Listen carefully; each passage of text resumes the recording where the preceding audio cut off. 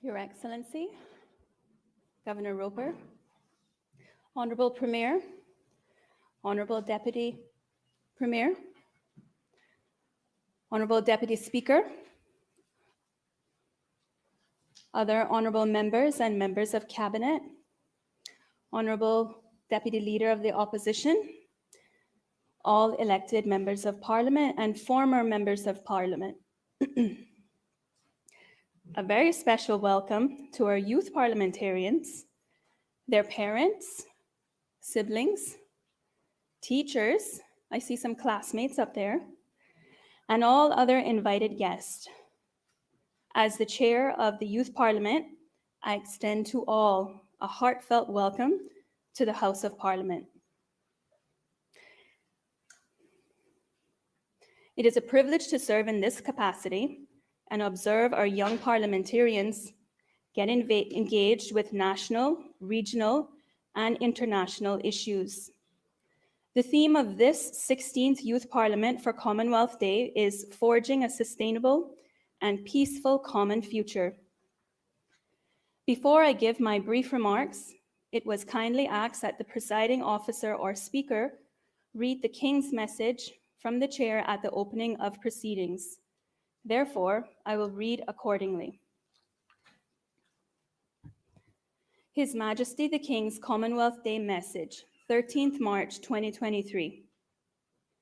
Commonwealth Day was an occasion of particular pride for my beloved mother, the late Queen, a treasured opportunity to celebrate our Commonwealth family, to whose service she dedicated her long and remarkable life. In succeeding Her Majesty as head of the Commonwealth, I draw great strength from her example, together with all that I have learned from the extraordinary people I have met throughout the Commonwealth over so many years.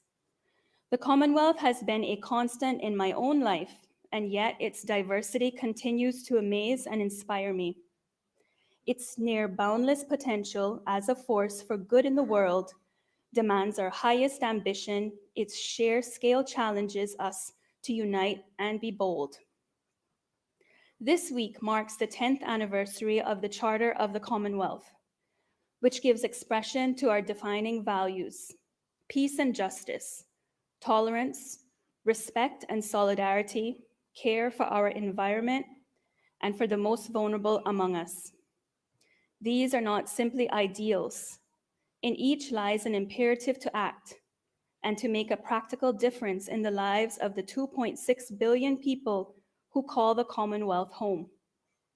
Whether on climate change and biodiversity loss, youth opportunity and education, global health or economic cooperation, the Commonwealth can play an indispensable role in the most pressing issues of our time. Ours is an association not just of shared values, but of common purpose and joint action. In this, we are blessed with the ingenuity and imagination of a third of the world's population, including 1.5 billion people under the age of 30.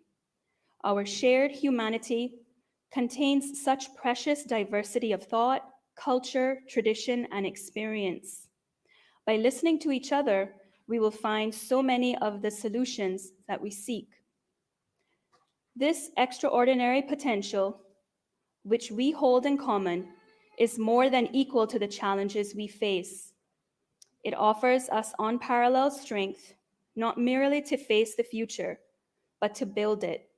Here, the Commonwealth has an incredible opportunity and responsibility to create a genuinely durable future, one that offers the kind of prosperity that is in harmony with nature, and that will also secure our unique and only planet for generations to come. The myriad connections between our nations have sustained and enriched us for more than 7 decades. Our commitment to peace, progress, and opportunity will sustain us for many more. Let ours be a Commonwealth that not only stands together, but strives together in restless and practical pursuit of the global common good. That marks the end of the King's message. The Commonwealth Parliamentary Association will be celebrating Commonwealth Day across the CPA's 9 regions, 180 parliaments and legislators. The year 2023, as we just heard, has been designated as the year of our youth, to connect and work together at many levels through deep-rooted networks of friendship and goodwill. The CPA also has a duty and obligation to reach out to the youth.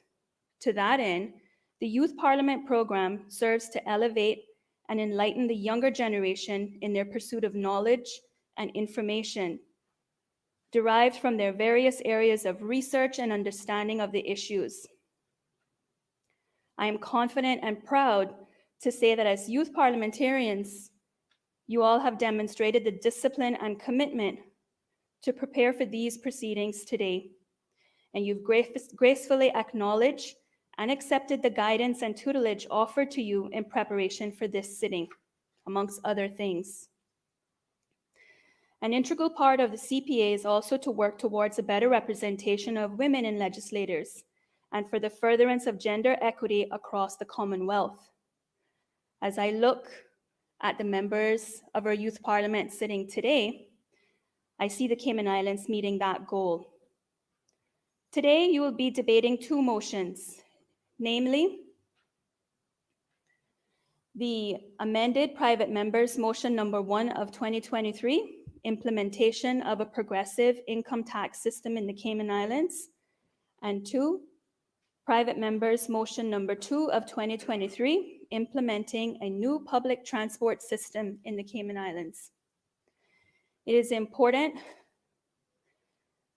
that I mention that considering the lack of legislative framework on these subject matters that will be debated, the contribution from today's debate will not be ignored or disregarded. It's extremely pleasing and promising to see you as the youth parliamentarians debate these controversial issues. It's good to see you are taking lead.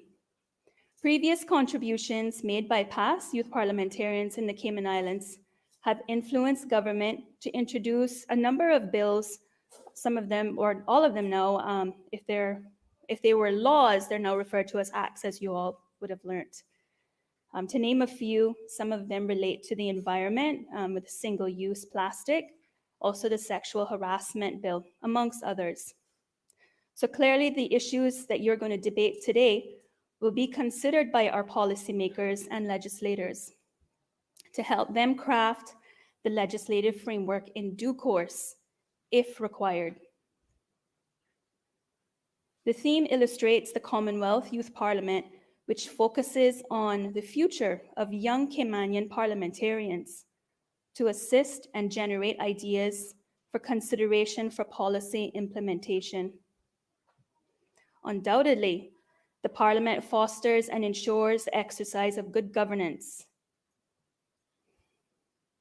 And it is an environment that is conducive for networking, which will inevitably enhance leadership and effective communication skills tailored to develop the future of our younger generations. And it's also, as you all probably can attest, is character building for our youth. Today's Youth Parliament comprises of 16 youth parliamentarians ranging from the ages of 14 to 20 as our parliamentarians for the day. And possibly, many of you sitting here today will be the future government and legislators. Your impact and contributions will be felt not only locally, but regionally. This experience will be a pedestal for greater things in your life, and by extension, a benefit to the entire country. So rest assured that your contributions will be relied on. And for that reason, I encourage you all to continue to express your concerns, not just today, but by familiarizing yourselves with the draft legislation that the government distributes for public consultation.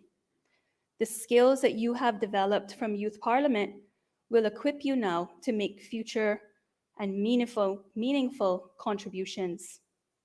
I would also like to challenge all of you to get acquainted with the Cayman Islands Law Reform Commission website, where your input will influence changes to reform or enact the legislations in our country.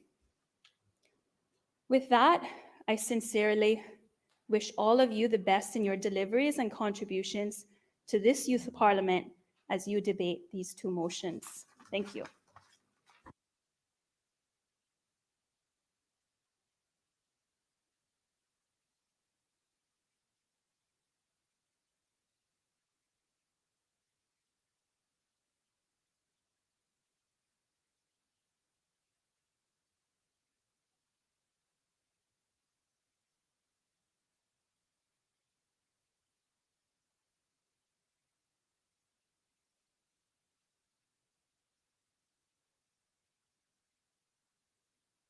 Should know that one. The Honorable Madam Speaker, having already very well established the protocols for the morning, it leaves for me to say good morning and welcome to you, the youth parliamentarians, the reason we're all here together this morning. I am certainly honored to address you today on behalf of the opposition and that of the Honorable Leader of the Opposition, Mr. Roy McTaggart, who is off island and was unable to be here this morning. Your hard work has paid off, and shortly you will begin to debate two very interesting motions. I'm sure you must be a bit excited, perhaps even a bit nervous, but I have no doubt you will all do well. And I know that your families, and I'm so happy to see so many parents here today, are very proud of you. And so a sincere congratulations to you from myself and all of my colleagues in the opposition on participating and I'm sure successfully preparing for today. Forging a sustainable and peaceful common future is a theme of Commonwealth Day 2023. That is a lofty goal. A goal that includes a focus on building a better future for our citizens under the age of 30. According to the Cayman Islands 2021 census report, we have about 23,000 people living on these islands below the age of 30. That age group obviously includes all of you, your friends, your siblings. This goal is about all of your future. That realization should help to make this a more purposeful and meaningful morning. As a part of today's commemorations, young people here and across the Commonwealth raised a flag for peace. I hope that this act by our youth comes to mean more than a commemoration of the day, but also an appreciation that as young people, as our future leaders, you have the capacity to make a difference. The ability to help make your world and your lives better by the choices that each of you make. This is more than words for me, as I genuinely believe, and as I should say, I genuinely believe, and therefore so should you. You may be too young to understand what Hurricane Ivan was like. Many of you may not have been born in 2004, but you have heard the stories. However, each of you has come to learn what a global pandemic can do, how a microscopic organism that we can't see turned our world upside down over the past 2 years. Young people, you had your world and your lives disrupted. Nonetheless, your presence here today indicates the resiliency of your youth, of our youth, and our community. You refused to be defined by that virus. Instead, you were determined to be defined by your strengths, your spirit, your character, and the ability to rise above challenges. You chose resiliency over giving up. Our common future depends on all of us being resilient. We all know, but you, our younger people, certainly understand the need to be better stewards of our planet. We live on low-lying islands, so climate change and its various impacts can be especially disastrous to all of us. So we must do our best to reduce the risk of a warming planet, even if we are to have hope for any sort of positive common future. Your motion calling for a modern public transportation system shows that you understand this concern. Fewer cars on our road will mean less carbon dioxide polluting the atmosphere and helping to warm this planet.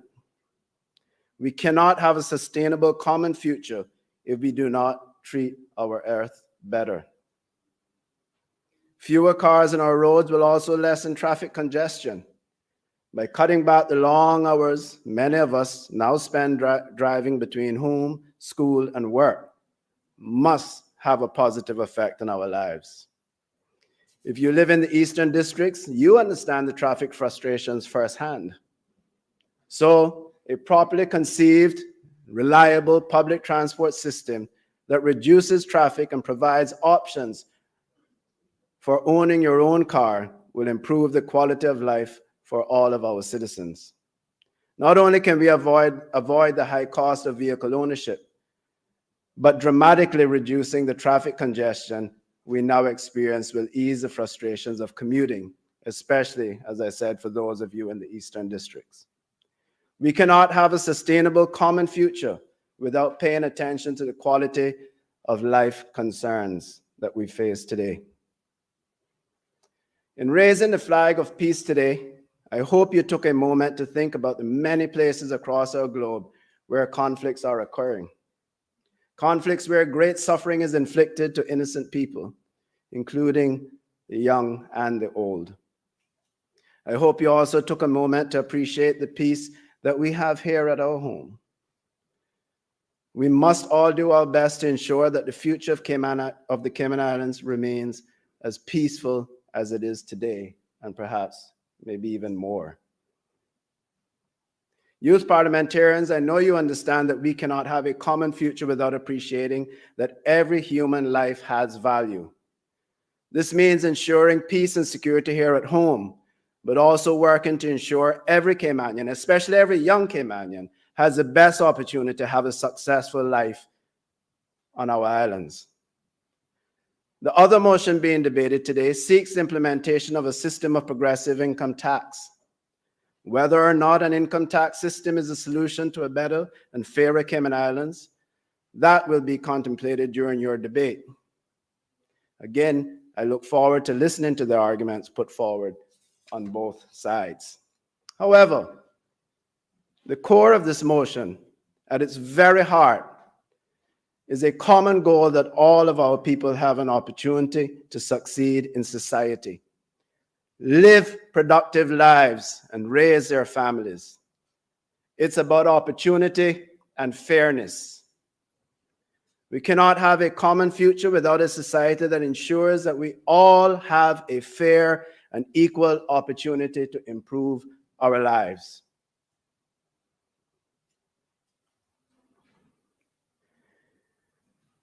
So yes, both motions debated today are meaningful conversations for our islands and our people.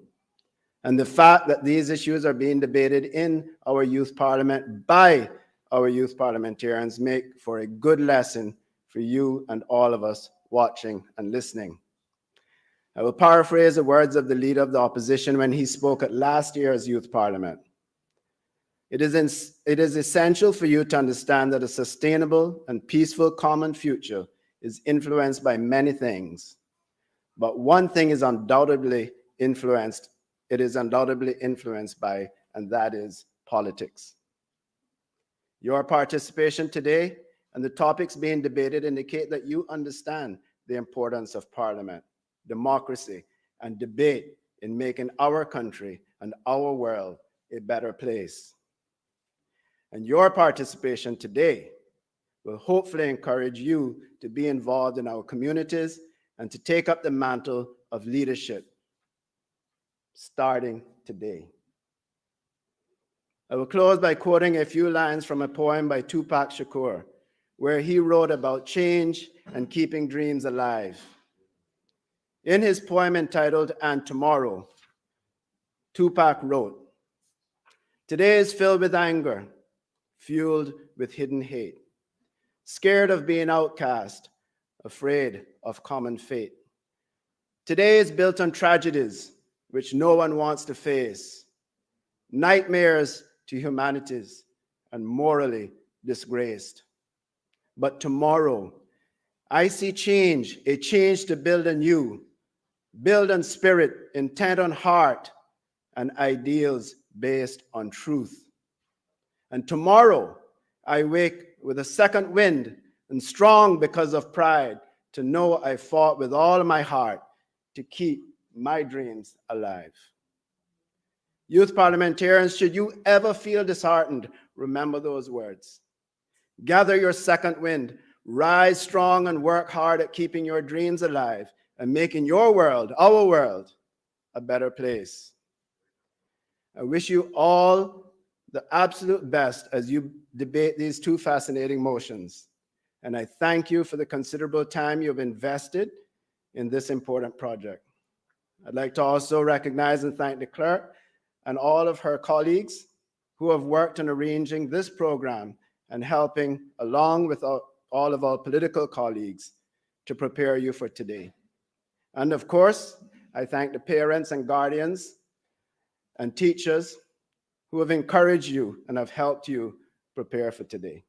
So, leaves for me to say, have a wonderful day, youth parliamentarians, but also enjoy yourself. And I look forward to listening to your debates and conversing with you at the end. Enjoy and best of luck. And may the Lord bless these three Cayman Islands. Thank you.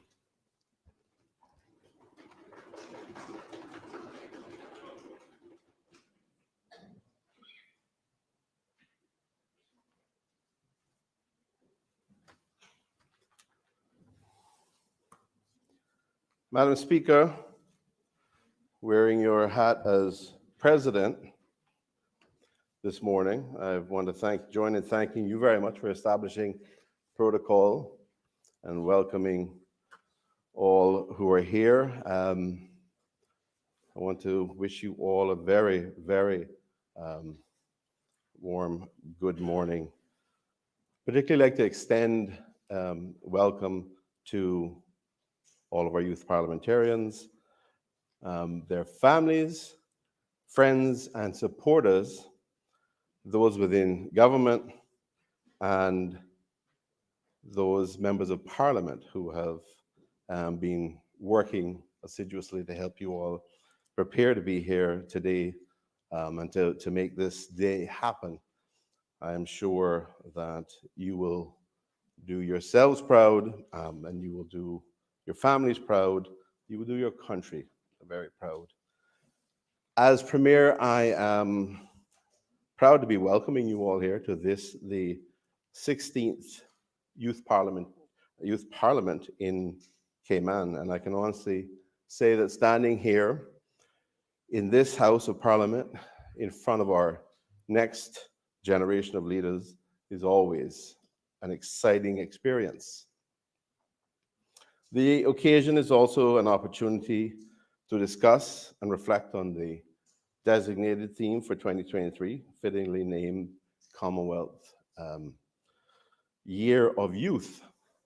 It's difficult to accept that an entire year has passed since we hosted Youth Parliament last. But I know that many of you have been working very diligently over months, sacrificing your time in preparation for today's auspicious event. Trust me, your dedication and commitment does not go unnoticed. It is very much appreciated. Now, every year we hold this Youth Parliament on Commonwealth Day on the second Monday of March in celebration of unity, diversity, and most importantly, our aspiring young leaders who are present here today with us. Many of you may be at your stage in life where you're facing what some psychologists call generativity versus stagnation. There is a developmental psychologist by the name of Dr. Eric Erickson who identifies this as the 7th stage of 8 stages of psychosocial development. The battle between generativity and stagnation at your age comes from a desire to do well and have a meaningful and leave a meaningful mark in the world. That means you are generative. You want to leave this world in a better place than the state in which you found it. We in government and all members of this parliament share that view. However, many young people do struggle to see how they can make a true difference. They sometimes feel stuck and they feel they do not know their purpose yet. My message to you, young people, today is do not worry if you feel that you don't yet know your purpose. When I was at your age, I was certain that I had no interest in being a lawyer. I ended up doing that for 30 years.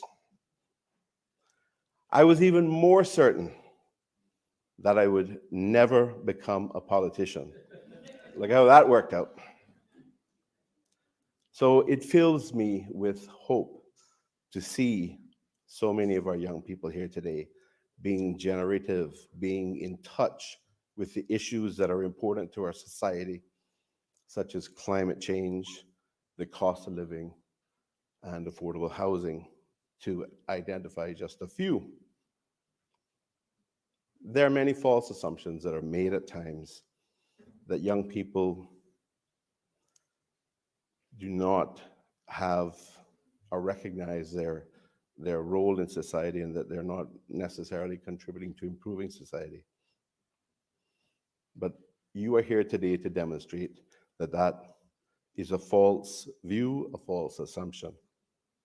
You are clearly here today, and I'm sure by the quality of the debate and the contribution and the arguments you'll be making today on these really important issues, you will demonstrate that you have a very keen understanding of how these issues impact the quality of your lives, the lives of everyone here today, and also the future generations and the impact thereon. I think I can confidently say, standing here today, that to underestimate our youth is a grave mistake. They must have a voice today because they have, and you all have, far more invested in the future than we are trying to create. You have more invested, you have more future invested than we do. Many should view a lack of youth participation as a core problem of institutional politics. I want to say that this government has adopted a core policy of practicing diversity as far as possible, which includes trying to ensure at all times that the views of young people are represented at every opportunity, which brings us to why we're here today. The first of the two motions, implementation of a progressive tax system in the Cayman Islands, with the intent of resolving wealth disparity, socioeconomic inequality, and disproportionate efforts to, or effects to lower income households, is a very laudable attempt at addressing these issues. I respect this well thought out motion, centered on principles of economic distribution, and I thank the Deputy Leader of the Opposition, Ms. Abby Walton, elected member for West Bay West, for moving the motion. I'm very keen to hear the proposals on how a progressive income tax may be implemented and maintained in our islands, as opposed to our system of indirect consumption-based tax, which we have in place. I hasten to add that this interest is from an intellectual perspective.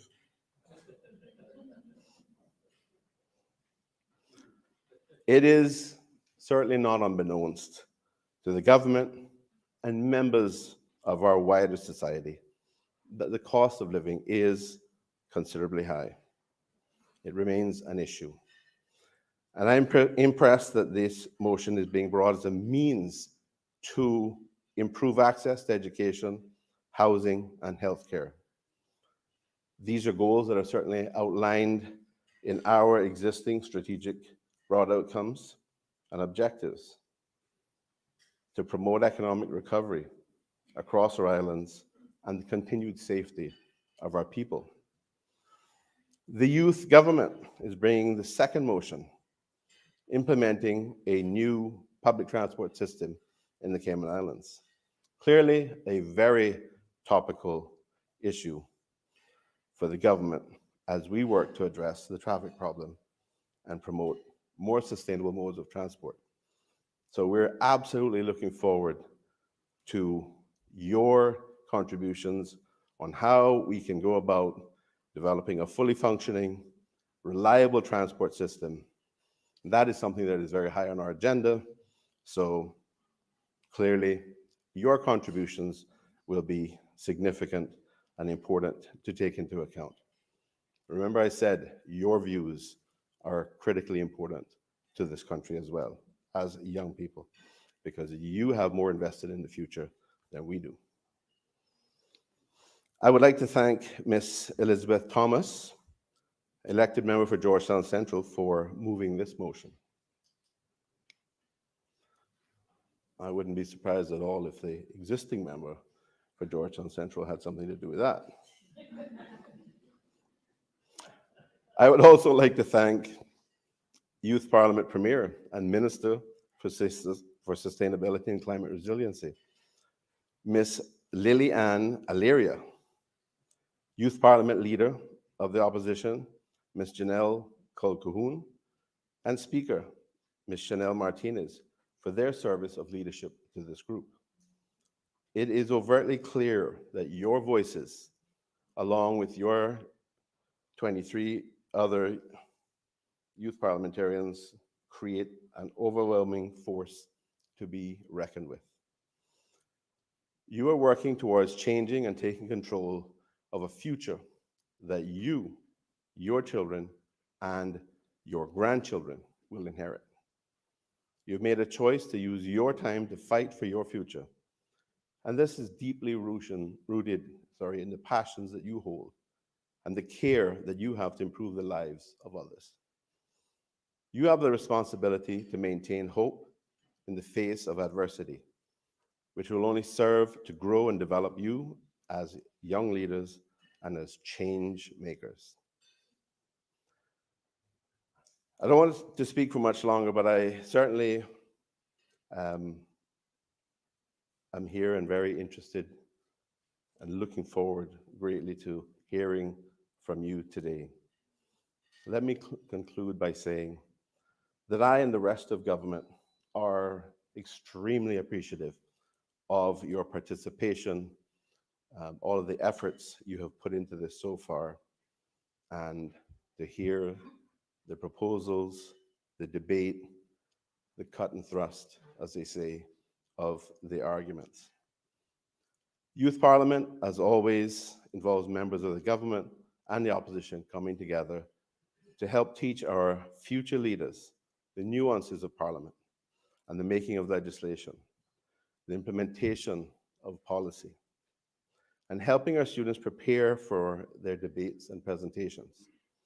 I thank those members for their dedication to our young politicians. I also thank the staff of Parliament and everyone else behind Youth Parliament who have guided you all through the process and helped make today possible.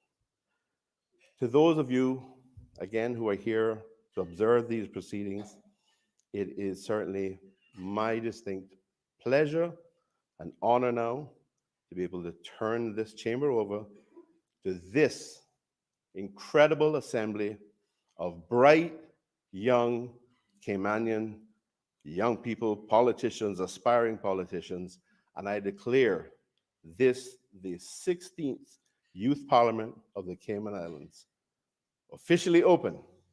Thank you.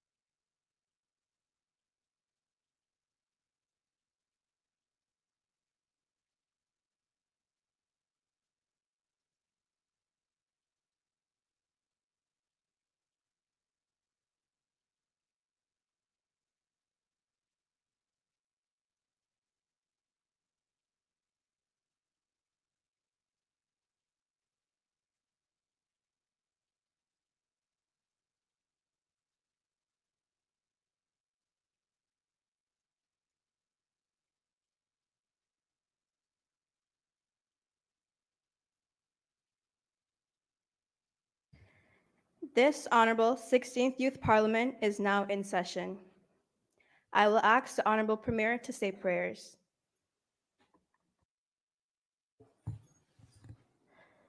Almighty God, from whom all wisdom and power are derived, we beseech thee so to direct and prosper the deliberations of the Parliament now assembled, that all things may be ordered upon the best and surest foundations for the glory of thy name and for the safety, honor, and welfare of the people of these islands. Bless our sovereign, King Charles III, William, Prince of Wales, and all of the royal family. Give grace to all who exercise authority in our Commonwealth, that peace and happiness, truth and justice, religion and piety may be established among us.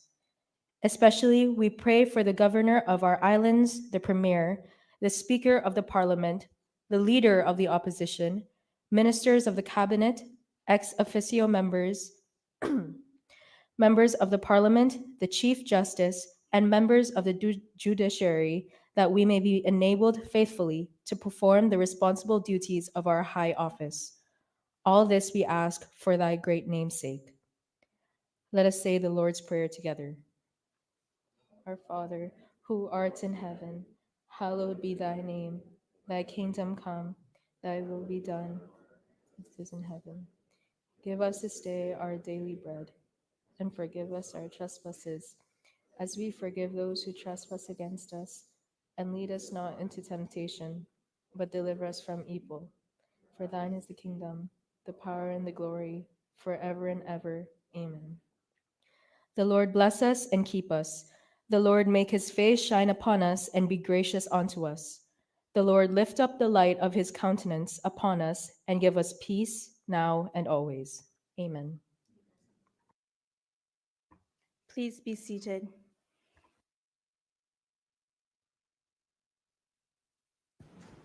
Read in by the Honorable Speaker of Messages and Announcements.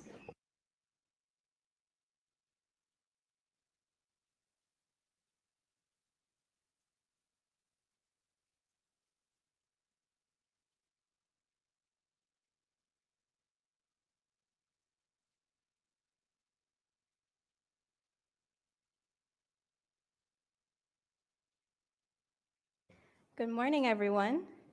Before I go ahead with my messages, I would just like to applaud the fact that during the month of Women's Month, we have two young, strong women leading both our government and our opposition. Not only that, but both of our motions are also being moved by two strong, lovely women. Fellow youth parliamentarians, His Excellency the Governor, Mr. Martin Roper, OBE, honorable members of Parliament, parents, teachers, students, and invited guests, welcome to the 16th Annual Youth Parliament Debate. Forging a sustainable and peaceful common future, the theme for this year's Commonwealth Day speaks volumes.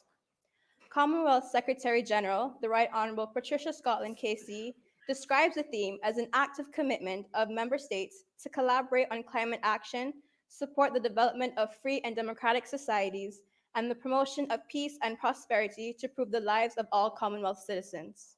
Without a doubt, this is what today is about. Today, the Youth Parliament government is here to tackle an issue that our country faces daily: traffic. The government motion implementing a new public transportation system in the Cayman Islands seeks to expedite the traffic issue and introduce solutions to the many vehicles on our roads. On the other hand, the opposition is here to institute. The opposition's motion, implementation of a progressive income tax system in the Cayman Islands, seeks to provide solutions to the high cost of living in Cayman and encourages a stronger equity of wealth for all Caymanians. The Honorable Premier believes that the public transportation motion will decrease the number of cars on island, reduce the dependency on cars, create a reliable public transportation system, and ensures people will be safe. If passed, this motion promises that the system will be affordable, cost-efficient, sustainable, and over time, it will put a stop to the traffic virus. In the words of the Honorable Leader of the Opposition, this motion was chosen because the opposition has recognized that wealth disparity and income inequality is an issue in our islands. If passed, the motion will stem the tide of financial strain on lower income households. The motions brought to this Honorable Youth Parliament today show that the youth of our islands are not oblivious to the issues which affect our community. They see what is happening and they have ideas. They have solutions. Solutions for ways to better our islands and sustain them for years to come. As I end my speech, I would like to quote Indian revolutionary Mahatma Gandhi, who said, "The future depends on what we do in the present." This can translate to simple things like studying and doing your homework now sets you up for a good GPA in the future. Preparing your bag the night before will allow for less stress in the mornings. What we do now affects the future. The laws we pass today affect the societies of the future. And if you've ever wondered what the future of the Cayman Islands looks like, just look up in the gallery at our students. Or better yet, look in front of you at our youth parliamentarians. It's bright, isn't it? I encourage the audience to listen. If you're here in the audience, watching on television, or listening by radio, listen carefully. These speeches are not just facts and opinions, but the ability for the youth to forge a sustainable and peaceful common future for these Cayman Islands. Thank you.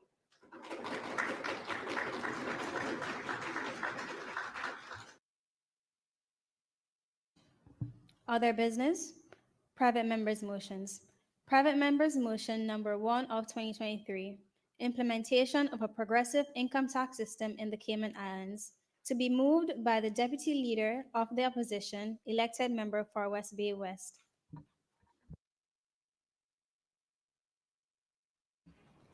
I recognize the elected member for Bodden Town Central. Madam Speaker, good morning. Before we start the debate on private members' motion number 1, I would like to move a motion to suspend Standing Order 32-4 to allow members of this honorable House to read their speeches. Is there a seconder to the motion? I recognize the Honorable Minister for Education. I beg to second the motion.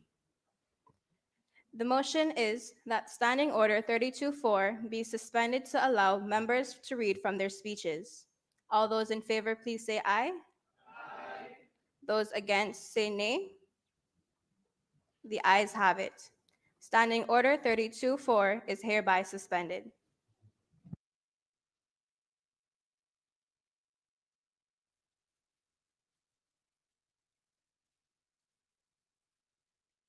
I recognize the Deputy Leader of the Opposition, elected member for West Bay West.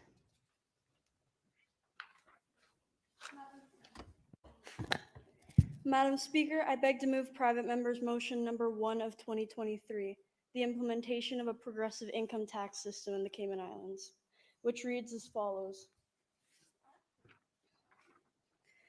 Whereas it is acknowledged that there is no current income tax system in the Cayman Islands, and whereas the strength of divides between socioeconomic class income in the Cayman Islands disproportionately disadvantages lower income households.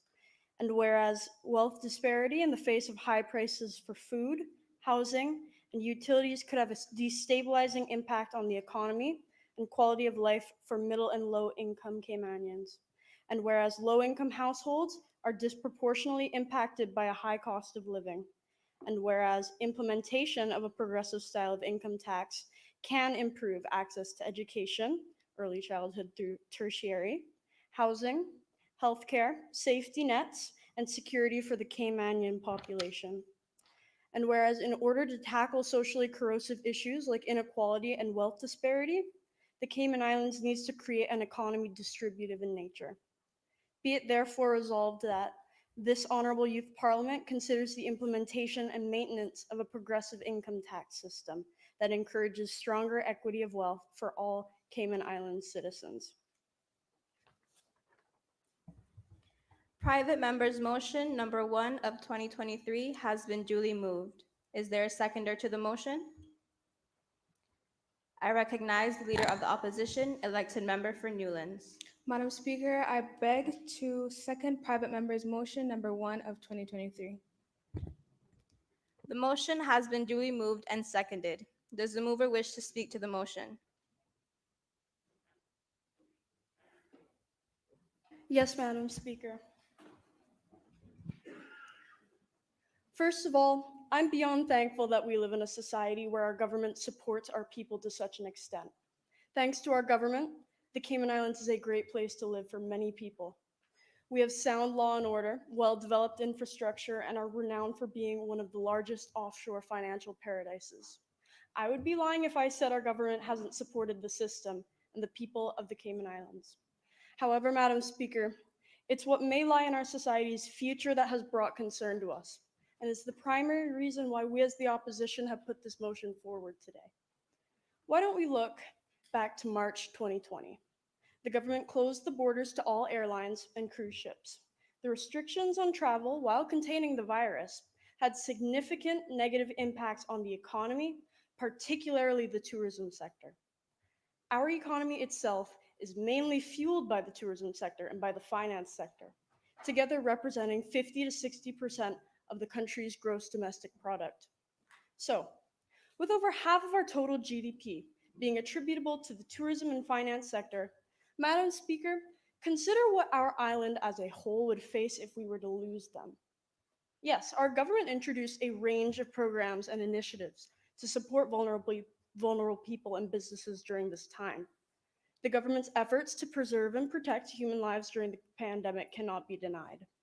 But their COVID-19 response had a substantial financial impact during this significant period of time that we as the opposition cannot ignore.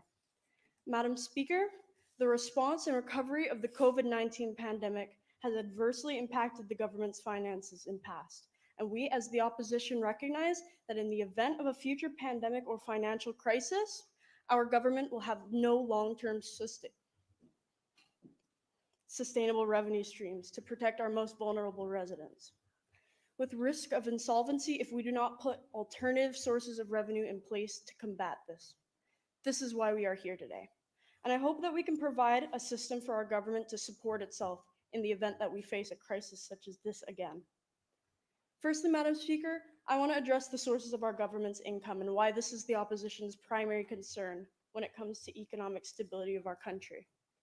The government's main revenue streams, the financial services and the tourism industry, once again, represent 50 to 60% of the country's GDP, a significant number. So, with over half of our total gross domestic product being attributable to the tourism and finance sector, Madam Speaker, consider the devastation our island as a whole would face if a global crisis forces our borders to close once again. Our government would be putting pressure on the individuals within our society most vulnerable to the burden of economic shortfalls. What is our government's backup plan if we lose our tourism and finance industries? Madam Speaker, but what about the government's reserves that have been put in place to support the economy during COVID? Well, the finance minister at the time, Roy McTaggart, had said that if the country runs out of reserves before the tourism sector and the world economy recovers, the government may have had to consider taxation. We need to anticipate that these reserves won't last forever. Are we willing to wait for our financial industries and tourism sectors to leave before we have had the chance to safeguard our economy? This is why we are proposing a progressive income tax. Madam Speaker, we need to start thinking about locally earned sources of income, of government funding. And we need to put it in place before we face a crisis. It's not if, it is when, and we need our government to be prepared to support our Caymanian people if we face a crisis again. I'm aware that there is a stigma around the word taxation for many people. I want to be very clear in reinforcing that our islands are not tax-free. A range from 7% to 27% is applied to almost everything purchased, and we need to get rid of the notion that consumption tax here is no tax. This means that for almost everything bought here, whether that means luxury boats or consumables at a supermarket, everyone in the Cayman Islands must pay the same consumption tax for everything bought. So, Madam Speaker, why would we want to instead propose a progressive income tax on our people instead of the current form of tax? Well, we see the progressive tax system as a far more equitable and profitable source of revenue. People with different incomes are taxed proportionally. It lessens the tax burden on the poor, and it imposes a greater percentage of taxation on the people that can afford to pay more. How a government taxes its citizens is a direct declaration of a country's values. As our lower income earning citizens struggle with the rising cost of living in our country, the wealthiest and most comfortable elites benefit from a system that holds no jurisdiction over them. The system as it currently stands levies the same percentages on products or goods purchased regardless of the buyer's income, and is disproportionately difficult on low-income earners in our society. It is equal, but it is not equitable, and we don't think this is right. I assume that the biggest argument when addressing our motion will be, what may happen to our finance industries if we implement a progressive income tax? Wouldn't higher percentages of income tax on our higher earners drive wealthy foreign investors away? But has our government stopped to consider what may happen if they didn't? Our government faces the moral decision today of either imposing an income tax on the wealthy that can afford to contribute or leaving our most vulnerable citizens in instability. Has our government made our economy easy and exploitable for the top?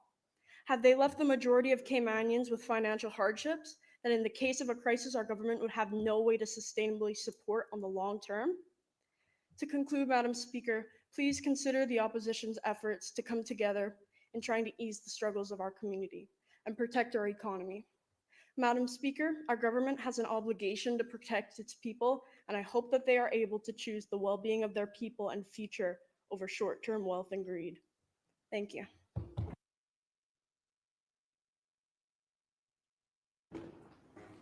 Does any other member wish to speak?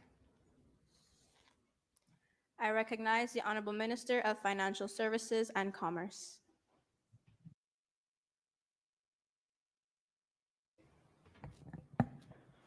Good morning, Madam Speaker. I'm here to oppose the private member's motion number 1 of 2023. Their proposal is to implement a progressive tax system in the form of income tax. However, I believe that the government does enough for its citizens. Our aim as the government is to ensure that our citizens are as independent as possible and require little to no government assistance. Based on the 6 whereas, which states, and quote, and whereas in order to tackle socially corrosive issues like inequality and wealth disparity, the Cayman Islands needs to create an economy distributive in nature, end quote. The problem put forth is inequality and wealth disparity, and to solve this issue is to implement a current income tax system in the Cayman Islands. I don't believe that this method will solve the problem, and in fact, may add to the problem. Madam Speaker, as the Minister with responsibility of Financial Services and Commerce, Investment, Innovation, and Social Development, it appears as though the opposition believe that by implementing such system, the low-income earners will be better off, which is just untrue. One only needs to pick up the 2121 census document, which reported that 22.4% of Caymanians are making an income of less than $28,799 a year, which is approximately 2,000. I recognize the Honorable Leader of the Opposition. Madam Speaker, point of order, evidence for that claim.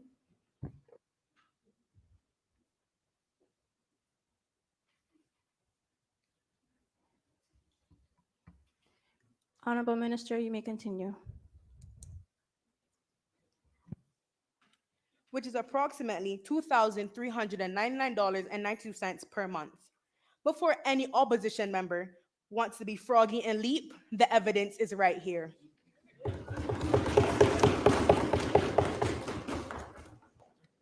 Madam Speaker, the NAU happens to fall within my remit. And to put into context, the cost of living that our island currently sits at, a conservative estimate provided by livingcost.org states one person can live off of $3,090. In spite of that, my government has taken great precautions and by implementing and gradually upgrading the needs assessment unit. Madam Speaker, that unit, that staff, they work diligently to ensure that Caymanians are well taken care of. To be eligible for these benefits at Needs Assessment Unit, you must be one, a Caymanian, have Caymanian dependents, or be married to a Caymanian, or be making an income of less than $3,000, or making more. If you're making more than $3,000, you must be disabled yourself or be caring for someone who is disabled. Madam Speaker, even though NAU is a part of my department, I do not pride myself on needing to have a unit where people are reliant on government assistance to stay afloat. Madam Speaker, furthermore, implementing a progressive tax system will create a greater social economical divide, which the opposition claims to be closing. By implementing such a system, the lower class is taxed at a certain percentage based on wages. As soon as they receive a pay raise, the assistance they are used to becomes limited and they are taxed an additional amount based on how much money is over their original salary at a higher percentage. This will leave the people in shock and they would prefer to make less money to receive more benefits and feel more secure. This leaves many of our lower and middle class citizens in a stagnant state. Madam Speaker, I was told by our very opposition members that this motion was supposed to help the less fortunate, and right now it's looking to me as if it will do more harm than good. Madam Speaker, you see where I'm going with this. Over time, this motion will continue to break down the will for Caymanians to improve and cause our citizens to live in anxiety and fear. If the opposition's version of closing the social economic divide is bringing all its people down, then they should rethink their misplaced values and what they genuinely want for this country. By implementing this ludicrous system, the opposition is basically waiting for the people of today to improve themselves just to be kicked back into the position they were in the first place. Madam Speaker, as the Minister of Innovation, this motion, if put into movement, is going to put our dear Virgin Islands economy into extreme bankruptcy. To implement a progressive tax system, a form of identification must be in place, as the last name Ebanks, Bodden, Whitaker, and Scott are just a few examples of names that many Caymanians possess. To have an identification system, it can cost an estimate of $8 million and can take up to 5 years, according to CaymanCompass.com. This is an absurd amount of money and time for such a foolish and jocular motion. If the opposition believes that the upcoming identification system is going to suffice, they must have forgotten that the identification system isn't. I recognize the Honorable Leader of the Opposition. Madam Speaker, point of order, relevance. It was nowhere stated that we would have a identification system, so I'm not sure what this honorable member is speaking about. Honorable Minister, please continue your speech. Madam Speaker, if the opposition were clear on what a progressive tax system is, they have to have an identification system for the system to work. Thank you.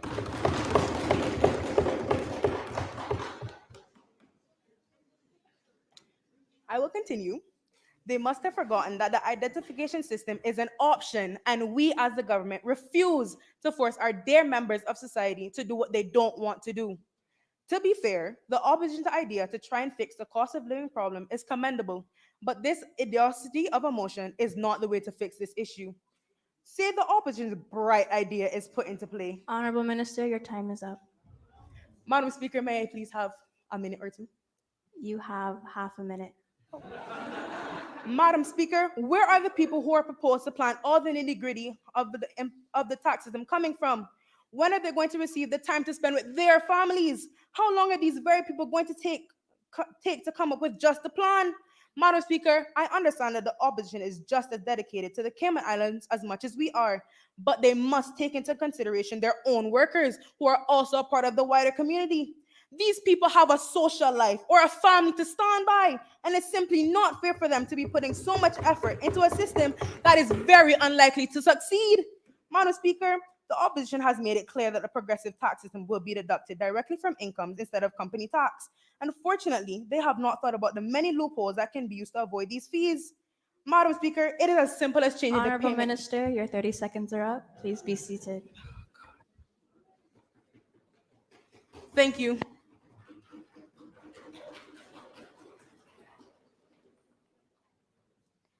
Does any other member wish to speak? I recognize the elected member for West Bay Central.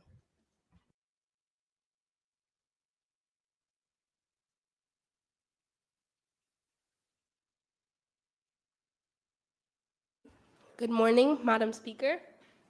You know, as a matter of fact, Madam Speaker, it is not a good morning because I am here today to inform you all on how our lower income class citizens are extremely impacted by the high cost of living here in the Cayman Islands. Now, it is no secret that Cayman is very expensive. Growing up, this is something that has always been known.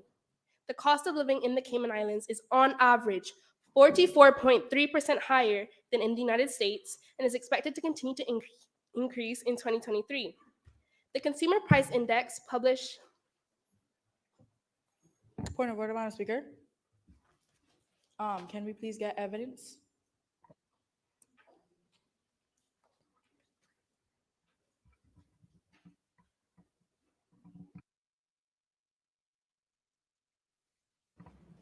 May I ask that when you stand to give a point of order, you wait until you're recognized.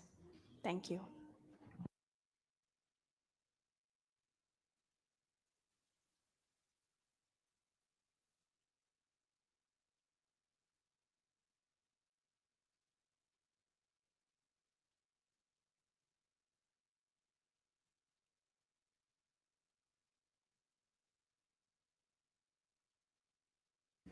Elected member, you may continue.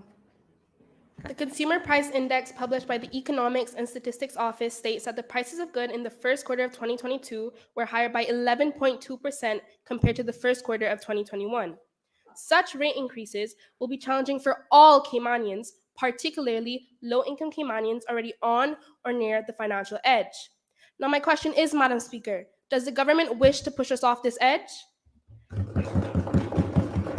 There is a large and growing gap between the rich and poor, and this gap continues to widen, making it even more difficult for lower-income households to keep up with the cost of living.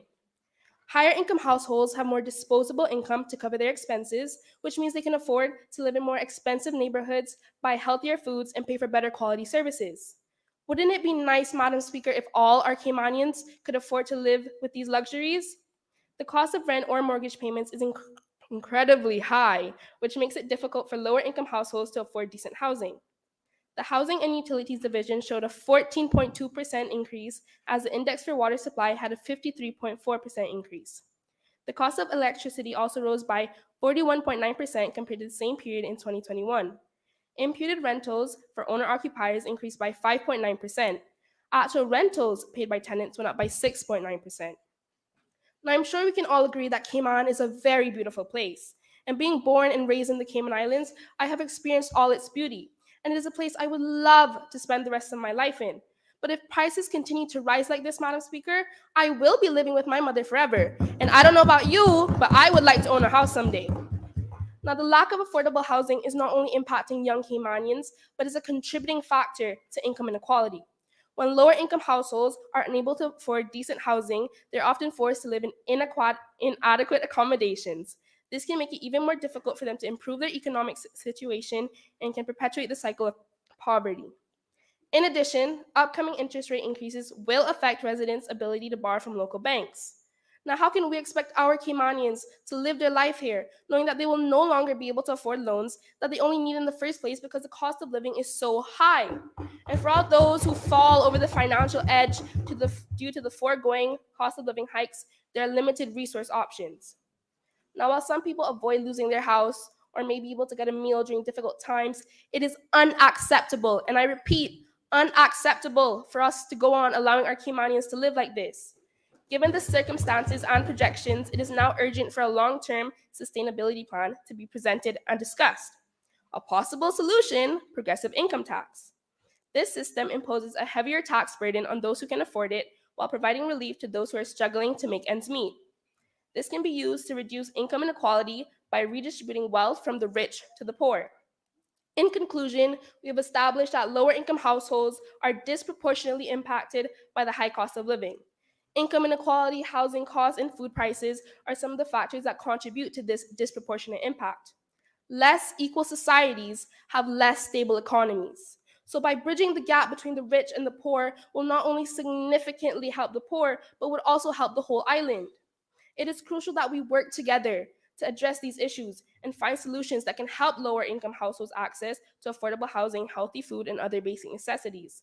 By doing so, we can create a more just and equitable society for all. And before I leave today, I would like to leave you with a quote.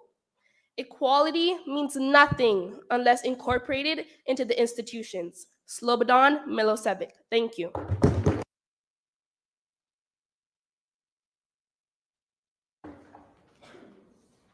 Does any other member wish to speak? I recognize the Honorable Minister of Education.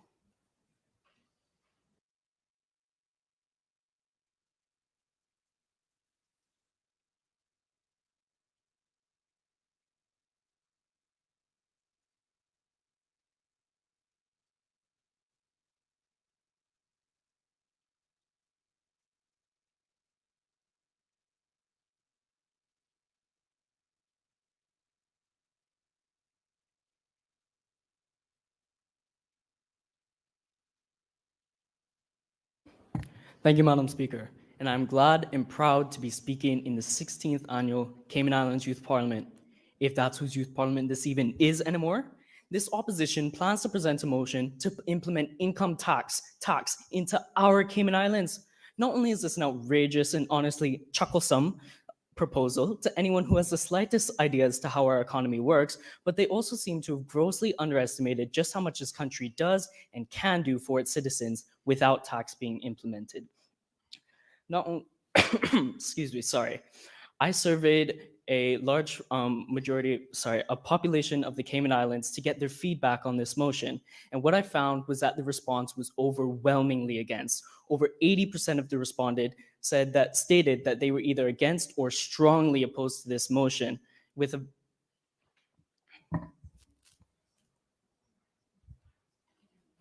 I recognize the Deputy Leader of the Opposition. Point of order, evidence. Do you have evidence? Yes, Madam Speaker, it's available online and I can present it to the member if they would like. Can I see the evidence?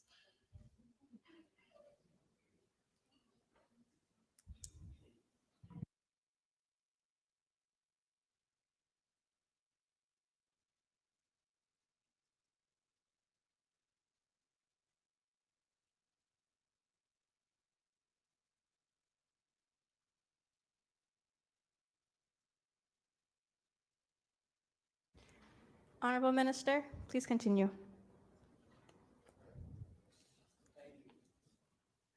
Thank you. And under the comments under the survey, one of the respondents even stated that they thought that the robberies going around would increase due to this. Now, Madam Speaker, I don't think that the robberies of shops in local areas around Cayman will increase due to the passing of this motion. The only robberies I see taking place is the robbing of the wealth of our people. As one of the members of my constituency in the beautiful district of Northside stated, quote, taxes? That's literally the first thing I brag about not having when I tell people I'm from Cayman. Now, I speak as a minister And also as a representative of my community, when I ask the opposition to remember which country they are serving, as our lack of tax here on island is a source of pride for our Caymanians, something that they pride themselves on, and a reason that foreigners move here. Moving on, we as the Cayman Islands are one of the few countries in the world to have the luxury of not having to rely on taxing our citizens in order to have a stable government and economy. And I think it is ludicrous that this opposition would ever try and change that.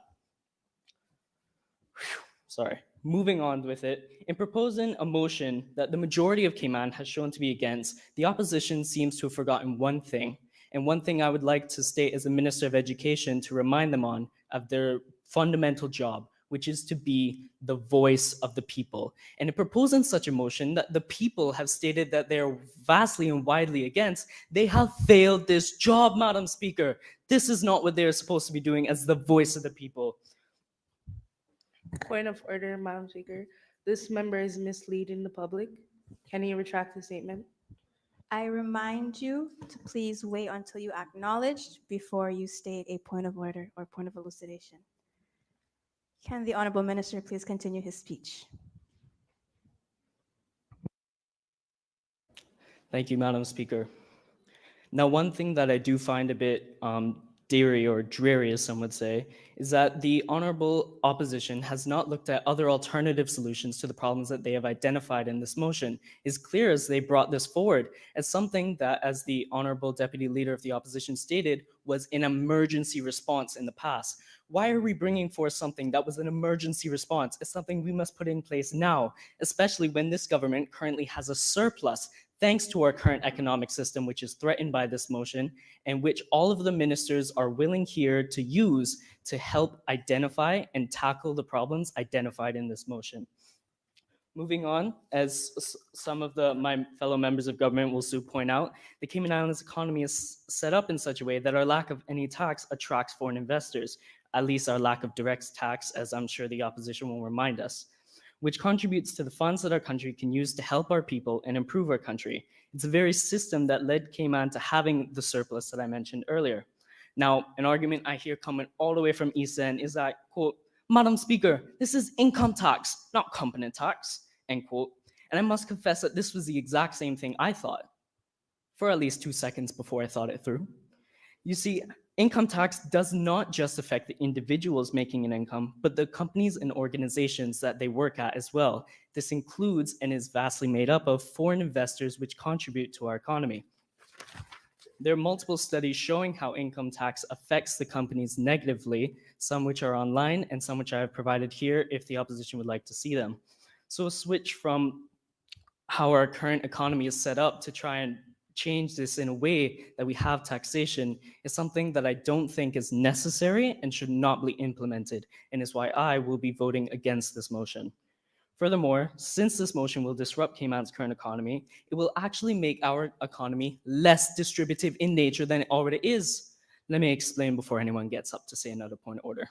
How our current system is set up is so that wealthy foreign investors are attracted to come into the island and invest into our country. And because of this, we are not reliant on having to propose or implement income tax on our citizens. This means that lower and middle class Caymanians, and in fact, all Caymanians, as well as expats and permanent residency holders who move here, do not have to pay income tax. What this means is that the ultra wealthy, the foreign investors Honorable come Minister, here. your time is up. May I get an additional 30 seconds to finish my speech? You may. Thank you. What this means is that the wealthiest of our society contribute the most, while the middle and the least currently do not have to give up what little wealth they already have. And I'd like to close off this speech by reminding the people here today of the history and the culture of the Cayman Islands and who we are, and to not pass this motion, as the last time the people of Cayman had to pay tax, half of them could not, Madam Speaker, because they were slaves. Thank you.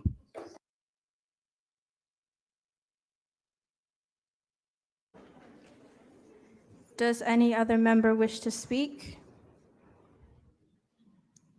I recognize the elected member for Bodden Town West.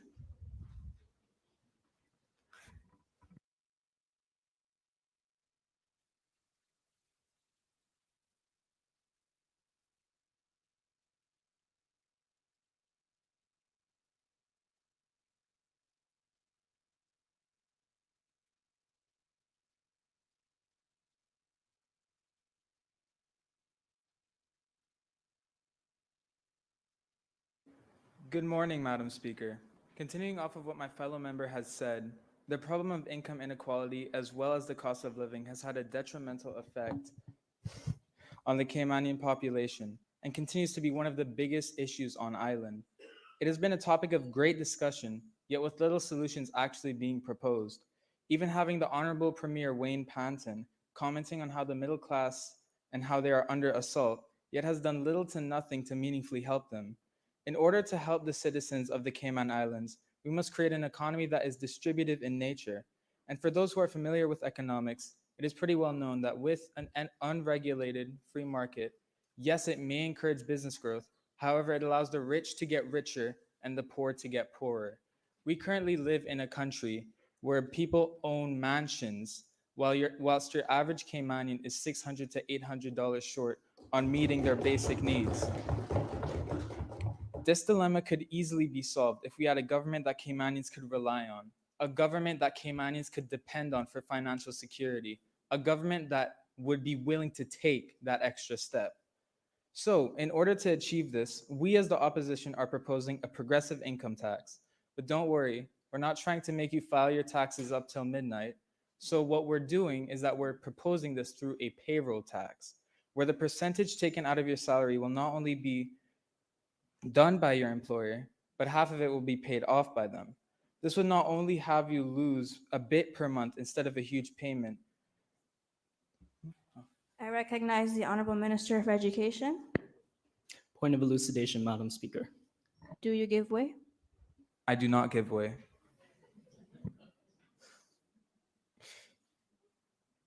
You may continue. This would be done with not only you losing a bit per month instead of a huge payment every couple of months, but it would be done with you having to do virtually nothing. Also, before I get the comments on how this may work theoretically, but how about in practice, Bermuda is quite literally doing the exact same thing that I am proposing. An overseas... I recognize the Honorable Minister for Education. Point of elucidation, Madam Speaker. Do you give way? I do give way. Does the honorable member think it is appropriate to implement a system used by Bermuda when they have just complained about the high cost of living in Cayman, when Bermuda actually has a much higher cost of living than even the Cayman Islands does?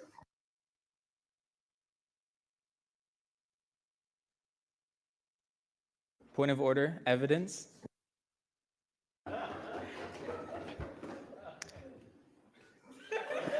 A laptop is not evidence. May I ask the Honorable Minister to please be seated? Thank you. Please continue your speech.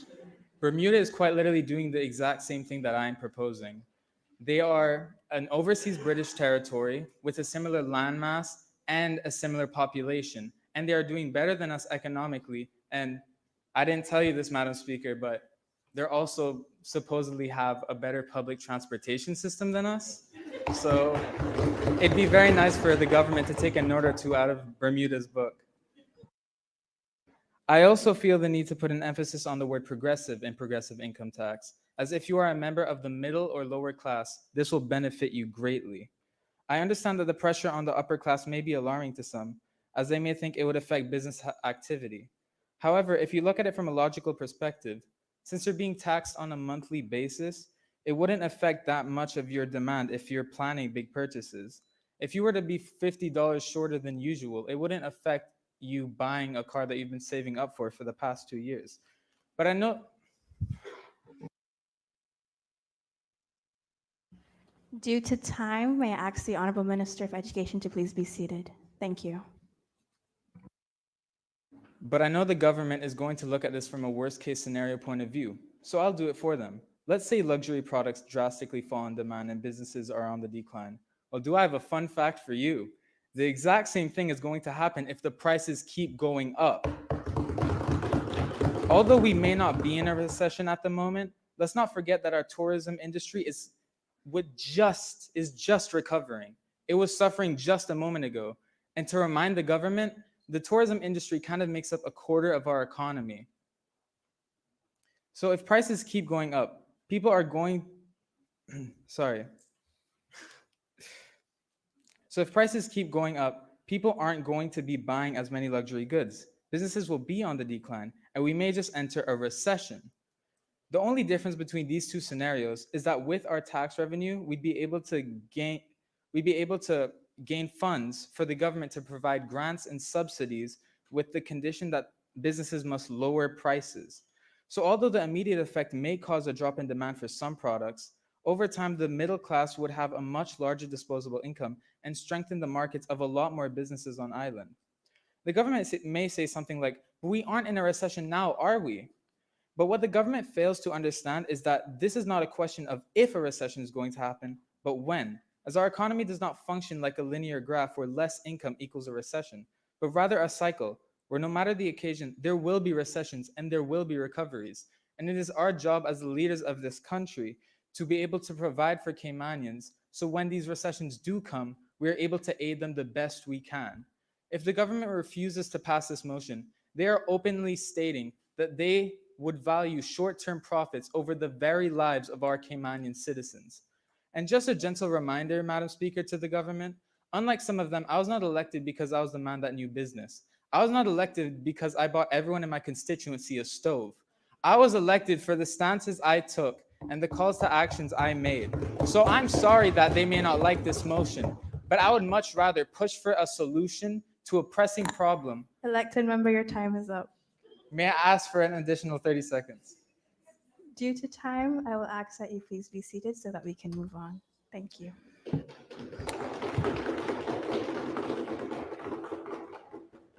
Does any other member wish to speak?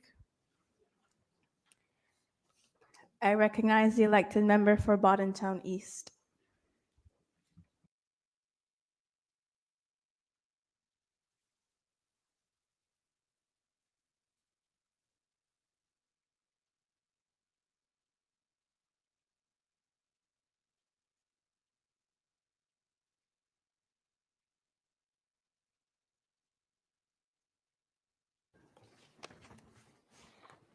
Thank you, Madam Speaker. As our national crest says, he hath founded it upon the seas. I am sure you all have heard of the wreck of the 10 sails. Nearly all of the stories end with a tax-free Cayman Islands as a result of the people's bravery. This has been carried on from the 1900s. Although there is no corporate tax system in the Cayman Islands, there is duty on goods imported that usually range from 7% on items to 42%. Some of these include cars, groceries, and clothes. If we tax the rich unreasonably more than the lower incomes, that would be unjust. For example, why would a person work 100-hour weeks for us to take away 70%? This would cause a motivation to work less and create lower economic output. Furthermore, people will be disincentivized to work harder and go to higher tax brackets. What sense does it make to work 100-hour weeks to get paid after tax, which is the same as someone working 50 hours, but at the same time, this could stimulate high income overseas and dodge taxation completely. But this has an opposite result, as we do not receive anything. Madam Speaker, in preparation for this debate, I consulted my constituents of Town East, and we support the government stance in objecting this motion. Madam Speaker, taxation would have a negative impact in our society, from our tourism factor to our education system. It will also increase our crime rate, as many are struggling in our current economy. As majority of products are imported into our islands, many businesses will be gravely affected. Madam Speaker, have we forgotten the effect that COVID has had? The current government has taken steps to alleviate the duty cost in baby formula, Pampers, and supplies. With the 12% increase of cost of living, many citizens of the Cayman Islands have not seen an increase in salaries to even match the country's 12% in salaries, and yet you deem it necessary to add further expense by cost to those who are already finding it hard to meet ends meet. This will only cripple our economy further and make persons more dependent on us as the government through our NAU program, which is already being overextended. I ask you this, the opposition, when you look at our education systems with nearly over 3,000 plus graduates yearly who come out of school with no job experience, those unable to further their education, how are they able to meet those financial taxation? It's not realistic or possible for this to be viable in our country. As a member of this Honorable House of Parliament and Government, I take my stance to vote in to not vote in favor of this motion as it will have a negative impact on us and future generations of these Cayman Islands. Thank you.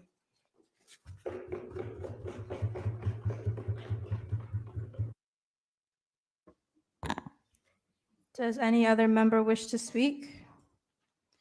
I recognize the elected member for Georgetown South.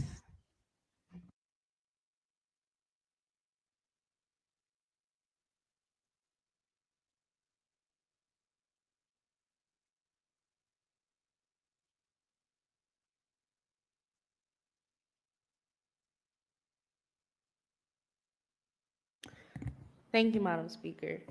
Madam Speaker, we cannot throw away this chance of equity and growth for the country. The opposition for this honorable youth parliament has brought progressive income taxes to the table. I am sure you must be wondering, what proof do you have that this will work in Cayman? For generations, there has been no personal experience with direct taxes. I understand.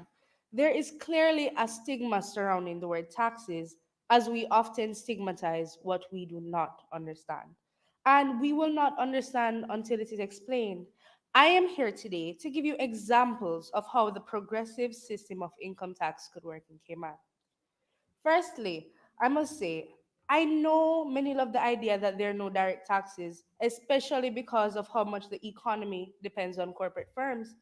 But, Madam Speaker, having a progressive income tax would not drive these firms away. This is because we do not intend for there to be any corporate tax, any land tax, or any other form of direct tax except. I recognize the Honorable Minister of Education. Madam Speaker, point of order, misleading the House. This government has already proven that income tax negatively affects businesses such as these corporate firms, which does serve as a disincentive for them to stay or come here. Elected member, you may continue. I am sure that this will come as a shock to the people because many things that are new often do. I just hope, Madam Speaker, that the government of this honorable youth parliament can put away any misconceived ideas about taxes they may have. As there is no current system of progressive income tax in Cayman, we have to look to other states. Let us examine the bands in the UK. There's a basic rate, a higher rate, and an additional rate of taxation.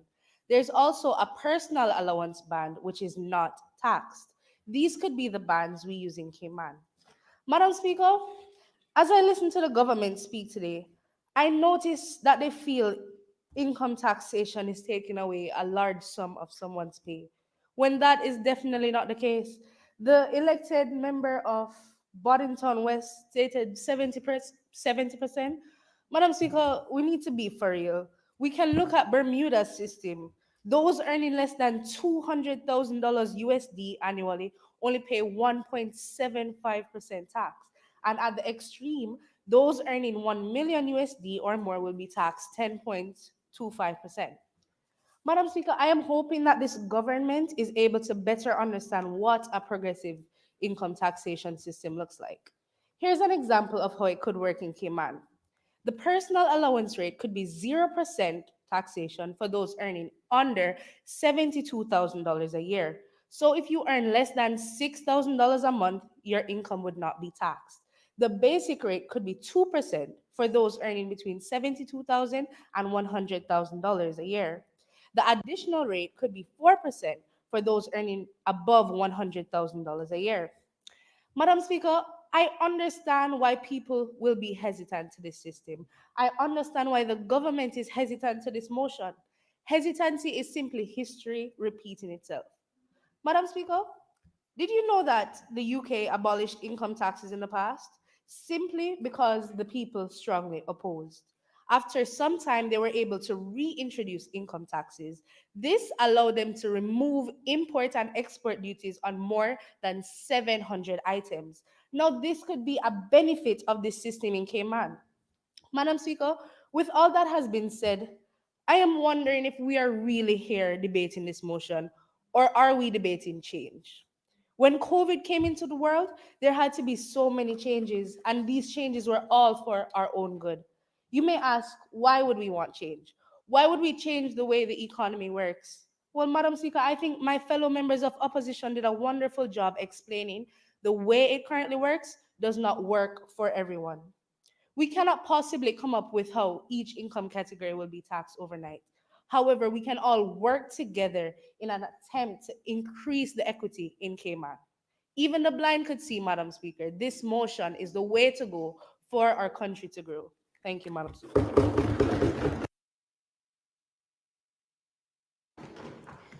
Does any other member wish to speak? I recognize the elected member for Cayman Brac East.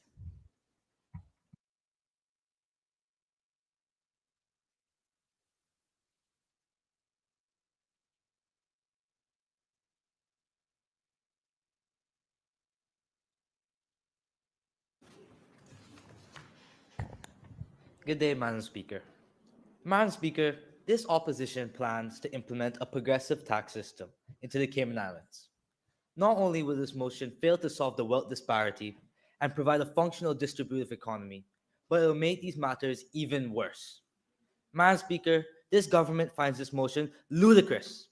To ensure that there is no confusion, let me be clear. I'll be speaking about the impracticality of this motion for our economy and how it will affect the different classes of Cayman. Many of the middle income and lower income Caymanians' lives will be disrupted significantly by the implementation of progressive income tax. The stress of working paycheck to paycheck, coming home to feed their children, now added on is the stress of managing their taxes. This, Madam Speaker, seems to appear to be unfair and even as if we're neglecting our lesser income population. This act will put into the minds of our people that our government is truly money hungry. It does not care. Recognize the elected member for West Bay North. Madam Speaker, point of order, the honorable member is misleading the House, and I therefore ask him to retract the statement. Elected member, please retract your statement. Yes, ma'am.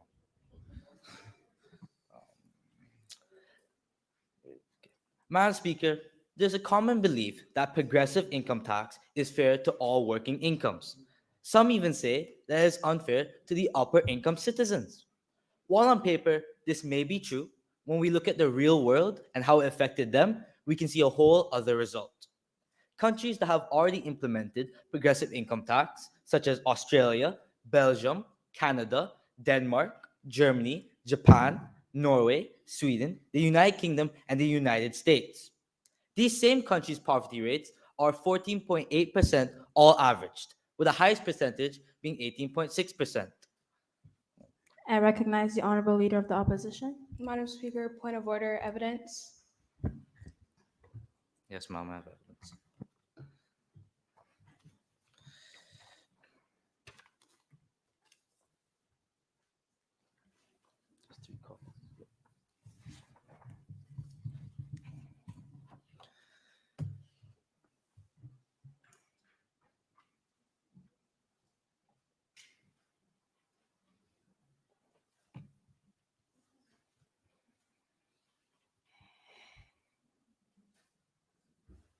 You may continue your speech. Meanwhile, if we look at the Cayman Islands, we have a poverty rate of only 1.6%. When we take a look at all these numbers, there's a clear observation to be made. All the countries that have implemented their progressive income tax have a much higher rate of poverty than that of the Cayman Islands. If progressive income tax is supposed to tackle poverty and wealth inequality, then how come these nations which have implemented tax are doing considerably worse than the Cayman Islands?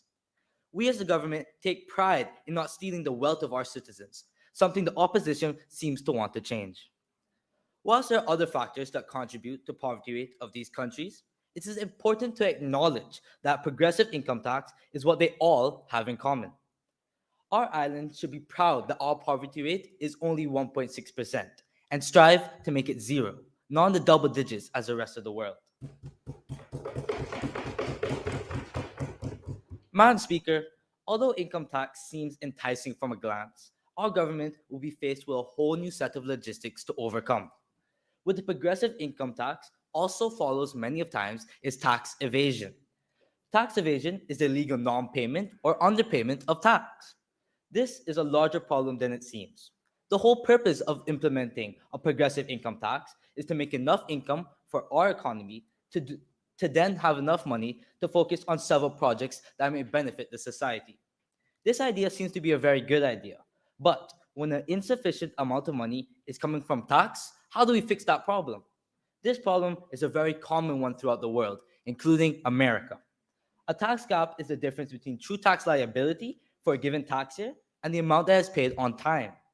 The IRS has provided estimates of a tax gap for 2001, which is $345 billion, 2006, which is $450 billion, 2008, which is $400 to $500 billion, and 2019, which is about $600 billion.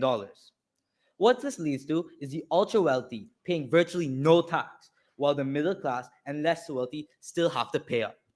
America is a much larger place than the Cayman Islands. However, it would be ignorant for us to think that this problem couldn't occur to us. So in conclusion, Madam Speaker, the government is making it explicit as to why implementing a progressive income tax is simply not right for the Cayman Islands. Our islands have been progressing more than adequately without the implementation of the progressive income tax. We've managed to keep our poverty rates low in our society, and we should be striving to further decrease the rate, not implement methods that will only increase it. This also goes for our economy. Where tax may seem to benefit the economy, it inherently hurts it more, whilst affecting society as a whole. Using the knowledge that other countries have already given us from their experience, we can make wise decisions instead of jumping in with 2 feet, making all the mistakes ourselves that are not necessary to make. We as a country need to work to move forward and not trail further back. Thank you, Madam Speaker.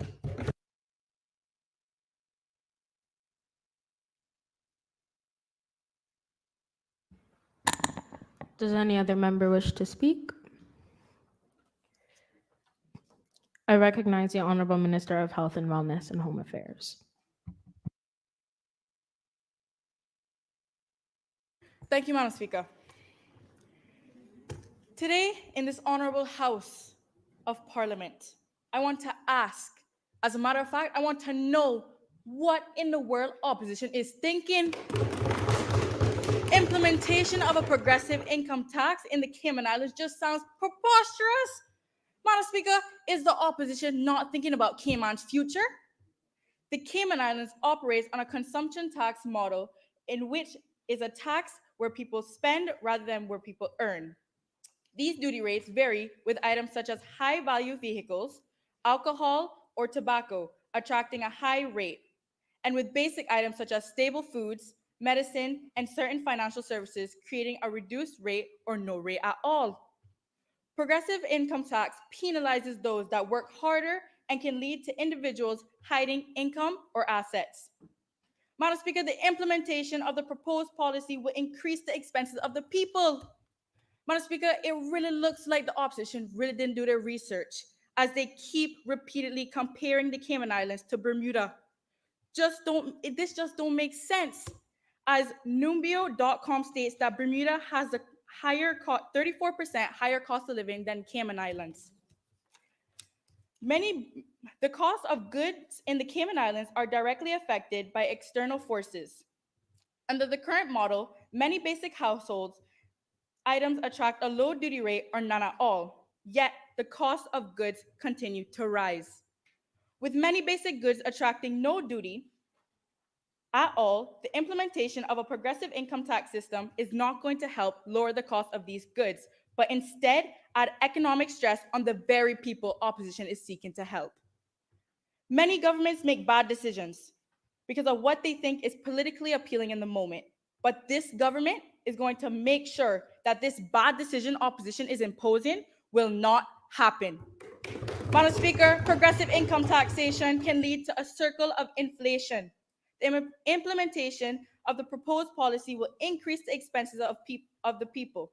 The expenses rise, employees ask for an increase in wages, employers increase their employees' wages. I recognize the Deputy Leader of the Opposition. Point of order, evidence. Evidence stating, what do you want evidence of? Thank you. I would like to see your evidence that claims that progressive style of taxation inflates our economy. Thank you very much. I just said it, I explained it in the speech, actually, that the cycle of inflation. But I would like to see physical evidence of that, not just word of mouth.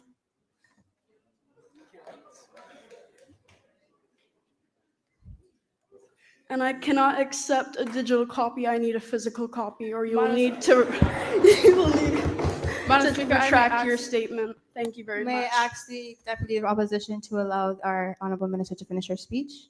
Thank you, Madam Speaker.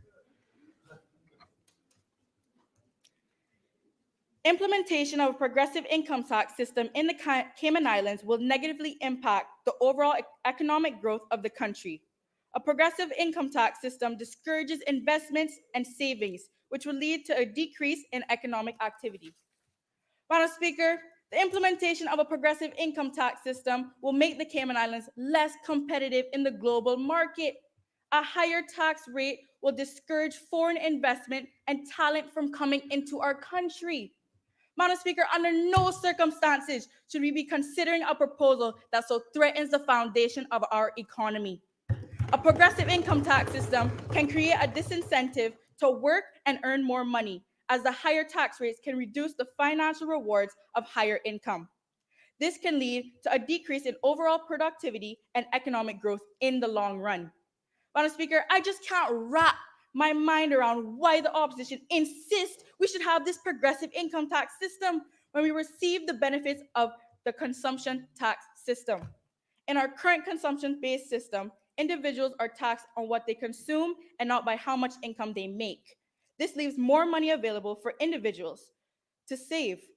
The AARP policy book indicates that this increase in saving could help to promote greater financial stability and reduce the risk of indebtedness among households. A consumption tax helps to promote economic growth by encouraging investment and entrepreneurship. With a lower tax burden on businesses and individuals, more resources are available for investment in new ventures and innovative projects, which would help to spur economic growth and job creation. Madam Speaker, our current consumption tax provides the government with a consistently growing source of revenue that is used to fund public services, infrastructure, and social programs. Madam Speaker, I don't understand why opposition sees the need to try and fix a system which is not broken. Thank you.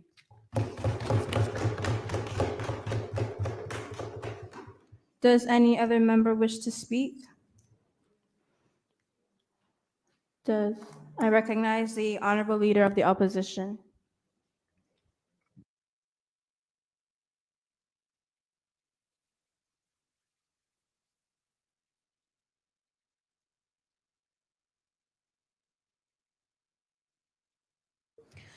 Thank you, Madam Speaker. As my fellow opposition members have previously stated, we as the opposition would like to implement a taxation system known as the progressive income tax system in the Cayman Islands. Now, in these times where we face extremely high prices and low wages, where people are struggling to make ends meet, where our economy is trying to repair itself, Madam Speaker, we as the opposition have recognized that more must be done in order to ensure that we move towards a prosperous Cayman Islands. Madam Speaker, today we propose a system that will not only benefit this honorable government, but it will most importantly benefit the citizens of the Cayman Islands. To start, it is a known fact that the Cayman Islands is currently a tax-neutral jurisdiction, meaning that there is no imposition of additional tax on capital. Furthermore, Madam Speaker, today, I know that it is apparent, we heard it in their speeches, Madam Speaker, that all this government is focusing on is the negatives. I'm hearing negative here, negative here, there. But Madam Speaker, I come to bring to this government's attention that these gas prices are negative, that the cost of a house is a negative, that the cost of the average person's grocery bill is a negative. But Madam Speaker, mathematically speaking, I know that a negative plus a negative equals a positive. So, Madam Speaker, today we propose this positive through this progressive income taxation system. Not only this, but today we recognize that it can be said that the current quality of life in the Cayman Islands is regressive. But today we propose a progression through this progressive income tax system. Today we recognize our roles as members of the opposition, which is not to oppose solely, but is to ensure that our people are catered to and that we as a country, as a nation, as a people thrive. Moreover, the implementation of a progressive style of income tax will do many great things for our people and economy. It is without question that the cost of living, especially in the Cayman Islands, is extremely high due to inflation. With the implementation of a progressive style of income tax, these financial strains would significantly lessen. Madam Speaker, there's a Cayman Compass headline that reads, "My mortgage has doubled and a lettuce costs $7. What's going on?" Madam Speaker, this is my question as well, as I wonder what is going on with these prices. And I know that this is the cry of many consumers also. But with the implementation of this motion, this question would no longer need to be asked. Madam Speaker, I have to question if this government is truly considering the benefits of this motion. Yes, we as the opposition acknowledge the fact that there will be a huge, ginormous change for the Cayman Islands. But you know what else is a huge change? Having to come home not knowing where the next meal is gonna come from. Can't afford to pay my mortgage, so I have to live in my car.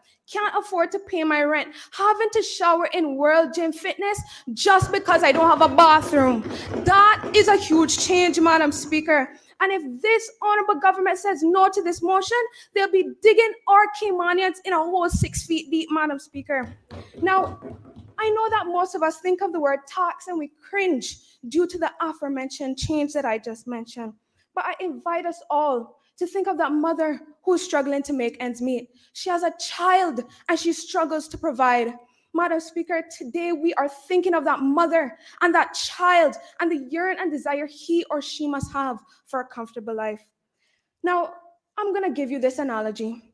I know that most of us here have gotten an immunization shot at least once or twice in our lives. But in the stage before the needle meets the skin, there's fear, there's anxiety, fear of the pain that may be experienced. But after that prick, there may be a lingering of pain for a little while, but after there is relief, after there is immunization. So, Madam Speaker, we understand that there may be some fear but before the prick, but due to the uncertainties of this motion. But after, we as the opposition can guarantee that there will be relief. There will be relief of financial strain. So that person showering in World Gym Fitness will finally be able to afford a bathroom of their own. So that person who is sleeping in their car will be able to sleep comfortably at night. So that person who is struggling to make ends meet will finally have the help that he or she needs. Now, in closing, Madam Speaker, the implementation of a progressive income tax would eliminate the epidemic of lifestyle issues plaguing the Cayman Islands. It would decrease financial burden, lower the cost of living, and ensure that there is Honorable equity. Leader, your time is up. Please, may I have 30 seconds? You can. Thank you. And ensure that there is equity of wealth. In addition, a quote by Oprah Winfrey states, "The ability to triumph begins with you always." So, Madam Speaker, today we as the opposition exercise our ability to triumph as it begins with us, a voice advocating for our people, for our minorities. So we recognize, Madam Speaker, that the heights by great men reached and kept were not attained by sudden flight. So we do not expect the success of the implementation of our motion to come overnight, but with hard toil and hard work, we understand that the implementation of this motion will benefit the Cayman Islands on a whole. Thank you, Madam Speaker. Does any other member wish to speak? I recognize the Honorable Deputy Premier.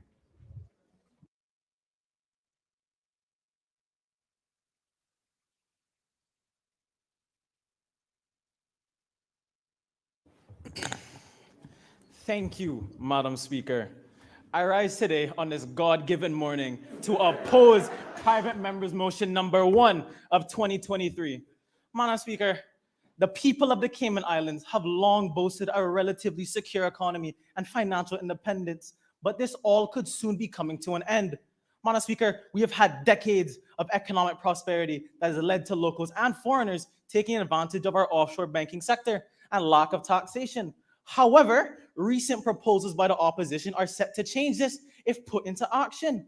Madam Speaker, the negative implications such an implementation will mean should be made clear in order to avoid putting the Cayman Islands' competitive economic edge at risk.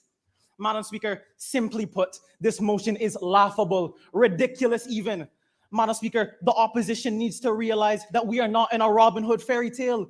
Their proposed solution of taking more from the rich and giving to the poor will not fix wealth disparity or the class divide. Madam Speaker, this motion will undermine all that has made our beloved island successful and expose our very Caymanian citizens to potential long-term harms. And when we ruin our Caymanians, we ruin our country. Madam Speaker, by examining the current economic conditions in the Cayman Islands, as well as considering how other countries with imposed taxes fare, it will become apparent that taxation has no place here, and any implementation of such should be addressed with urgency before further damage is done.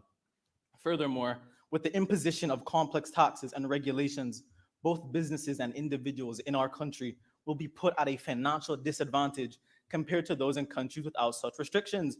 For example, the Bahamas and Bermuda. And last time I checked, we are in the House of Parliament for the Cayman Islands. So why is the opposition trying to tear down our own country and build up others? Madam Speaker, the term tax haven is often one that is used negatively. Tax havens such as the Cayman Islands are attractive for businesses as they offer no taxation on residents' income, no capital gain tax, and no estate tax. I recognize the Honorable Leader of the Opposition. Madam Speaker, point of order. This honorable member is misleading the House, as we are not a tax haven, but rather a tax neutral jurisdiction. And if you would like a further justification of this claim, I do have evidence to support it. For time's sake, Madam Speaker, I'll retract that statement for now. I know we got places to be. However, the introduction of an income tax system would disincentivize businesses from relocating and investing in the Cayman Islands, thus reducing the inflow of foreign capital and hindering economic growth. Such an income tax may also result in higher tax rates for existing businesses, which could further reduce investment. Now, Madam Speaker, this proposed tax system would be detrimental to our country due to several reasons. Firstly, the Cayman Islands are a small country, with a limited GDP. This means that the islands would not be able to generate sufficient revenue to cover the cost of taxation or any department related to such, whereas funds could be allocated to sectors that actually need funding, Madam Speaker. Furthermore, the introduction of taxes would reduce the level of foreign investment in new businesses and industries. Additionally, the implementation of this system would lead to an increase in prices, as businesses would pass the cost of taxation onto consumers. This would lead to a decrease in consumer spending, which would ultimately lead to a decrease in economic growth. Madam Speaker, if the elected member for Bodden Town West or the leader of the opposition actually studied basic economics, they would know about inflation. They would know that their proposed system would ultimately lead to this. Madam Speaker, if we take money from people and give it to more people, or sorry, let me rephrase, I apologize. If we take money from the rich and give to the poor now have more money to buy the more expensive things. That means the business owner will raise them prices. All right, we keep the cycle again. They take more money from the rich, give to the poor. Business owner raises prices. And inflation is the actual raising of prices, Madam Speaker. Madam Speaker, we actually do not have any industries that would benefit from a personal income tax system. But do you know what we do have, Madam Speaker? We have our people. We stand here in this very house today to fight for the will of the people. But Madam Speaker, when a man wakes up every morning at 5:30 just to have 15% of his hard-earned income taken away from him, this is when we know as legislators have failed our people. Madam Speaker, what we don't do in the Cayman Islands that has made us so successful is the fact we do not tax productivity. We do not tax hard work. We reward that behavior, Madam Speaker. In conclusion, a tax system in the Cayman Islands is not an ideal solution for narrowing the societal. I recognize the elected member for East End. Point of elucidation, Madam Speaker. Is this honorable members? Wait, Yo, I don't give way, please.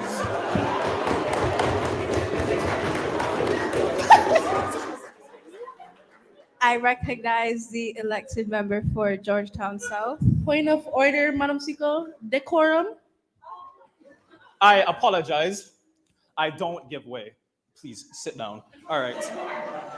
In conclusion, Madam Speaker, a tax system in the Cayman Islands is not an ideal solution for narrowing the societal gap between wealthy and poor individuals.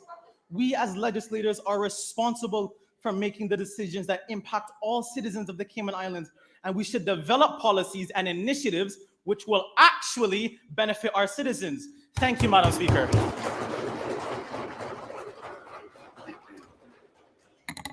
Does any other member wish to speak? Does any other member wish to speak?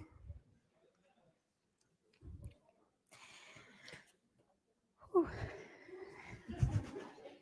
If no other member wishes to speak, I will ask the mover of the motion to exercise her right of reply.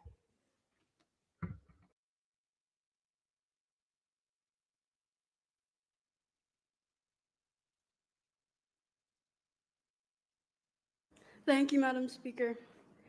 I would first like to thank the government for their concerns about our proposed system. However, I want to address some of the misconceptions and quite fondly interesting points and direct quotes made from the government that I would like to address. The government does enough for its citizens. But I would stand to question this. As our lower income citizens earn or struggle with the rising costs of living in our country, where every resident of the Cayman Islands is required by law to have and pay for at minimum health insurance that is notoriously expensive if you are not a member of the civil service, and where, according to the government's own inspection results from the OES data, 80% of Caymanian students attend schools that do not meet national standards. Where PTAs in our government-led schools in past have cited a lack of resources, such as a reoccurring issue with a lack of paper. Has our government stood before us saying, and I quote, "The government does enough for its citizens"? Representatives of parent-teacher associations from 12 schools have also highlighted numerous concerns around the lack of basic resources in some of the government-led schools, behavior issues, and the perception that good teachers are leaving the system. With proportional taxation to an individual's income, it would actually reduce the hardships of our lower income.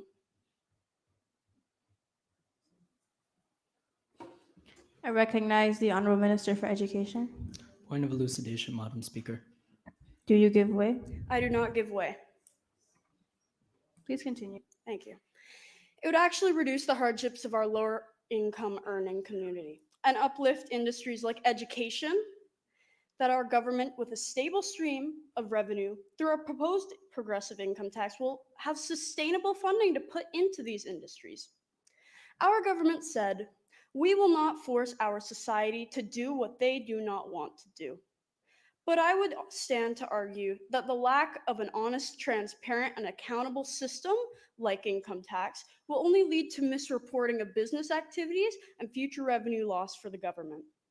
This will come at the expense of the Caymanian public and exploit the middle and lower income earners of our society.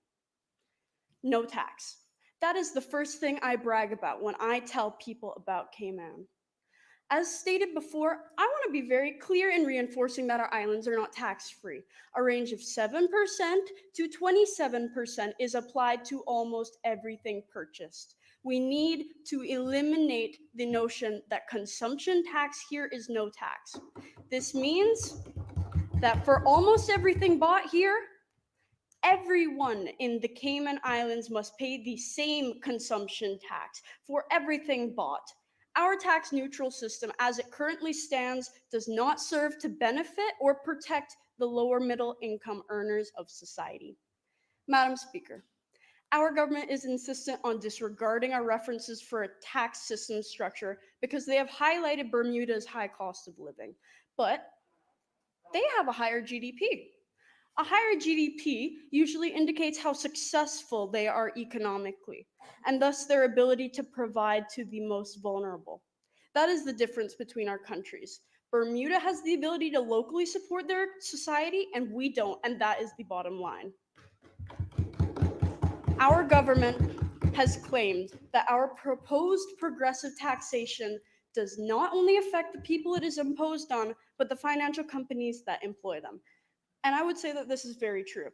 But we have to keep in mind that the majority of the financial companies that are employing our Caymanian people already deal day by day with similar tax structures and deals with their overseas entities and clients.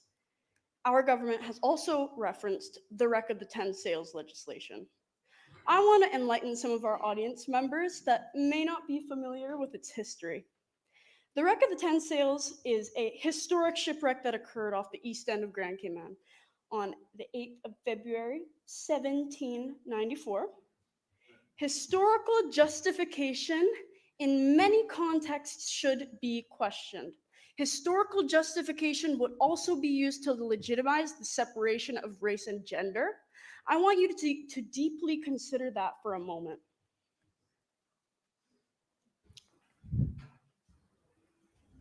I recognize the Honorable Minister for Education.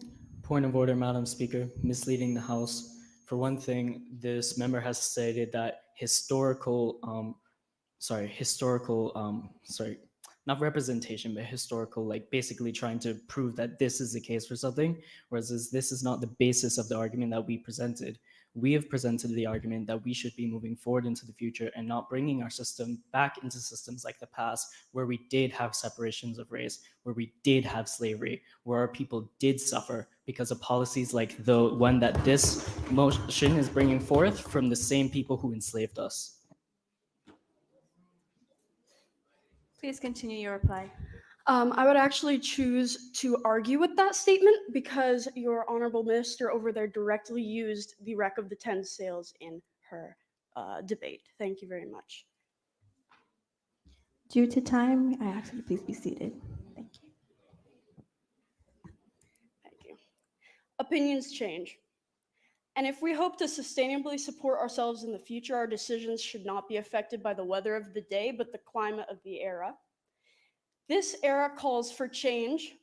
We call for change. Our people call for change, and we have settled too long with high costs of living. We have stood here today to propose a motion that provides a solution to their many economic problems. How can our government stand to criticize us on our solutions when they haven't provided a single solution of their own?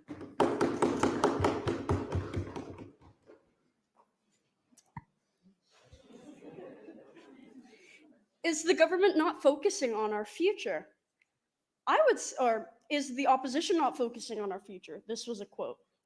I would say that we've been the only ones in this parliament building so far today that have thought about our future.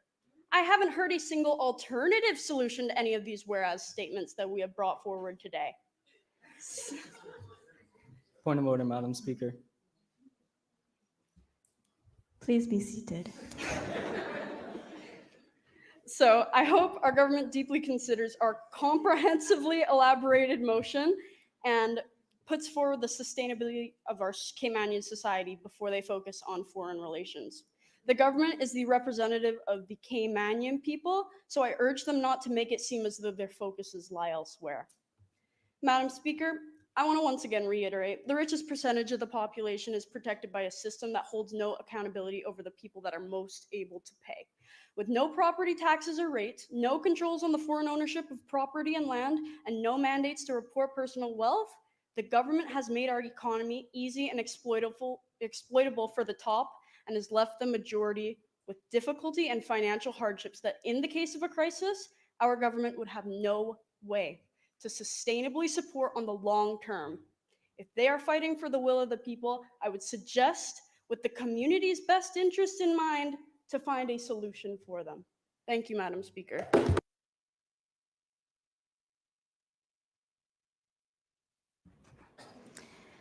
The question is, be it therefore resolved that this Honorable Youth Parliament considers the implementation and maintenance of a progressive income tax system that encourages stronger equity of wealth for all Cayman Islands citizens. All those in favor, please say aye. No. Those against, no. No. The noes have it. I recognize the Honorable Leader of the Opposition. Madam Speaker, may I have a division, please? Madam Clerk, please take the division. Honorable Lilian Alera, No. Honorable Alexander Harris, No. Honorable Amani Ebanks, No. Honorable Kira Borden, No. Honorable Ashley Ebanks, No. Honorable Chloe Reed, With a great feeling, no. Honorable Jelani Hanson, No. Honorable Chad Powell, No. And I apologize for earlier. I was too tired because the opposition was taking too long. Miss No. Elizabeth Thomas, No. Mr. Pranav Anu, No. Miss Mia Groves, No. Honorable Janelle Cahoon, Aye. Miss Abby Walton, Aye.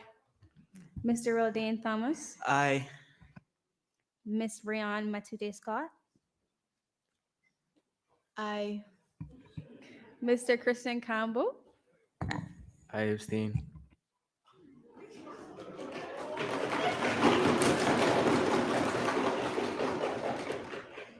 Miss Abigail Elliott, Aye. Honorable Bethany Mitchell, With passion reinforced, aye. Miss Laura Lee Bryan, Aye.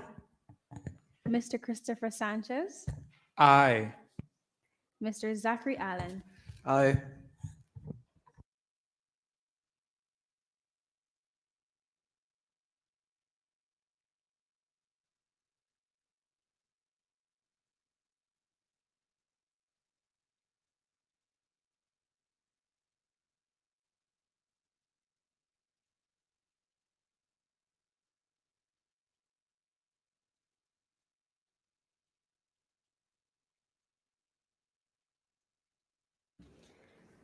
The result of the division is 9 ayes, 11 noes, and 1 abstention.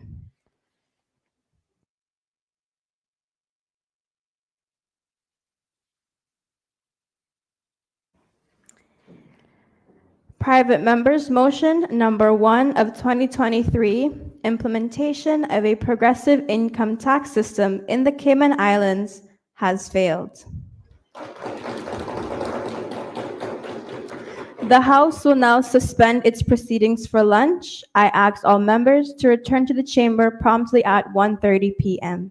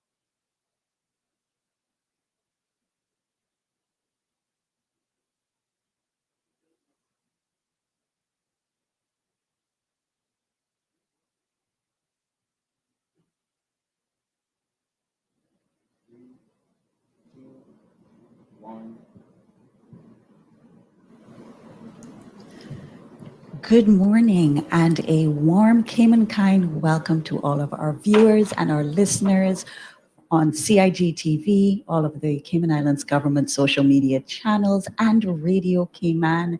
We are coming to you live from the Aston Rutty Center in Cayman Brac as we celebrate the National Heroes Day celebrations, or ceremony rather, for our sister islands of Cayman Brac and Little Cayman.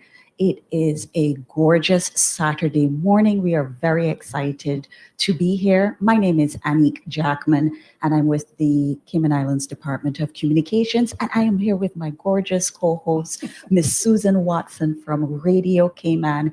And we want to just share with you a bit of what to expect this morning. We have the privilege of a lovely printed program, but for those of you watching or listening, what should the viewers be looking out for the morning, Susan? Good morning, everyone, and thanks for watching on CIG TV social media channels and also CIG TV and Radio Cayman.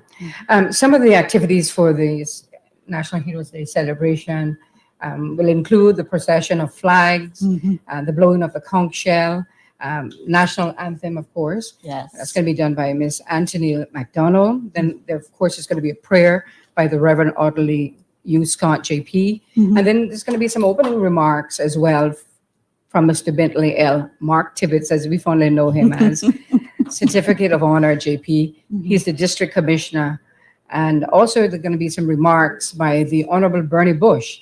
He's the MP Minister for Youth, Sports, Culture, and Heritage. And of course, the keynote address by the Premier, the Honorable G. Wayne Panton, and JP MP. And of course, there's going to be the presentation of National Heroes Day Awards. Yes. And we're honoring volunteerism and charitable services here for the sister islands of Cayman Brac and Little Cayman. And we celebrated in Grand Cayman earlier in January. And of course, that was to honor individuals and organizations who support our community. As you say, the theme is volunteerism and charitable services. And we are so happy to be able to acknowledge and celebrate those individuals and organizations that support our community in so many ways, who give selflessly year after year. So we are looking forward to being able to honor those who are in Cayman Brac and Little Cayman. And of course, Miss Susan, you're from Cayman Brac. Yes, so feels good to be home. You are back home.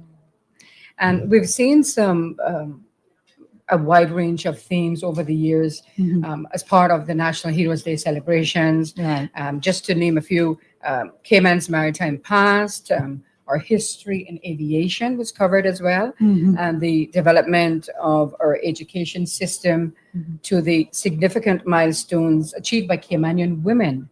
And I believe in 2013, youth services was a theme, and individuals were honored for their work in services which cater to the development, growth, and empowerment of our young people. Yeah. And in 2019, it was the pioneers who contributed to the creation of the Cayman Islands Coat of Arms, who were honored. And National Heroes Day 2020, I believe, was for those who contributed to the written constitution, or the first written constitution of the Cayman Islands, and the first women who stood for election. And another theme was tourism. All right. And in 2021, the seafarers were honored. A section of the waterfront was officially renamed Seafarers Way in their honor. And last year, uniform services was the theme, I believe, and for acknowledging and celebrating volunteers and charitable organizations. That's the theme for this year, 2023.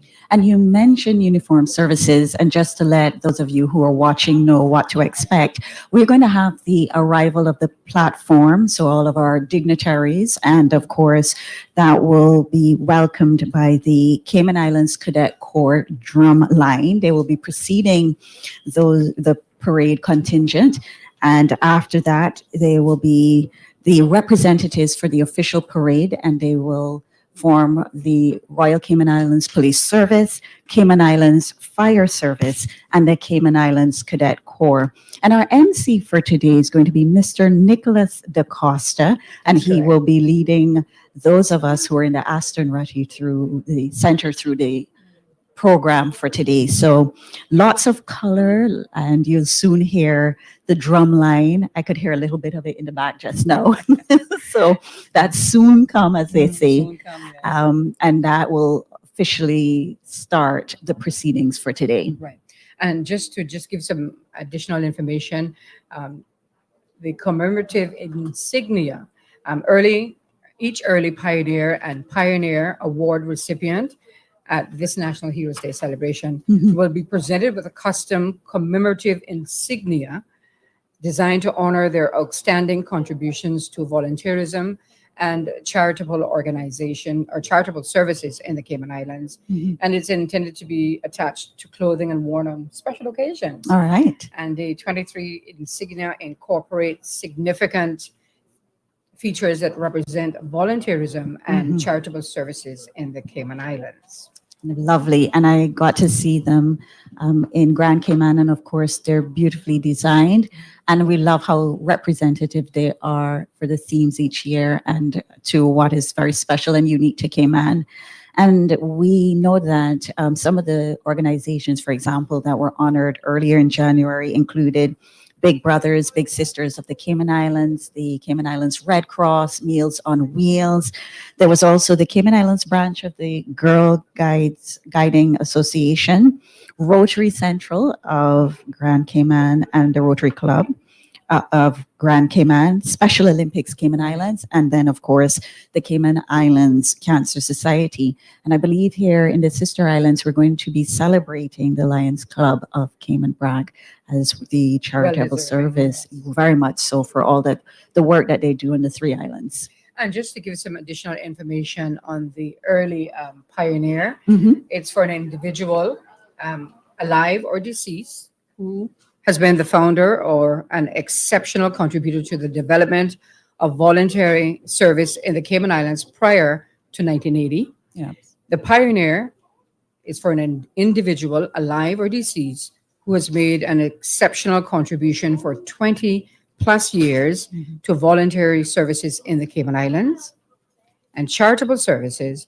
Any not-for-profit organization that has made exceptional contributions to the development, enhancement, safety, and well-being of the community in the Cayman Islands for 20 plus years.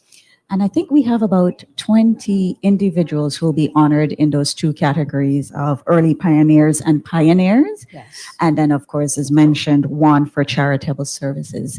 Now, there's usually another category for philanthropic work. And I believe in Grand Cayman, that was for Mrs. Susan Oldie.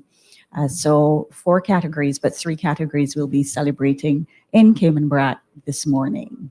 And at the National Heroes Day celebration for Grand Cayman, the Honorable Premier announced what will be the theme for the 2024 National Heroes Day celebration. Yes. And rightly so, celebrating our cultural artists and creatives. That is going to be the theme for the 2024 National Heroes Day celebration. So I want to encourage the public to look out for when they will open that process for you to be able to nominate individuals or organizations who contributed significantly in that era. We have such great creatives and culture keepers, as I like to call them, Miss Susan, in our communities and on all 3 islands. So I want everybody who's listening, now that you've heard that theme, to make sure that you roll out the list of names of individuals or organizations that you would like to see honored in 2024. So get your thinking caps on and start thinking of who you will be nominating for the 2024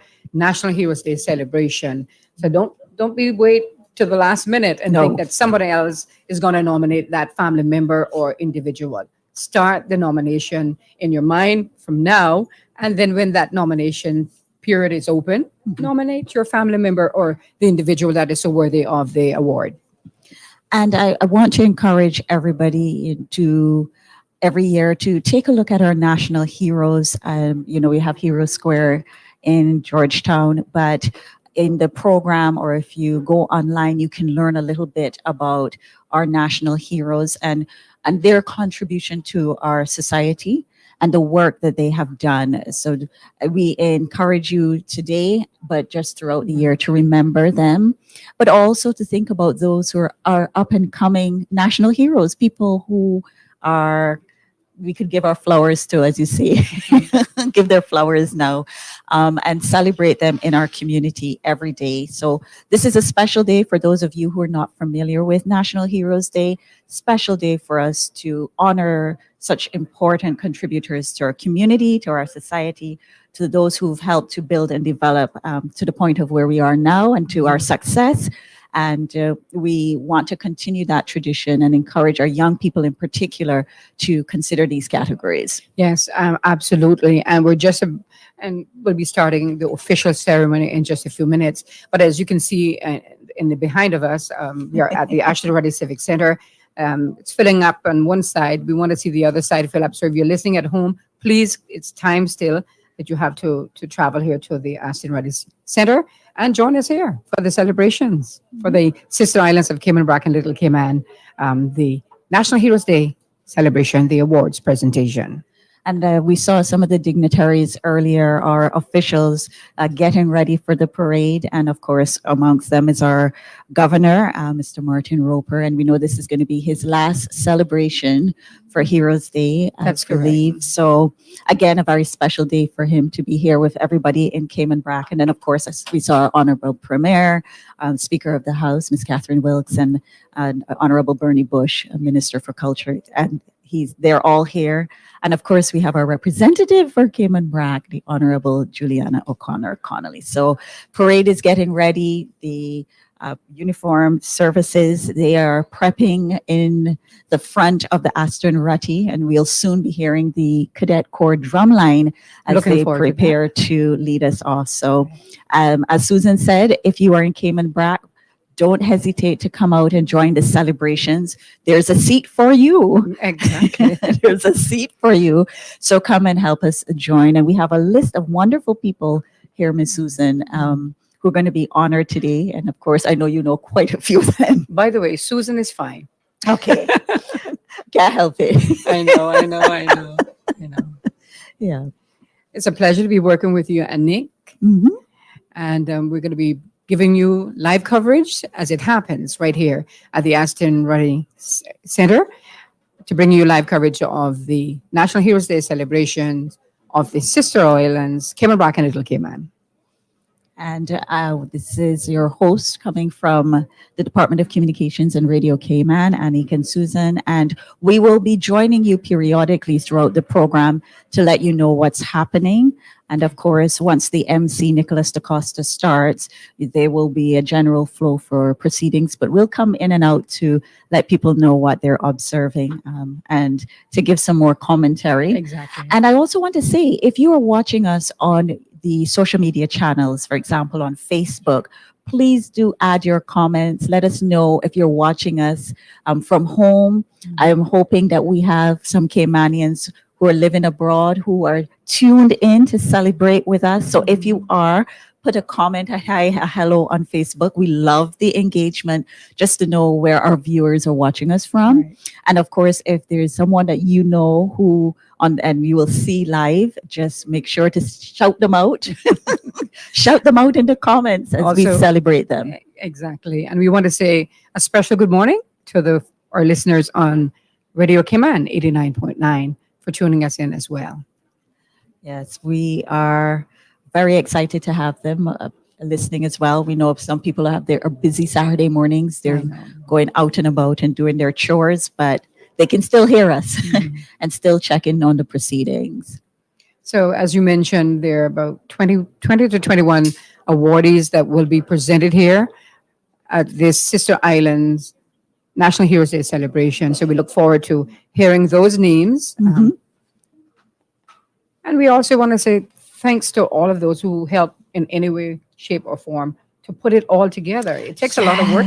Yes, it really does. And They're busy just all around the Aston Rutty Center, but we also know there was so much preparation that went beforehand. Special shout out to the protocol team, to the Ministry of Culture, their team as well. Special shout out to the communications team. Of course. We wouldn't be here live without them doing what they do with the video and the live broadcasts, Radio Cayman and Department of Communications team. So it looks easy when you're sitting as a guest and seamless, but we know we're sometimes like ducks, feet paddling furiously underwater, getting it going. It takes a lot of work and a lot of time. It does. Yes. It does. Well, good morning again. And we, like I said, look forward to being with you throughout this time and for the program. And of course, if you're on social media, do send us your comments and feedback. Yes.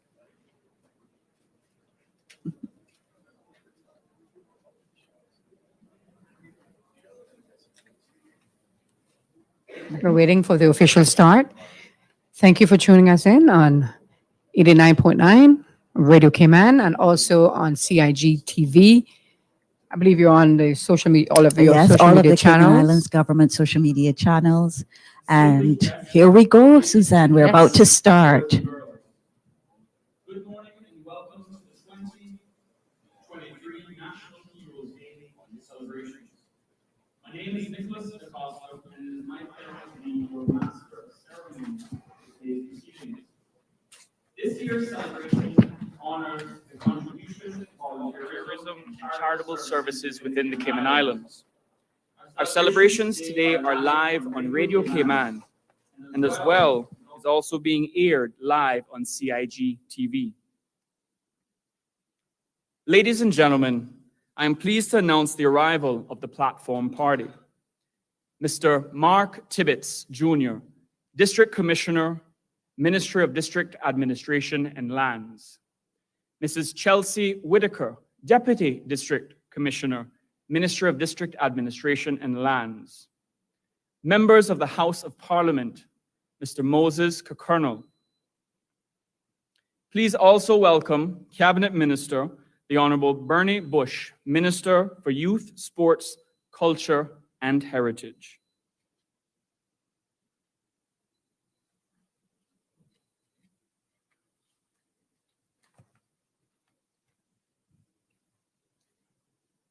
His Excellency the Governor and the Premier, the Honorable Wayne Panton, will be arriving shortly. Please remain seated for the arrival of the parade.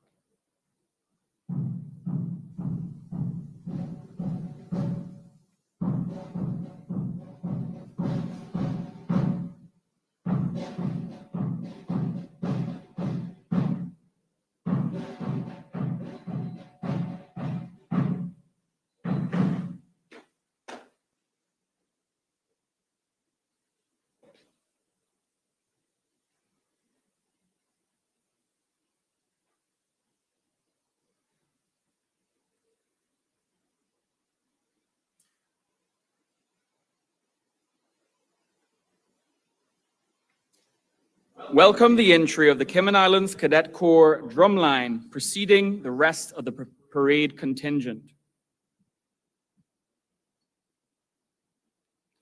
The official parade today is made up of representatives from a detachment of the Royal Cayman Islands Police Service and a detachment of the Cayman Islands Cadet Corps.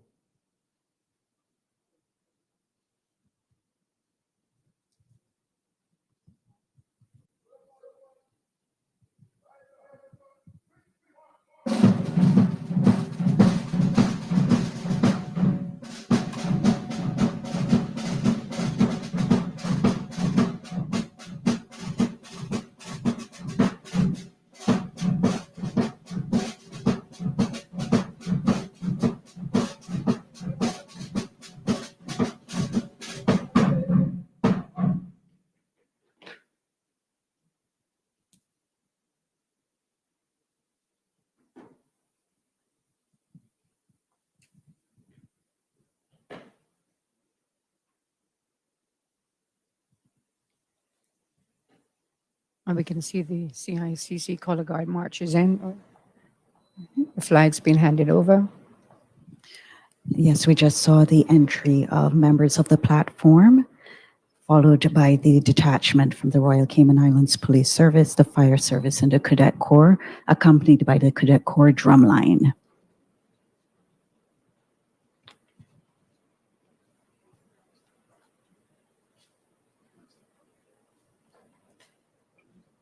And of course, we await the arrival of His Excellency the Governor and then the Honorable Premier.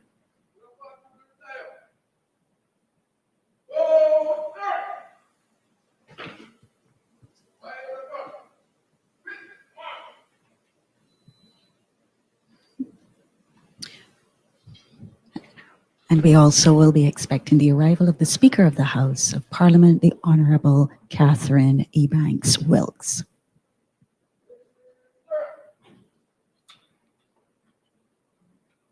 Earlier we mentioned those on the platform, and today we have the Honorable Moses O'Connell.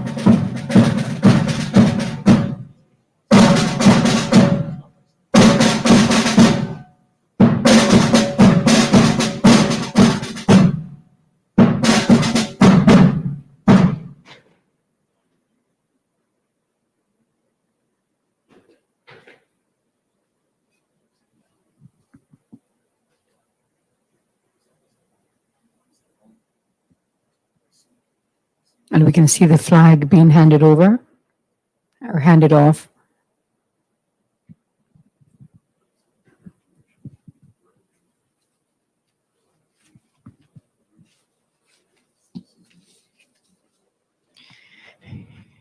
You're listening to live coverage of the National Heroes Day celebration for the sister islands of Cayman Brac and Little Cayman. Coming to you live from the Aston Rutty Center in Cayman Brac. And the start of the official proceedings with the arrival of our dignitaries and, of course, the parade.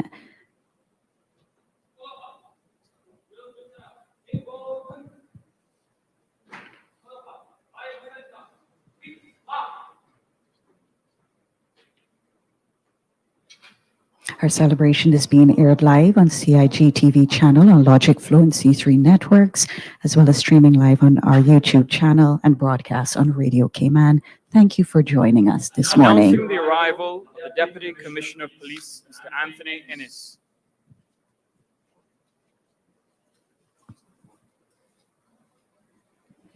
And now we can see the arrival of Deputy Commissioner of Police, Mr. Anthony Innes.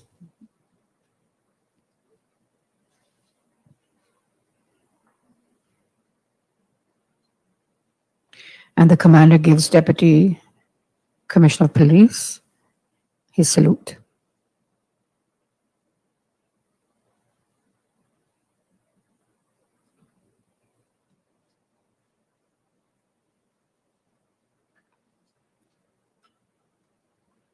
As we see the Deputy Commissioner of Police, he will return to the building to await the arrival of officials.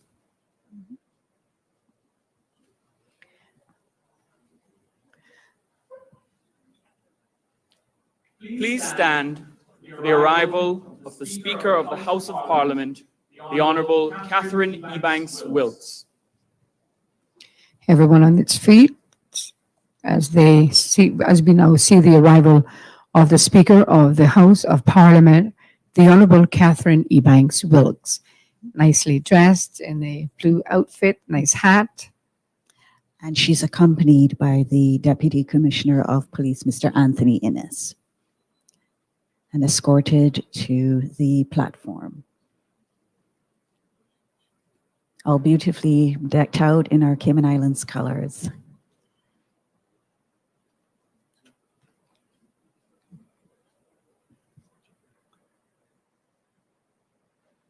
And we can see she's being greeted by the representative, one of the representatives for Cayman Brac, Mr. Moses O'Connell MP.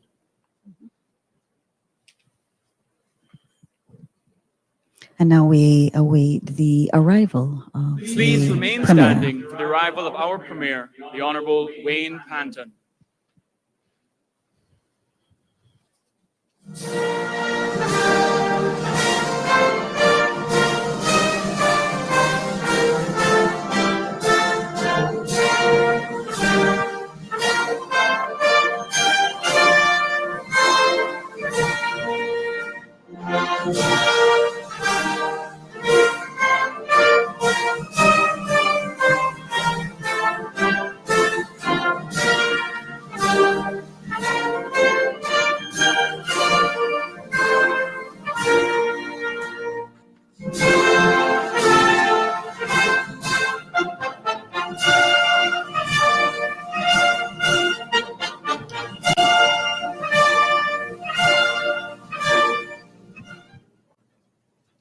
Please remain standing for the arrival of His Excellency, the Governor, Mr. Martin Roper.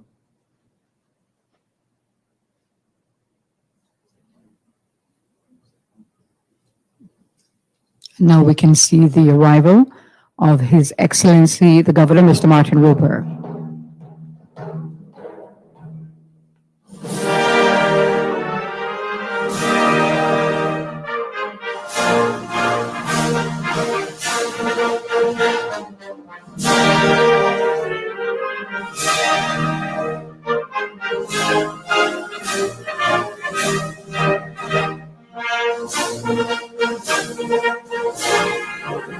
And I believe that concludes everyone on the platform. We will now have the blowing of the conch shell, symbolizing welcomed news, and to formally open today's National Heroes Day Awards ceremony. Please remain standing as we welcome young Joseph Walton to the stage. And as young Joseph Walton gets into position, he will blow the conch shell 3 times to represent the 3 Cayman Islands.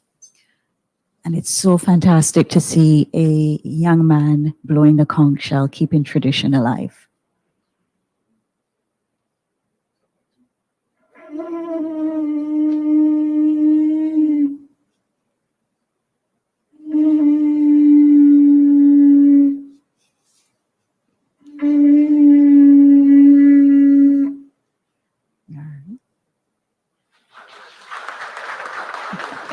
Some applause there from the audience. Thank you, Joseph. The blowing of the conch shell is a Cayman Islands tradition dating back to when our society was almost exclusively fed by what we caught at sea and grew in the grounds. The pink queen conch was the shell of choice for this nautical instrument.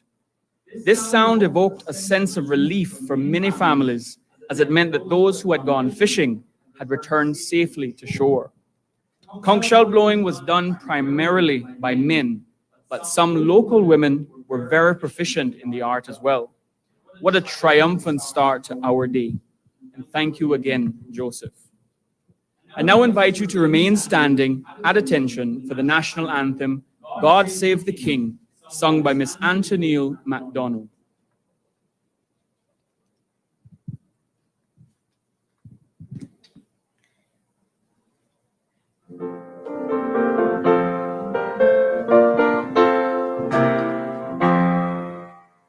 God save our gracious King, long live the noble King.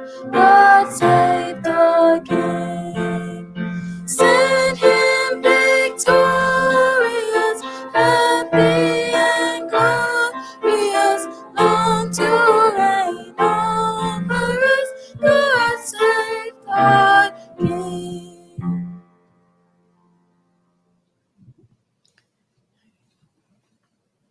Thank you, Ms. MacDonald. Please remain standing as I invite Reverend Audley Scott to offer a word of prayer on behalf of our beloved Cayman Islands.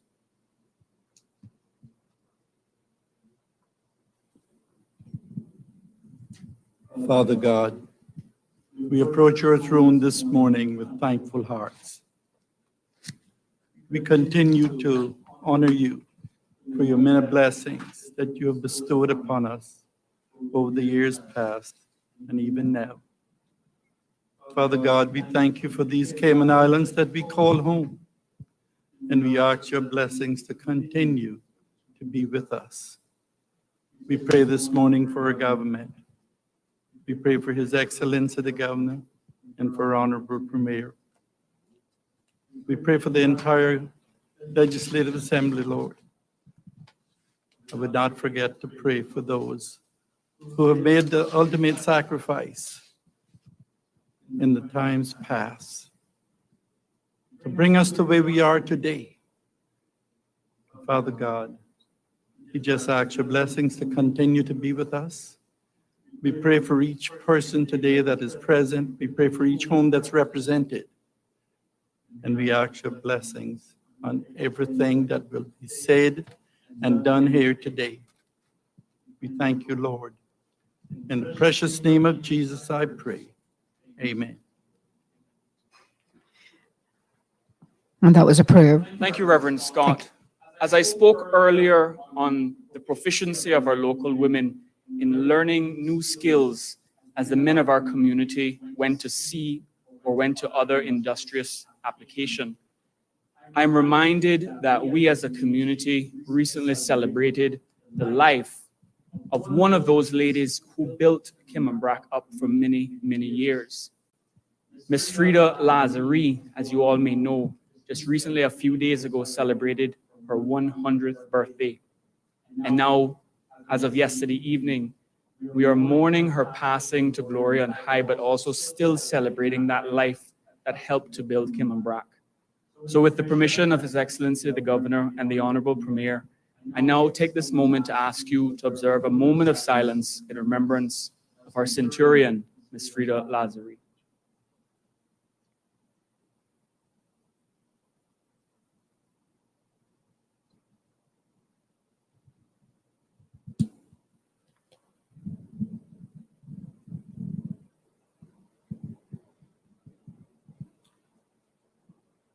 Thank you. You may be seated.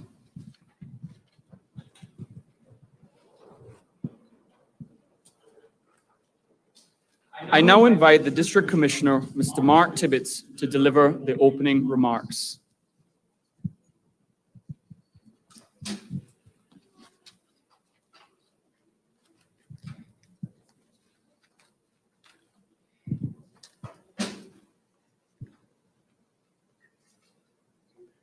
Good morning, ladies and gentlemen.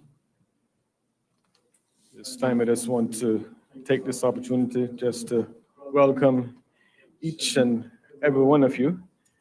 It is my honor and privilege to share remarks at the annual Heroes Day ceremony here in Cayman this morning. But first, let me extend a warm Cayman welcome to our officials here on the platform this morning with us, including His Excellency the Governor, Mr. Martin Roper, also our Honorable Premier, Mr. Wayne Panton, and all the other dignitaries. Just also want to take the opportunity to welcome all of our visitors here this morning with us, and also a well-deserved congratulations to our recipients. As today, this will be the last of these Heroes Day ceremonies that His Excellency, the Governor, Mr. Martin Roper, will be attending with us in the capacity of Governor of the Cayman Islands. And it has definitely been a pleasure to have you here with us this morning, Governor, to celebrate the people and organizations of our islands. That being said, I just want to say to you that please do be reminded that you're always welcome, and please do return here to these wonderful Cayman Islands. As we are well aware, this year's theme is volunteerism and charitable services. The communities of Cayman and Little Cayman are deeply rooted in the culture of volunteering and giving back. Our residents across the islands know the importance and value of working together, giving of their time and money to make the lives of others and their community a better place.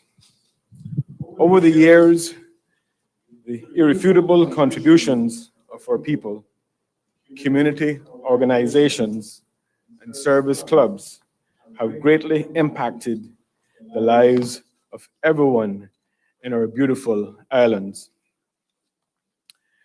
Parent-teachers associations, Lions and Leo's clubs of Cayman Brac, Rotary Club of Cayman Brac, our churches, National Trust of the Cayman Islands in both Cayman Brac and Little Cayman, the Cayman Islands Humane Society, just to name a few, and so many others have given tremendously to improve and foster the betterment and advancement of these islands in countless ways. Notably, the famous humanitarian Gandhi stated, and I quote, "The best way to find yourself is to lose yourself in the service of others," end quote. As a person myself who has been involved in volunteer work over the years, I have been fortunate to personally see firsthand the profound impact service to others has had on the lives of individuals, families, communities, and our country. There are many who have gone unnoticed, and others who have chosen to remain anonymous with their financial and philanthropic contributions. Volunteerism is one of the most selfless acts that we can become involved in with great intangible value at times.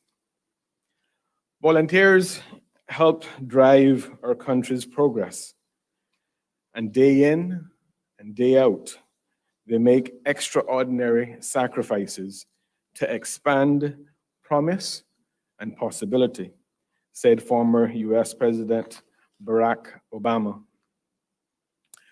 Projects such as the Cayman Brac Library, the Faith Hospital, Colonel Community Care Center Annex, initial works on the Island First Runway, various playgrounds were all built and funded by the people and our service clubs. In Little Cayman, the works of the National Trust District Committee has played a vital role in the preservation of wildlife and natural habitat, and have been blessed with support of many philanthropists. Work to eradicate and reduce the population of lionfish through culls have also been at times through volunteer efforts.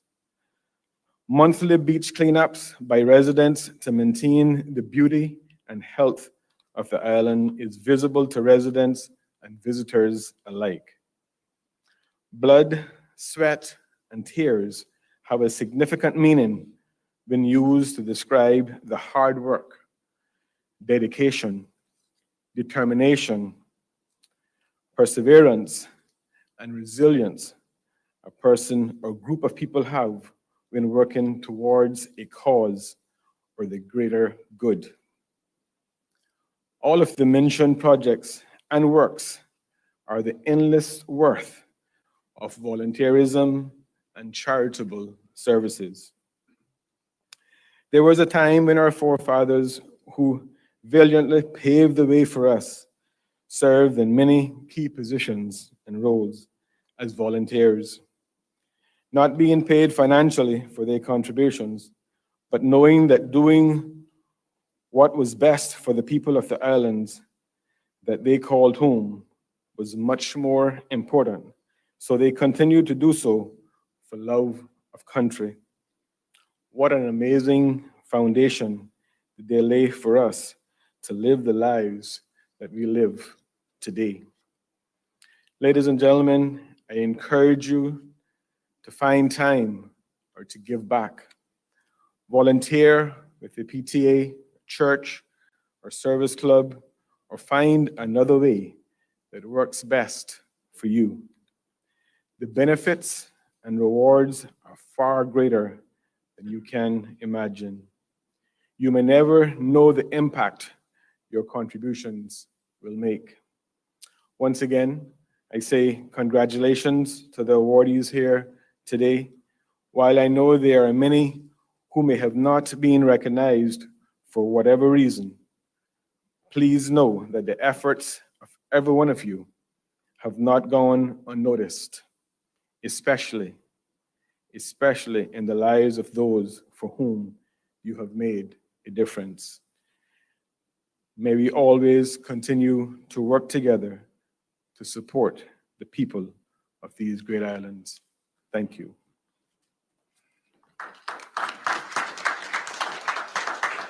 Remarks by the District Commissioner. Thank you, Mr. Tibbetts. I now invite the Minister for Youth, Sports, Culture and Heritage, the Honorable Bernie Bush, to deliver remarks. Thank you, Mr. Master of Ceremonies. Protocol having been established, as we celebrate the 20th anniversary of National Heroes Day, I am honored to be in Cayman to recognize the achievements of our sister islands volunteers and charitable organizations. Your impact on the people and the communities you have served have been immeasurable. I must also highlight and commend the important role that Cayman has had in the overall development of the Cayman Islands, with several of the sister islands residents leading in many fields of work. They quickly utilized their talents in volunteerism, further helping their community to thrive and to shine. The individuals and organizations being recognized this morning are just a few of the many who have volunteered their time, talent, energy, and money without personal gain for the benefit of all. Our small island populations have been tight-knit, self-reliant, and supporting of each other through good times and bad times. Today's recipients have given out of respect for their fellow islanders and the land they so dearly love and call home. As unsung heroes, this year's theme allows us to honor each of you and publicly thank you for your service. You are important to the development of the Cayman Islands, and today your efforts are engraved in our history.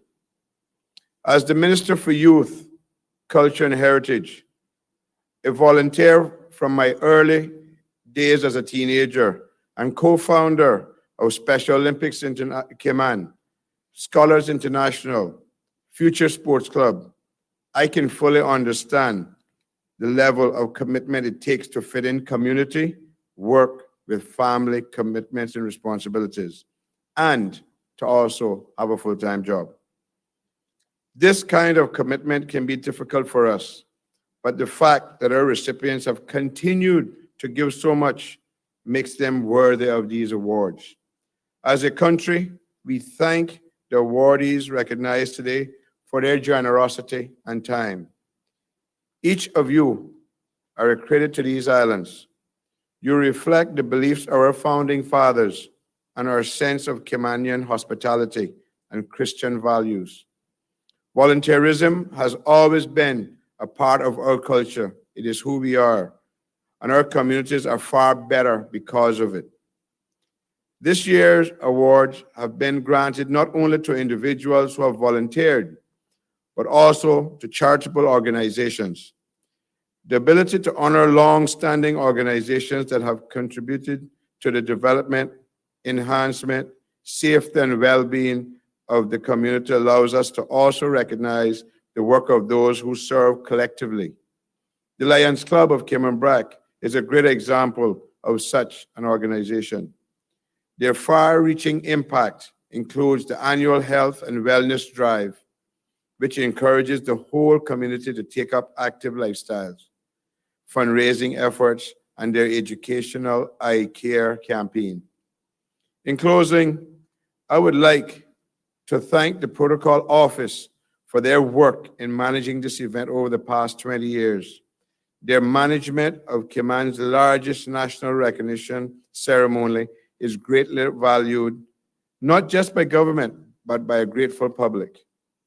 My heartfelt thanks also goes out to the National Heroes Day Nomination Selection Committee, assisted in their duties by the staff and management of my Ministry of Youth, Sports, Culture, and Heritage. These committee members worked long and hard for months throughout the selection process. We could not have done it all without you. I would like the public to know that there were many individuals who did not receive recognition, but it was because people did not think to nominate them. You were not nominated, you could not be recognized. But many of those, like myself, did it not for recognition, but because we saw where it was a need and because it felt good. I hope that today's recognition of the Sister Islands' early pioneers and voluntary services will motivate everyone, especially our youth, the next generation, to see the value of giving back to our community. In the words of our sports icon and hero, Arthur Ashe, start where you are, use what you have, do what you can. Thank you and have a good day.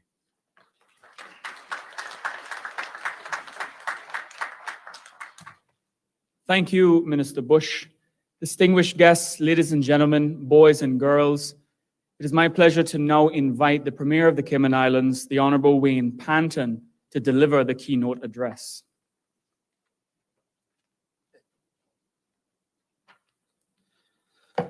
Thank you very much, Nicholas, our excellent Master of Ceremonies. And thank you for establishing protocol. I would like to join with everyone else in adding my very warm welcome to our distinguished guests, our ladies and gentlemen, boys and girls, and most importantly, our honorees here today. You are the reason we're gathered here. It is certainly a pleasure for me to be in Cayman Brac with you for this very special ceremony, and of course, this being the 20th anniversary of our National Heroes Day celebrations. A special thanks to those of you who have come specifically to recognize our awardees. Under this year's theme, volunteerism and charitable services, we honor the generous individuals and organizations who truly embody service above self. And although our gratitude will continue for decades to come, we're here today to publicly recognize and appreciate our men and women who have given their time, resources, and energy for the sake of others. Something that always humbles me about our beloved islands is, despite constant evolution and change, there are certain things that remain the same. For instance, Caymanians are impressively agile innovators and servicemen at heart. We always were. And certainly there are many examples of that quality, those characteristics here in our sister islands. And that is replicated throughout history. In our island's early days, we learned to become legendary shipbuilders and traders fairly quickly. We started from modest beginnings, exporting things like turtle meat and thatch rope. A lot of these things continue to remain a rich part of our heritage to this day. Yet we still cherish this branch of our maritime heritage. As a matter of fact, the Cayman Islands Shipping Registry is celebrating their 120th anniversary this year. Yes, ladies and gentlemen, Caymanians are resilient and industrious people. Fishermen joined merchant ships as young as 17. Some probably adjusted their birth date somewhere and started a bit earlier too. We've all heard stories of those. Industrious people. They did it so that they could provide for their families, provide a better life. And with women bearing the responsibility of running the household and raising children, life certainly was not easy. Yet from these arduous times, we have many admirable qualities developed, like perseverance, independence, a strong and entrepreneurial spirit. These are just some of the many strong values upon which our nation was built. Our nominees have embraced these Caymanian values that our forefathers left behind for us whether deliberately or unconsciously. And it is important that today we honor the individuals and organizations that reflect these qualities: respectful, helpful, empathetic, and hospitable. No one can deny the generosity of the Caymanian people, the selflessness that has certainly withstood the test of time. Undoubtedly, the Caymanian way has traditionally been one of giving to worthy causes, a practice that I'm delighted to see is still quickly being adopted by those who come and choose to live amongst us. And despite how quickly things are changing, our economy, environment, and society, one thing that has not changed is the existence, drive, and proactivity of our service groups. Thankfully, much of our foundational characteristics have not changed as well. For instance, the Lions Club of Cayman Brac, which the minister mentioned earlier, is being honored here today. It is one of Cayman's most established service groups, chartered back in 1985. I know that our Lions and Leos push beyond traditional boundaries and leave their mark in distinctive ways, because to them, kindness matters. These past few years have certainly been challenging for all of us. Across the Caribbean region and the rest of the world, we've been disconnected, isolated, and faced many hardships due to the pandemic, socioeconomic struggle, and other forces outside of our control.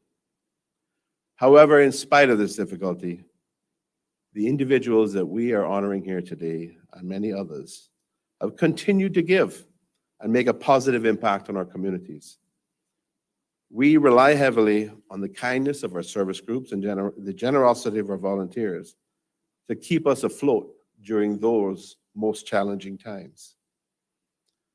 I often hear from those who visit our islands that our overwhelming kindness and warmth is pretty unique. Indeed, we're a trio of islands that tell the story of early innovation, collective heritage, and endemic wildlife, all packaged with the allure of our people. I think the slogan of the Cayman Brac Museum, "Keeping in touch with the past," perfectly highlights how our propensity to care has become intertwined with our past and present. Without a doubt, our early pioneers and trailblazers laid a foundation of goodwill in our community. No country can thrive without volunteers and charitable organizations who reach the community in intimate ways. Our service groups are well positioned to highlight the pressing issues in our society, which helps government direct resources to support those areas that need it most. One who always drew inspiration from their love of country and empathy for the poor was famous writer George Sand, who once said, and I quote, "Guard well within yourself that treasure, kindness. Know how to give without hesitation. Know how to lose without regret.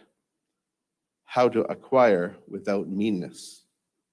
That treasure, kindness." To my fellow Caymanians and residents, no one can steal our treasure from us. The treasure that is the kindness of our people. At the end of the day, as humans, we have a tendency to remember people for their kindness over their success, their compliments over their criticism, and their goodwill over their selfishness. We are extremely grateful for the efforts of our people who push to be Cayman kind every day, whether it be through a small gesture or an act of giving. I have no doubt this altruism will be passed on to our children, grandchildren, and great-grandchildren, and this will continue as our legacy of nation builders. I must confess, as the minister mentioned earlier, one of the most sort of unwelcome difficulties of National Heroes Day comes from the fact that there are so many worthy and deserving individuals who should be, but have not been recognized at this time. Of course, as he mentioned, we rely on the public to nominate them. While today's awards recipients represent a glimpse of the extensive volunteer and charitable community in the Cayman Islands, there are, as I said, many others, both individuals and organizations, who the public did not nominate.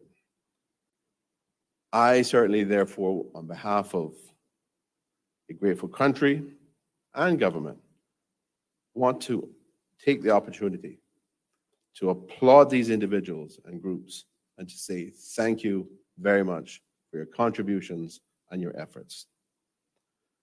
While we express our appreciation to those who contribute to the public good, let today be the day that you consider how you can do your part. Remember, there's always an opportunity to use our talents, time, and treasure to fill an area of need.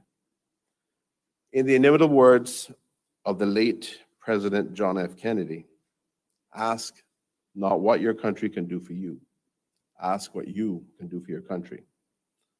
I join with the minister in thanking the members of the nomination committee who carefully reviewed and vetted the applications submitted for today's ceremony. I'd also like to thank the protocol office as well and their extensive team of volunteers. And I'm certainly immensely grateful to the minister for his hard work and the work of his Ministry of Youth, Sports, Culture, and Heritage. They have done an excellent job in meeting the requirements of honoring those who are involved in volunteerism and charitable services this year. It has been an absolute pleasure to be here with you today and to be able to appreciate and honor volunteers and charitable services in the Cayman Islands. Thank you. May God bless Cayman Brac. May God bless our entire sister islands and all of the Cayman Islands. Have a great day.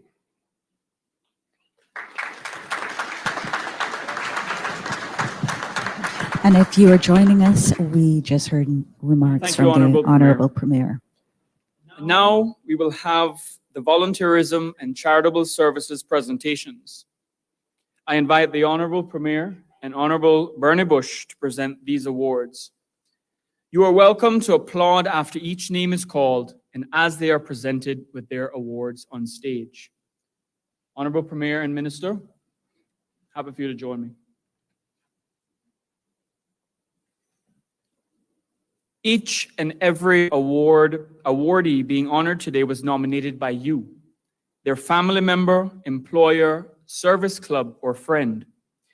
You were a part of their recognition today, and for that, we applaud you, our Cayman Islands. We begin with the early pioneer. An early pioneer is any individual, alive or deceased, who has been the founder or exceptional contributor to the development of voluntary service in the Cayman Islands prior to 1980. Each honoree will receive a commemorative insignia and a certificate. In a few cases, an awardee's family member or representative will accept in their honor.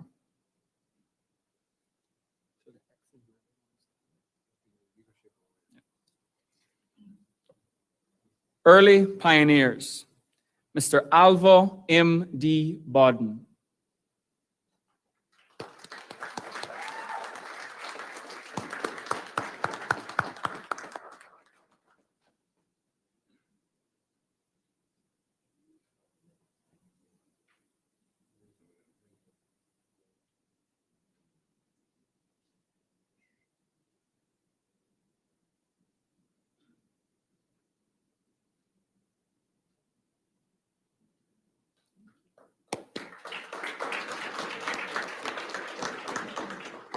Mr. Lethan Lindbergh Martin.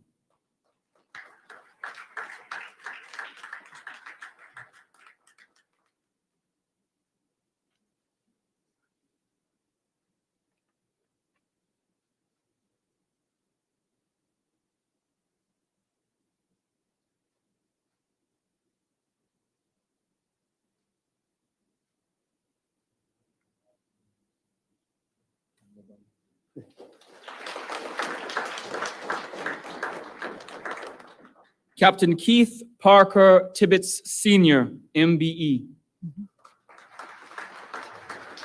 As mentioned, the Honorable Premier and Minister Bush is presenting the various awards to the recipients.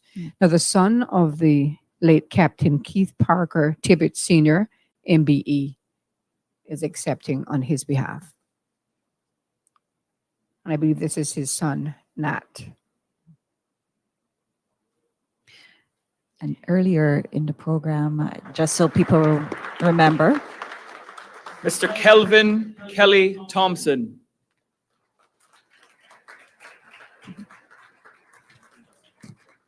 And Mr. Kevin Kelly Thompson steps forward to accept his award here at this Heroes Day celebration for the Sister Islands of Cayman Brac and Little Cayman. Nice handshake there from the Premier, the Honorable Wayne Panton. and as people step forward, they take the opportunity to say a few words with the Honorable Premier and the Honorable Minister Bernie Bush. And as I was mentioning earlier, there was a moment of silence for Miss Rita Lazari, who celebrated 100 years, but then passed shortly after, just recognizing her contribution to Cayman Brac.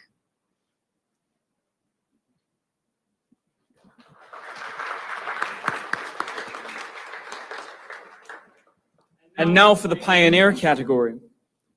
The Pioneer is any individual, alive or deceased, who has made an exceptional contribution for 20 plus years to voluntary services within the Cayman Islands. Each honoree will receive a commemorative insignia and a certificate. In a few cases, an awardee's family member or representative will accept the honor on their behalf. Our pioneers, Mr. Robert B. Arch. As we can see, Mr. Robert B. Arch on the platform to accept his award, and rightly so. Yes.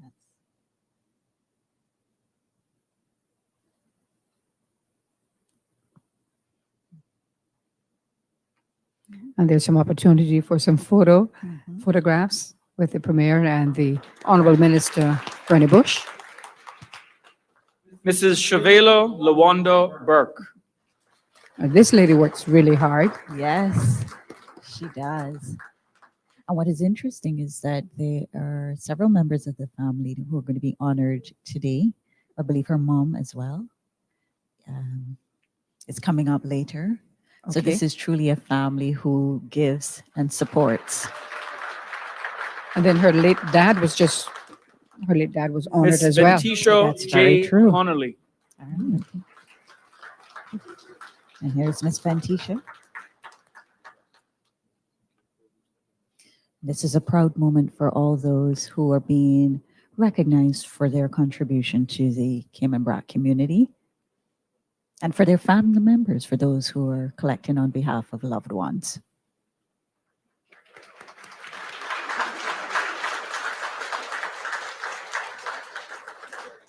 Mr. Wallace Eugene Edwards.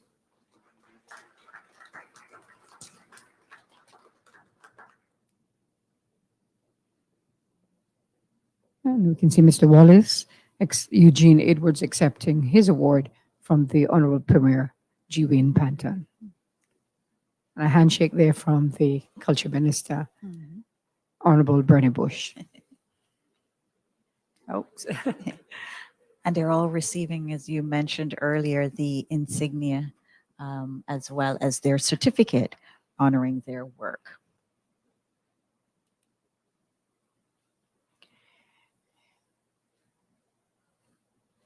Still morning, right? Yes? Yes, it is. Okay. Okay. Mrs. Yvette Gale. Who's also wearing her Lions vest. So we want to say good morning to our listeners on Radio Cayman and also those viewers on CIG TV.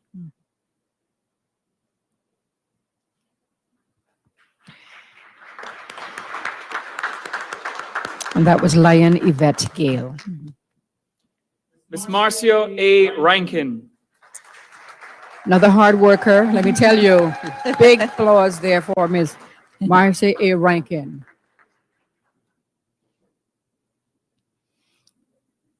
And of course, with them receiving that insignia, part of it is the helping hands, just representing the fact that they've enriched our community through selfless acts of service.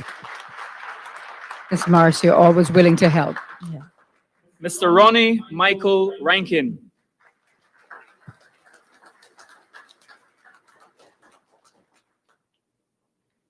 And Mr. Ronnie Michael Rankin accepting his certificate and insignia.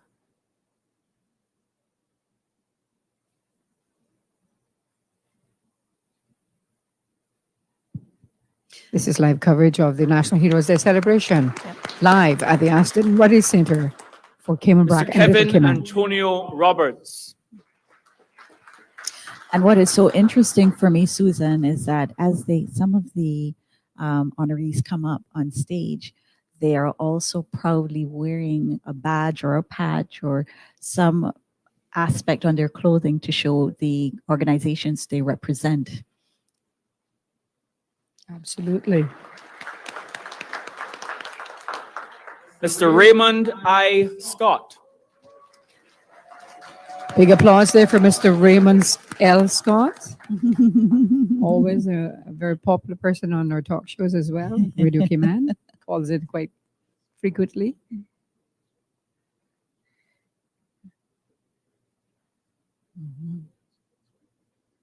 And he holds it up very proudly, his certificate. Has some laughter from the Honorable Premier and Culture Minister, Honorable Bernie Bush.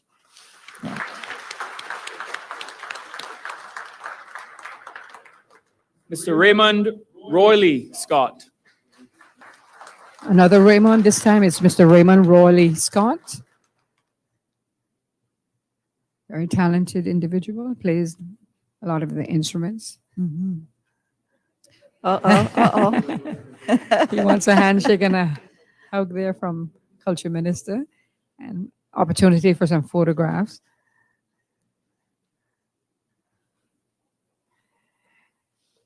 Again, a special moment for everybody here. So they want to make sure they capture these memories. Mr. Dalchand Saram.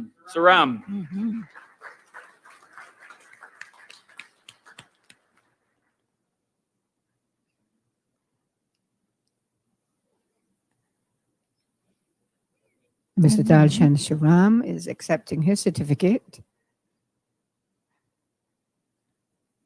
as part of the National Heroes Day celebration right here at Aston Ruddy Center.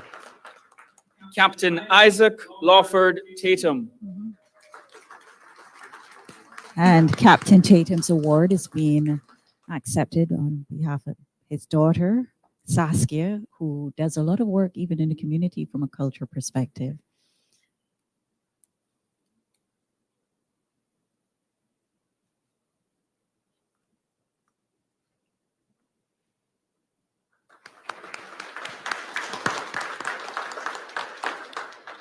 Mrs. Wanda Marie Ann Tatum. Must be something in the water because this is the mother now of two of the recipients. And then I believe her and her late husband. I love to see that it's a family, just giving back to the community, passing down from generation to generation. And instilling that into the young people. And yes, well deserving. Well, Mr. Bentley Leroy Mark Tibbetts Jr. And of course, the district commissioner. Yes. Accepting his award for his contribution. My classmate, I know he would go places. Yeah. He was always so smart in school. So congratulations to all of the awardees. And this time on the platform is Mr. Bentley Leroy Mark Tibbetts Jr., the district commissioner of the Sister Islands of Cayman Brac and Little Cayman. And he's making sure to open the box with the insignia so you can capture that. Two more persons in this category. I Mrs. believe. Liz Walton Thompson. Again, Another loud individual that applause. gives and gives and always willing to help and assist in any way she can. And again, if you go back to the insignia, part of that is the circular shape that signifies a never-ending circle of giving. So even that is representative of the persons getting their awards. I agree.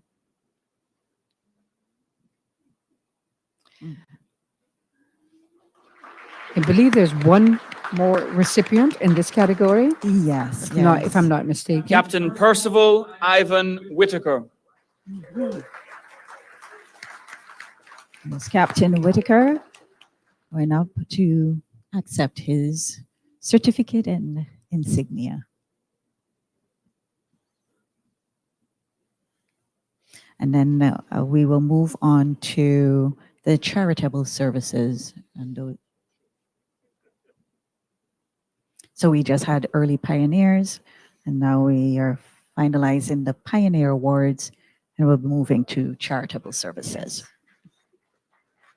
Nice round of applause there for Captain Percival Ivan Whitaker.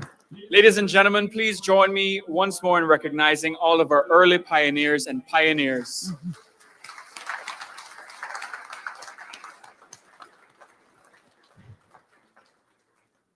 And now for charitable services.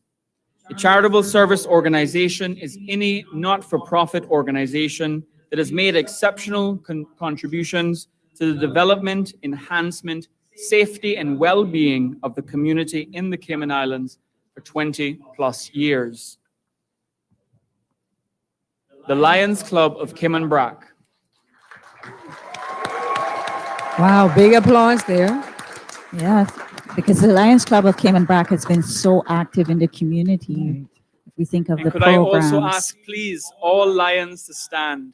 All right, so this award, I believe, is being accepted by Lion Yvette Gale, but we have other representatives standing in the audience.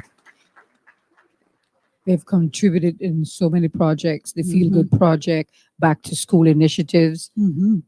Donation of awards to high school graduates, Christmas gifts for seniors, and fundraising for causes such as diabetes and breast Congratulations cancer. to our awardees. Today, we have paused to recognize your contributions to our islands. We trust that today will not only serve to show our appreciation, but it will also inspire future generations to follow in your footsteps. So once again, congratulations and thank you. Please stand at attention for our national song, Beloved Isles, Cayman, led by Miss Antonille MacDonald.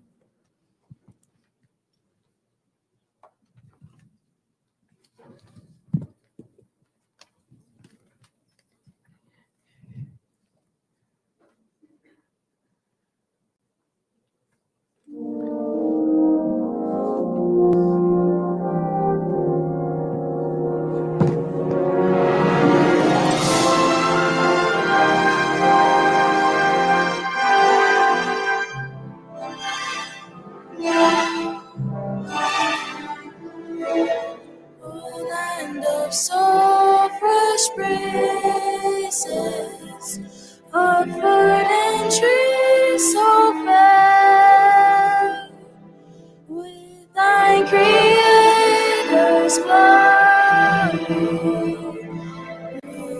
reflected everywhere. Oh, see your fearless sand roads merging through darkest blue. Whene'er my thoughts forgot where, I always think of you. Dear birds and silent sights in blue Caribbean sea, and coming very soon, oh beauteous out till then. Although I've wandered far, My heart enshrines the air. Home that became an art. I cannot be forget. Away from noise of cities, different and carking care, with moonbeams soft caresses, unchecked by garish glare. Thy fruit and rarest juices, abundant, rich, and free. When sweet church bells are chiming, my fond heart yearns for thee. Dear bird and silent set in blue Caribbean sea, I'm coming soon. My visions all to thee. Although I wander far, my heart enshrines the air. And became an art. I cannot forget.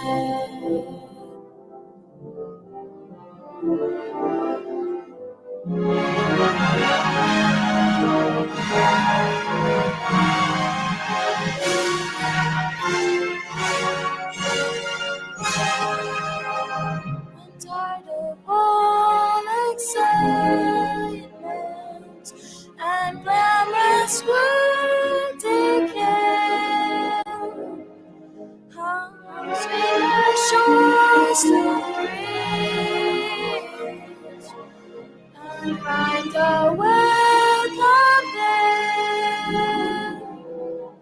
And when comes on the season of peace, goodwill to man, 'tis then I love thee best of all, beloved as Cayman. Dear birds and silent sights in blue Caribbean sea, and coming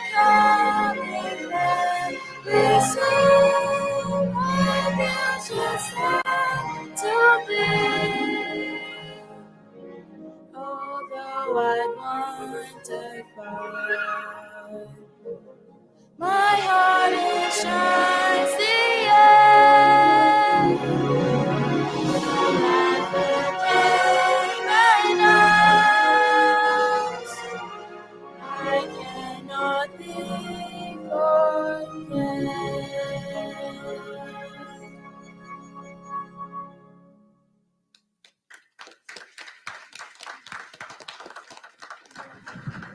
Beautiful rendition Well, there ladies of and our gentlemen, national today has been a song. fantastic celebration of our history and heritage and an inspiration for our future. Distinguished guests, ladies and gentlemen, boys and girls, this concludes our formalities for this year's Cayman Islands National Heroes Day celebrations. Today, we made history as we honored those persons who have made significant contributions to our islands, and we again sincerely thank you. Please do remain standing for the departure of the officials, beginning with His Excellency the Governor, Mr. Martin Roper. And that concludes our proceedings this morning. Beautiful ceremony today.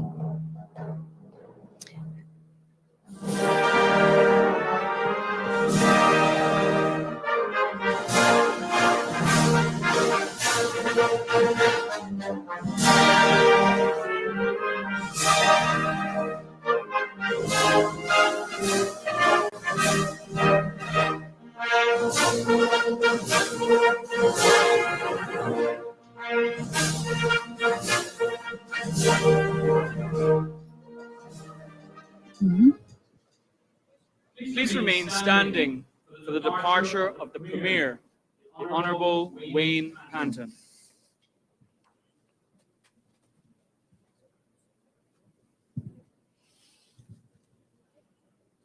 And the Premier saying farewell to on the platform as he get ready to leave.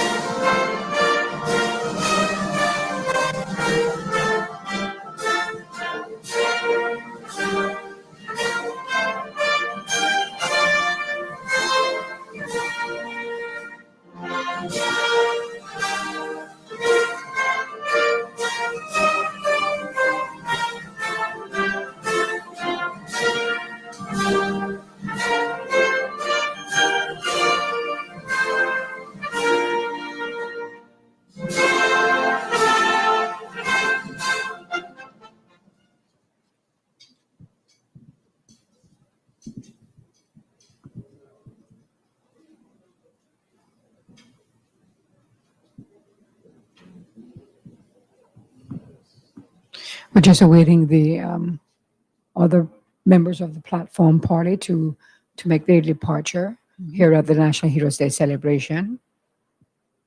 The Deputy Commissioner of Police will now depart. He's been doing double duty. Yes, he is. So we see now the Deputy Commissioner of Platform Police, Party will now depart. Mr. Anthony Innes, as he makes his departure.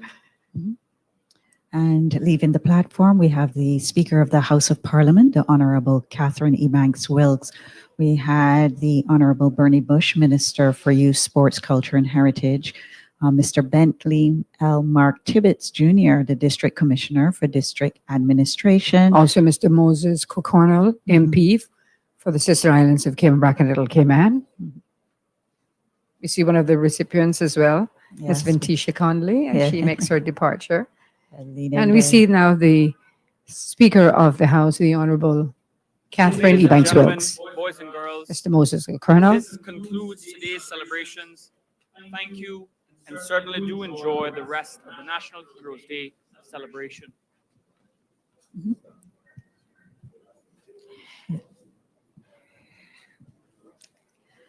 Well, that was a wonderful ceremony. We hope that you enjoyed watching, listening, whether you were doing that via CIG TV, our social media channels, YouTube, Facebook, or on Radio Cayman.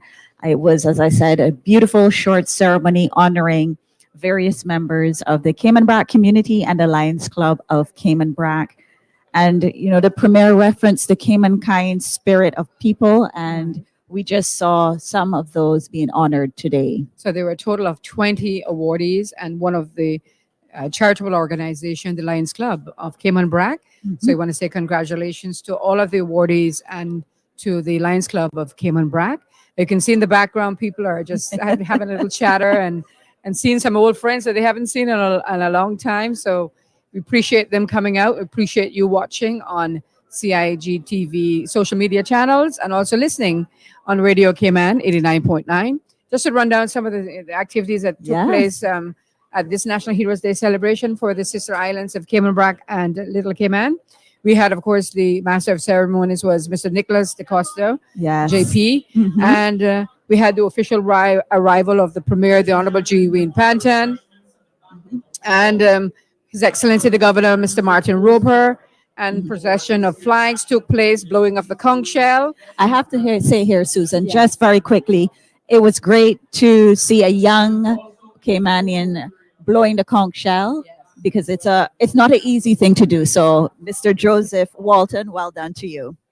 And then we had the national anthem, which was done by Ms. Antonile MacDonald. Yes. And of course, the prayer by Reverend Audley U. Scott, opening remarks by Mr. Bentley L. Mark Tibbetts, Jr., Certificate of Honor, JP.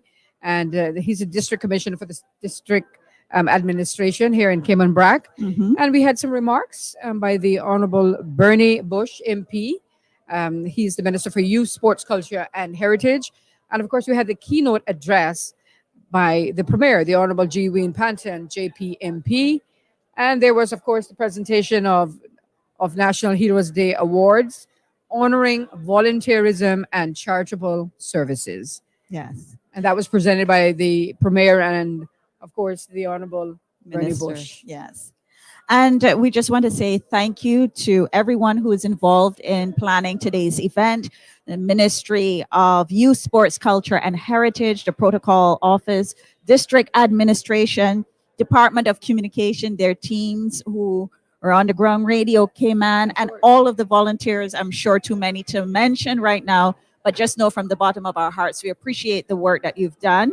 The Minister, Bernie Bush, reminded us that not everybody was able to be honored today, but there's a keynote here. If there's somebody you want to see honored, then you need to submit their nominations. So we encourage people to look out for the nomination process for next year. Yes. What was the theme? Is the theme again? The theme for next year, celebrating our cultural artists and also our creatives. So get your nominations, just start thinking about them from now and jot them in your memory. And then when the nomination period opens, nominate your individual or your family member.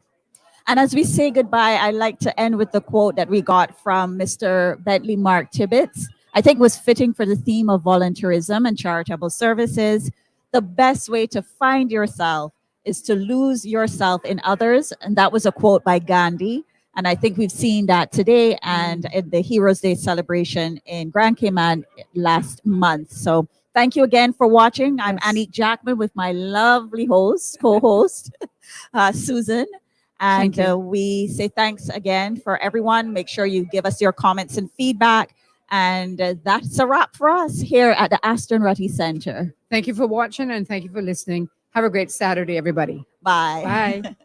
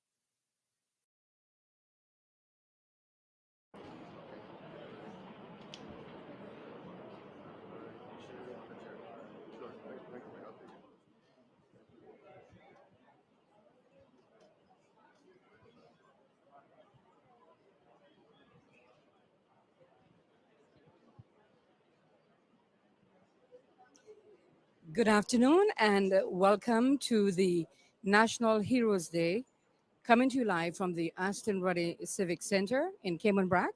This is a time we as a country reflect on our proud past and celebrate our future, and a day that we recognize the seafarers. National Heroes Day recognizes the outstanding contribution made by our seafarers, highlights the inspiring stories of our seafaring heritage, and celebrates the industry that is part of the history and culture of the Cayman Islands. My name is Susan Watson, and we want to say a pleasant good afternoon to our listeners on Radio Cayman and viewers on CIG TV. You know, Caymanian men are highly regarded as excellent seafarers and was always in high demand to work on the ships overseas. And the Cayman rich maritime heritage consists of boat building, seafaring, serving in the merchant, marine, and in various navies, even in times of conflict. And their voyages took them to all over the world. We Caymanians are proud of our seafaring heritage, and quite rightly so. The men went off to sea and traveled to far distant lands, and the women were left behind to hold the fort, to raise the children. And these experiences shaped future generations. Men would send their allotments home, where the women would see to it that the home was built and children were well taken care of. You know, I always love to sit with the island seafarers and listen to their stories of adventures on the high seas and hear about their experiences from ports from all over the world. So if you have some time, you know, sit down with them before you get too old, because before they get too old, because their stories, trust me, will never bore. I had some time to sit with Captain Paul Hurlston last year for a few afternoons, and it was such a delightful conversation that we would have about the seafaring days, and some colorful stories as well. But of course, we won't be telling those. But the proud past of the seafaring industry for all three islands: Cayman Brac, Little Cayman, and Grand Cayman.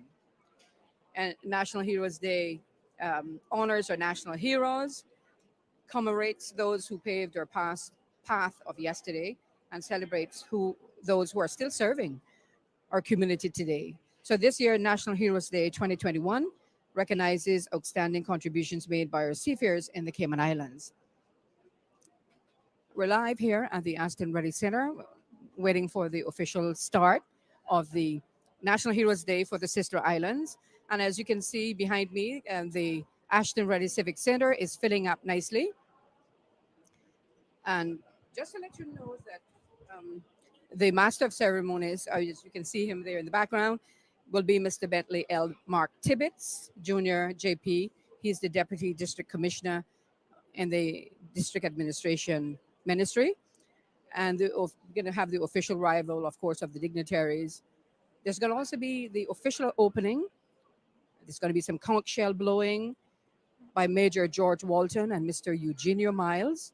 And the proclamation will be read by the Honorable Barbara Conley, MP, Deputy Speaker of the House of Parliament. Of course, then there's going to be the arrival of the seafarers, ringing of the bell to commence watch of the Veterans and Seamen Society of Cayman Brac and Little Cayman. Then there's going to be the presentation and hoisting of national flags. There's going to be a national anthem, God Save the Queen, by Reverend Audley Scott, JP. Then we're going to have some opening prayers by Pastor Joel Scott, Senior. Opening remarks. You will hear remarks from the Honorable Juliana O'Connor Connolly, JP MP, Minister for Education, Youth, Sports, Agriculture, and Lands. And there's going to be some more remarks that's going to be coming to you from the Honorable Moses Colonel, Deputy Premier, and Minister for District Administration, Tourism, and Transport. And everyone is anxiously awaiting the start of the National Heroes Day celebrations for the Sister Islands. And also we're going to have some remarks from the Acting Chief Officer in the Ministry of Health, Environment, Culture, and Housing. That's Ms. Nellie Pucci. And she's going to be in place of the Honorable Dwayne Seymour, JP MP, who couldn't be here today. But of course, I know he would love to have been here, but he had a funeral I believe, to attend with a cultural icon, the late Twyla May Vargas. But I'm sure he would have loved to have been here in Cayman Brac this afternoon. And of course, then we'll hear looking more at the program, we'll hear some keynote address by the Premier, the Honorable Alton McLaughlin, MBEJP MP. And then we'll have a musical tribute, A Letter from Sea, by the Cayman Cowboy, as he's fondly known, the Mr. Andy Martin. And he's going to be performing Letter from Sea, which is a favorite from long time ago in the 70s of the Caymanian seamen. They love that song, Letter from Sea, because a lot of times they would be on the ships waiting for a sea from home. About to start in just a few minutes. Our hour is fast approaching, and we would like to But get they started would have right on time, if at all love possible. to receive mail, and if it didn't come, they would be so disappointed. Try to get to find a seat. We're about to start Be seated and we momentarily, can but in the meantime, I just let you know Get that up and rolling just right following the around program, there's going to be the 1 presentation p.m. of the National Heroes Day Awards. Just one quick And announcement. that's going to in be fact, done by the an Premier apology and the members before of we the get House started. of Parliament Just that to will be mention, I've been presenting told those the public awards. Wi-Fi, Then there's going to be a unfortunately, with the ringing of live the stream bell and in so forth here memoriam today, and public moment Wi-Fi of will silence not that be will take working, so place. we do The Veterans and apologize Seamen for Society that. of Cayman Brac and Little But again, just bear Cayman. with us, just a few more And there's going to be the short recognition moments, of the and we'll active get started. seafarers. Thank you. And that will be done by the Honorable V. Arden McLean, JP, the MP leader of the opposition. We're so glad that you've tuned in, whether it's on Radio Cayman or by CIG TV. Thank you so much for tuning in. And thank you and good afternoon to the viewers as well as the listeners. National Heroes commemoration will be done by Mr. Ernie Scott, JP, the District Commissioner in District Administration. And also we'll have Mr. Joel Walton, JP, and CEO of the Maritime Authority of the Cayman Islands as well, presenting some of the commemoration. Of course, there's going to be the national song by Beloved Isle Cayman. That's going to be done by Miss Gina Grant. And the ringing of the bell to end the watch by the Veterans and Seamen Society of Cayman Brac and Little Cayman. And of course, that's going to be taking us down to the departure of the official program.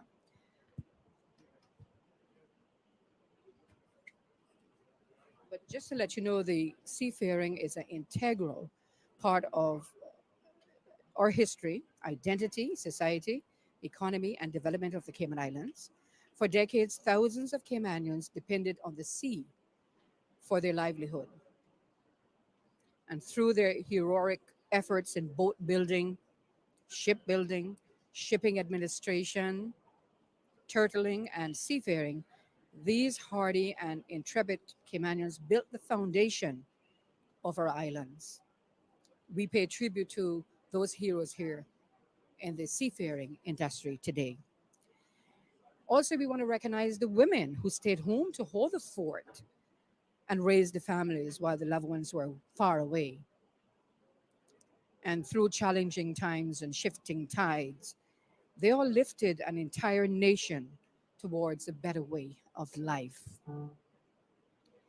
2021 National Heroes Day recognizes the outstanding contributions made by our seafarers and highlights the inspiring stories of our seafaring heritage and celebrates the industry that is firmly embedded in the fabric of this Cayman society.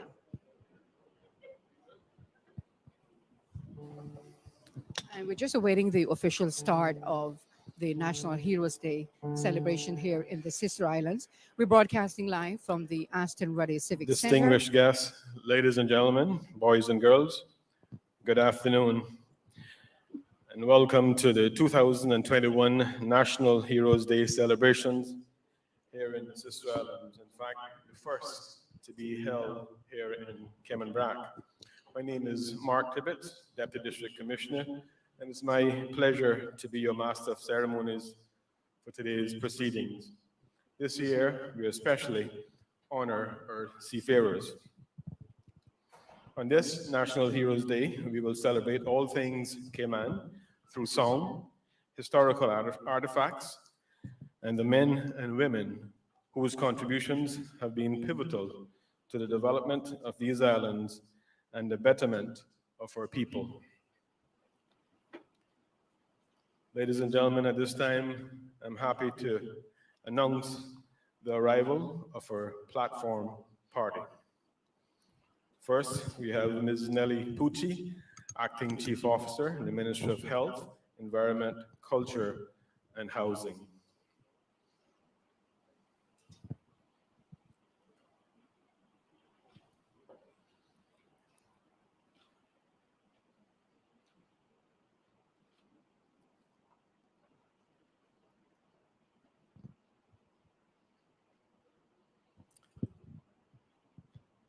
Next, we have Mr. Strand Borden, Chief Officer in the Ministry of District Administration, Tourism, and Transport.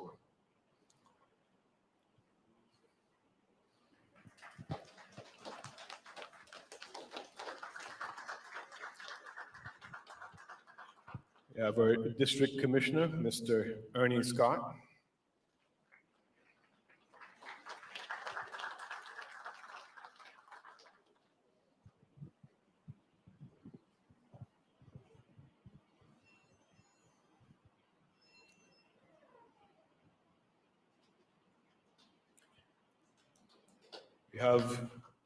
Next, we have the members of the House of Parliament, starting with Mr. Kenneth Bryan.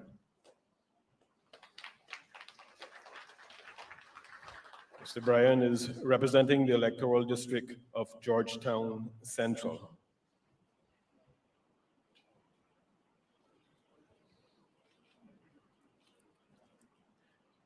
Next, we have our Parliamentary Secretary for Employment, Border Control, Community Affairs, International Trade, Investment, Aviation, and Maritime Affairs, Mr. Austin Harris. Mr. Austin Harris is representing the electoral district of Prospect.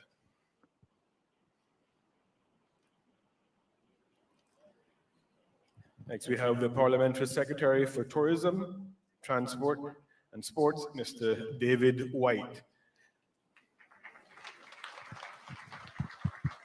Mr. White is representing the electoral district of Georgetown West.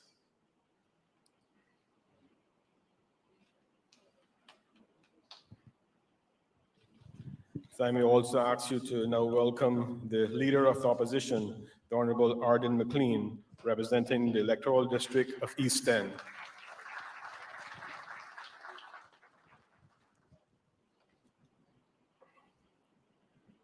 We also have joining with us this afternoon the Honorable Acting Deputy Governor for the Cayman Islands, Mr. Eric Bush.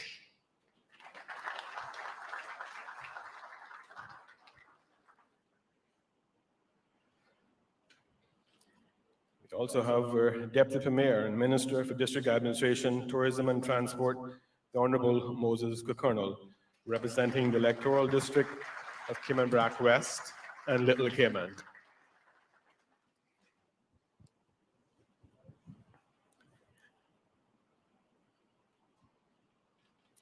Next, we have a Minister for Education, Youth, Sports, Agriculture, and Lands, the Honorable Ms. Juliana O'Connor Conley, representing the electoral district of Cayman Brac East.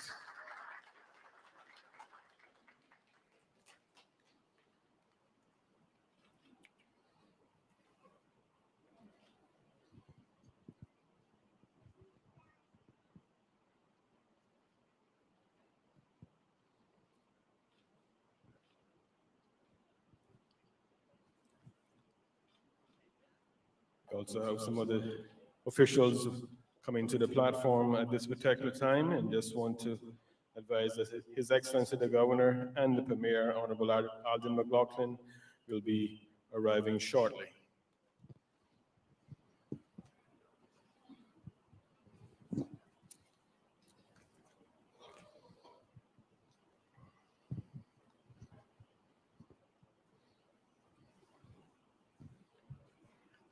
This time, it is actually just to those on the platform party, you may be seated at this time, and everyone could just please remain seated for the arrival of the color party here this afternoon. Just want to say to you at this time, remember to visit the Veterans and Seamen Society Hall, where a commemorative seafaring display has been assembled by the Veterans and Seamen Society of Cayman Brac and Little Cayman in conjunction with Ms. Liz Walton and Ms. Saskia Edwards. Display will be available for viewing immediately following today's ceremony. So I just want to give you a little advance notice at this time.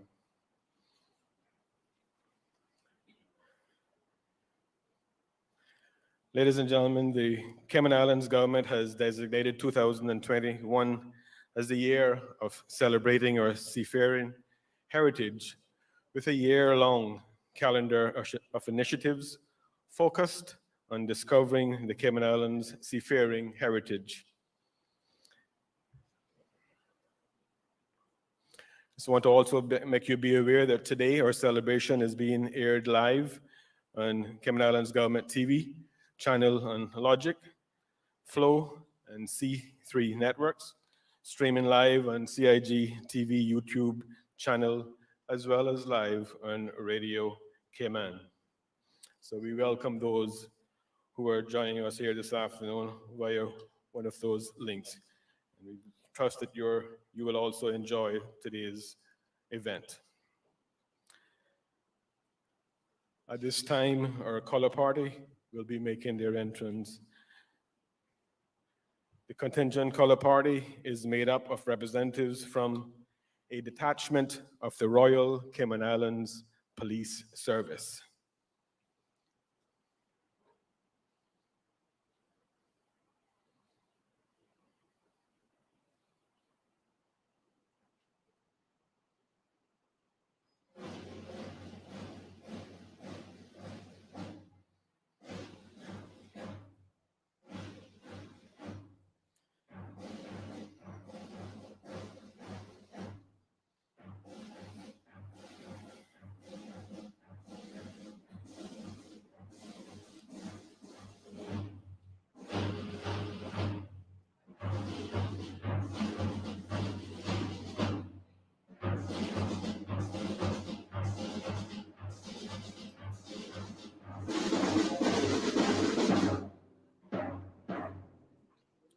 We also have a detachment of the Cayman Islands Fire Service and a detachment of the Cadet Corps.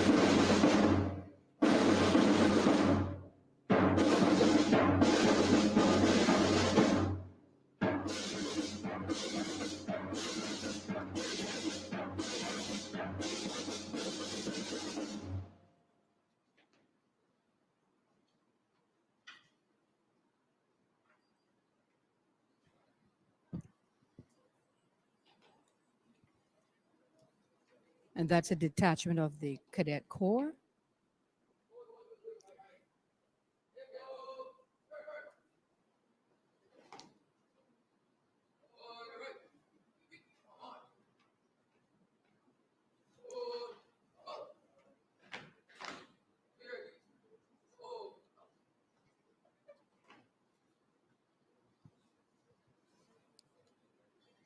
And the Cadet Corps take up their position.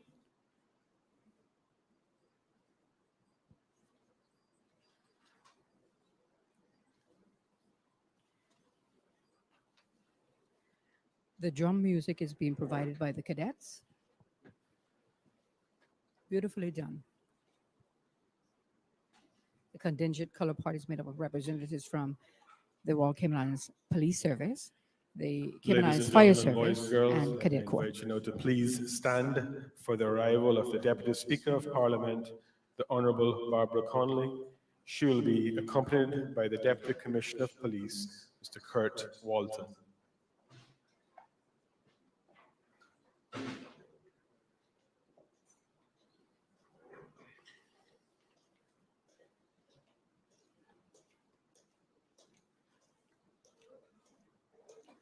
And now I can see the arrival of the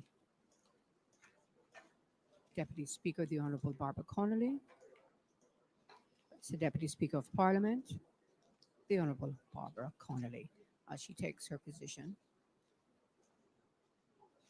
on the platform.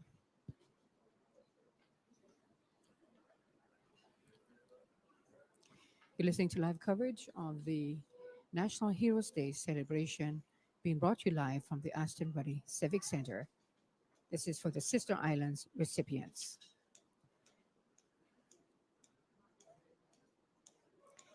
And the Aston Ruddy Thank Civic you. You may Center be has nicely seated filled up as we at the await moment. the arrival of the Honorable Premier.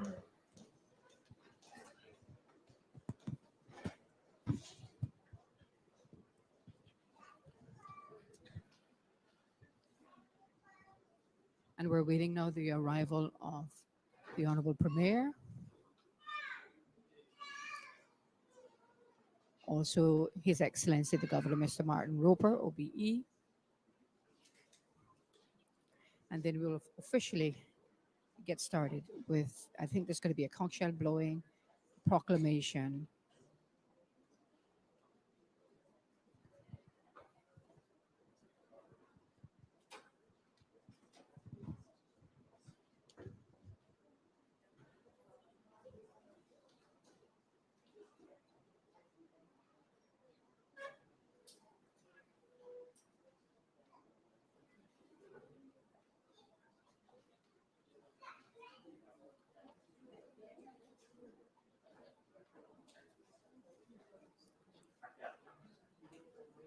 As we await the arrival of the Honorable Premier, just want to once again remind you to please, if you have time this afternoon at the end of our ceremony, we invite you to visit the Veterans and Seamen Society just up the street, where there'll be a lovely maritime display there for you. So please do bear that in mind as you leave here this afternoon.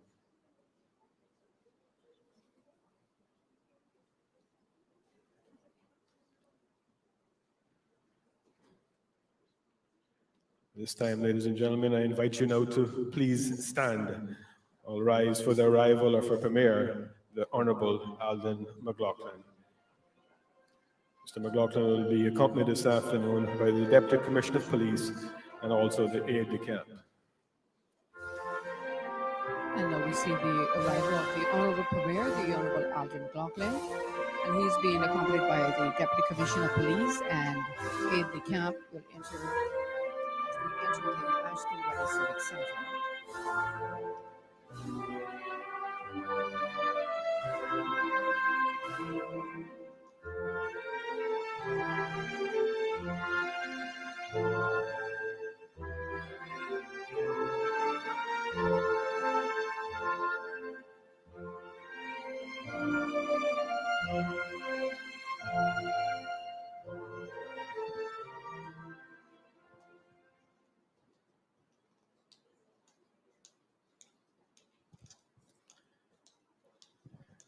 At this time, we await the arrival of His Excellency, the Governor.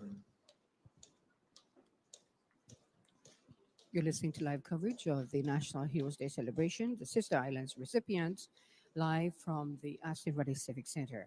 There are several awards that's going to be given out here today. The Early Pioneers, Women in Seafarer, Memorial Scroll, Pioneers, those who have excelled at sea, and Friends of the Seafarers. As we wait the arrival of His Excellency the Governor, Mr. Martin Roper.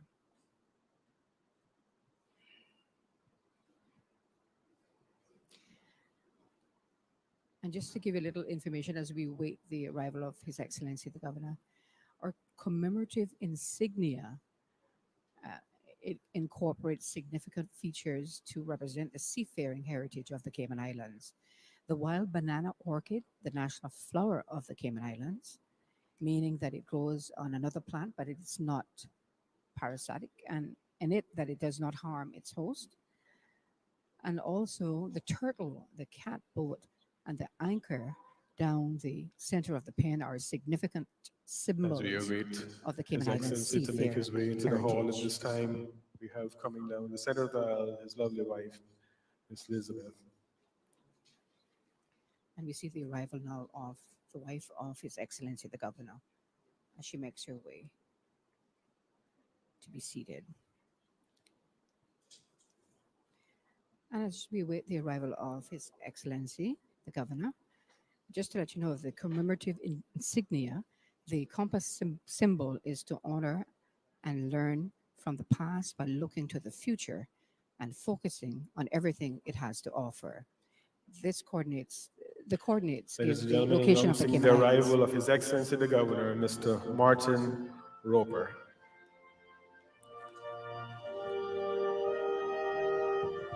And now we see the arrival of His Excellency the Governor, Mr. His Martin Excellency is Roper. also accompanied this afternoon by the Deputy Commissioner of Police and also his aide-de-camp.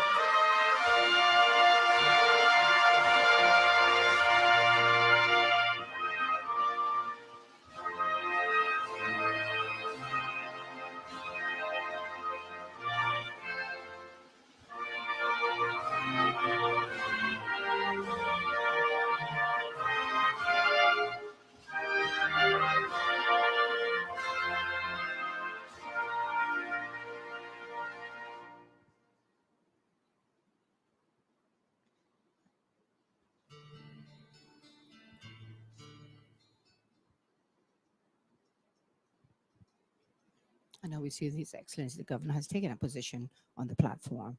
Ask you to please do remain standing until His Excellency has been passed with the proclamation.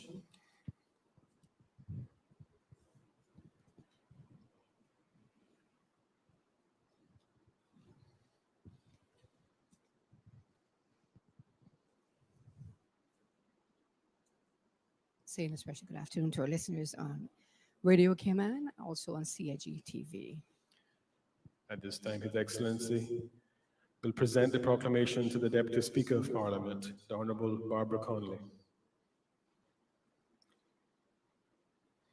Thank you. You may be seated.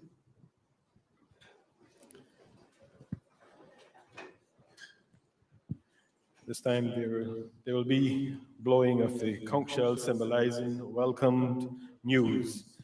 The Honorable Deputy Speaker will then issue the proclamation to formally open National Heroes Day here in the sister islands of Cayman Brac.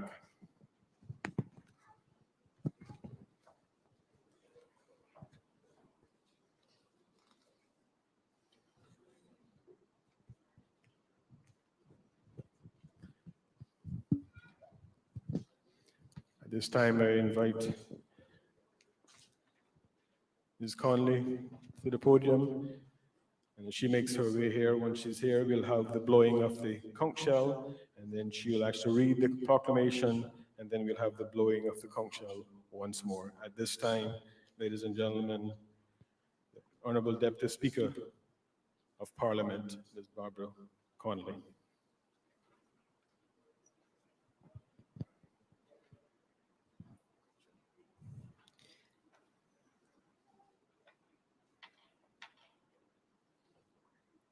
And the Honorable Barbara Connolly, Deputy Speaker of the House of Parliament, has made her way to the mic, and she will be giving the proclamation.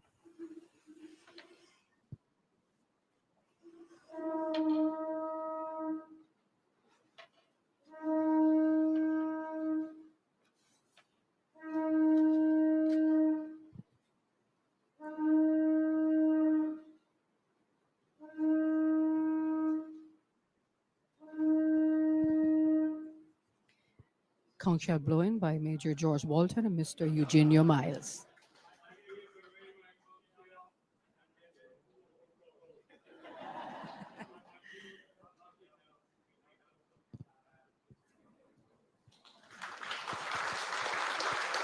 And some applause there from the attendees. Very well done.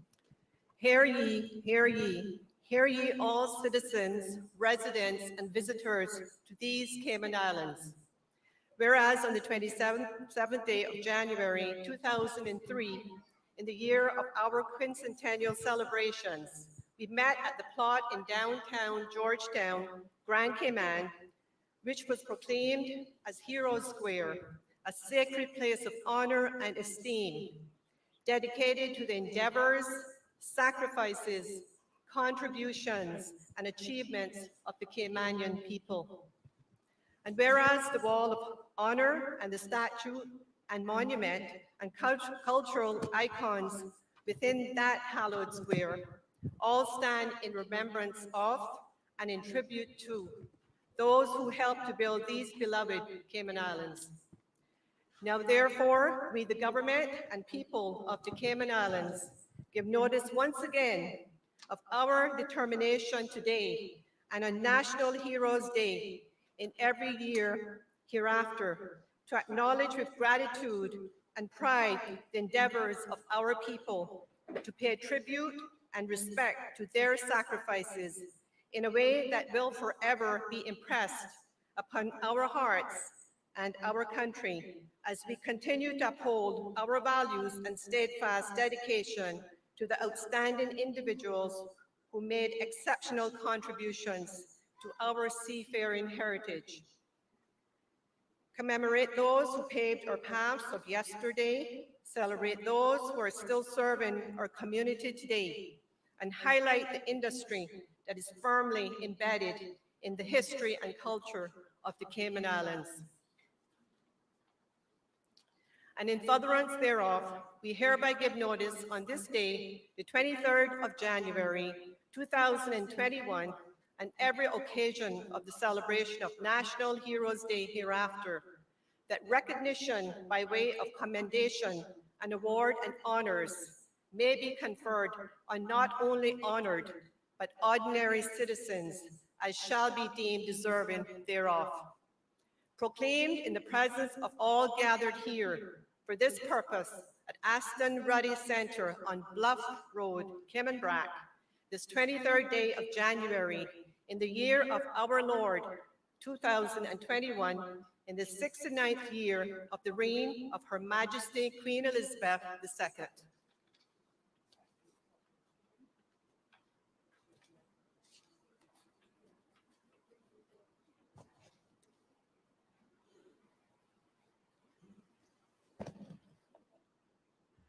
Thank you very much,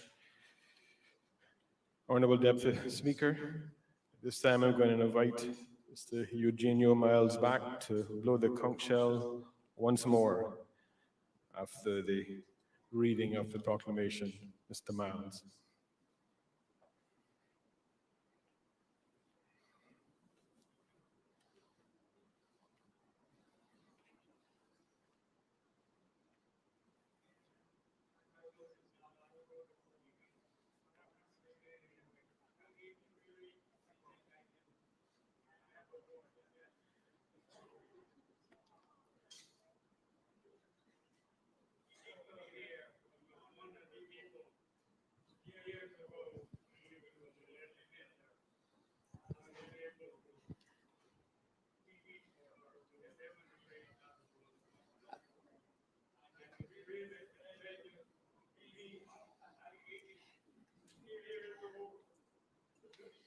Mr. Eugenio Miles would blow the conch shell 3 times to represent the 3 islands.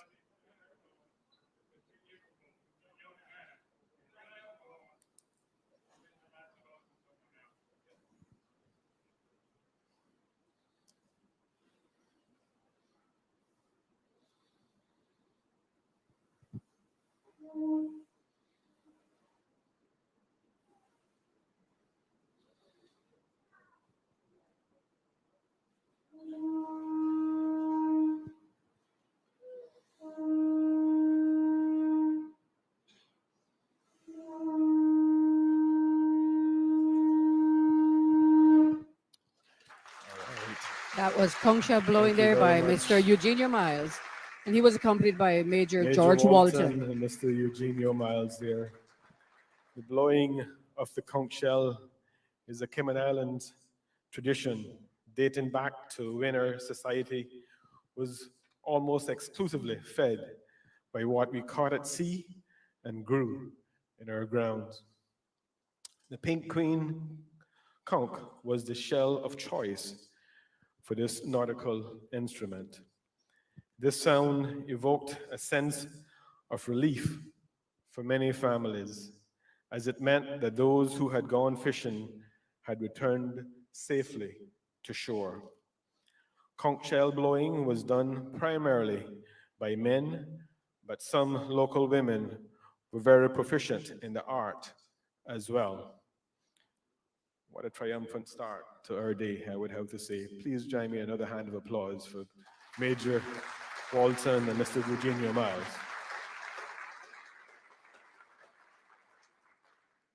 Once more, ladies and gentlemen, I ask you if you could please stand with me. At this time, we'll have the entrance of the seafarers. Today, they are carrying the Cayman Islands red ensign flag, which is primarily used while at sea. At this time, our seafarers. That lives down by the shore. And as we look down, it's an emotional time to see the seafarers as they enter the Aston Ruddy Center, within the background playing the old Sea Captain by Andy Martin, written by Barefoot Man.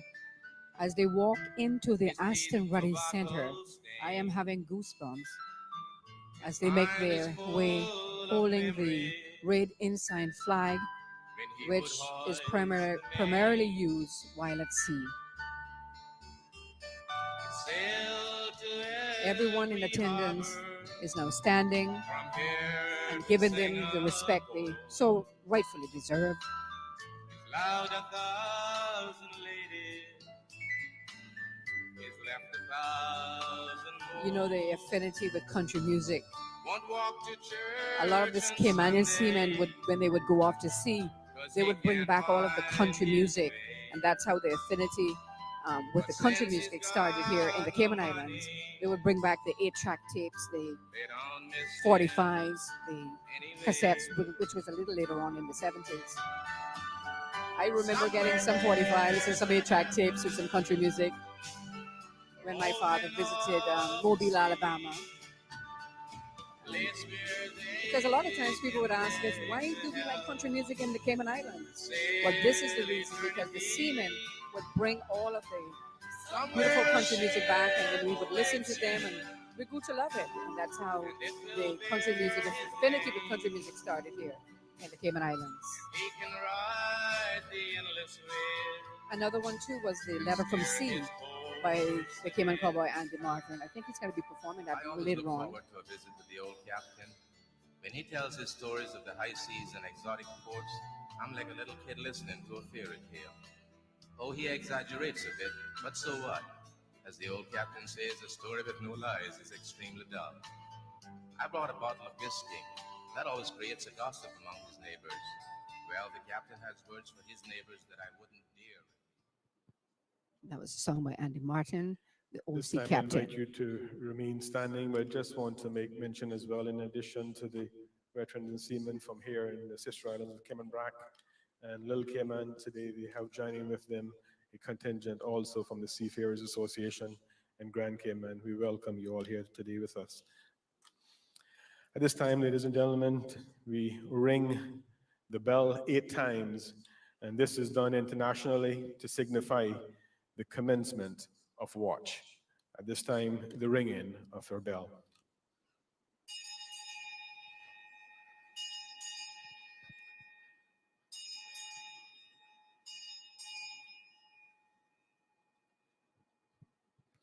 I invite you to please remain standing.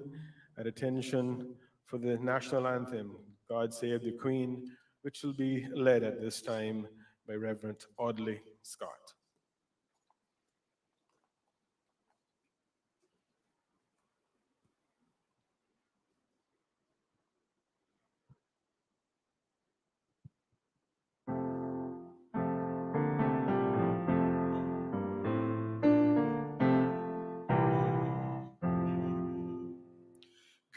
God save our gracious Queen. Long live our noble Queen. God save our Queen. Send her victorious, happy and glorious, long to reign over us. God save our Queen.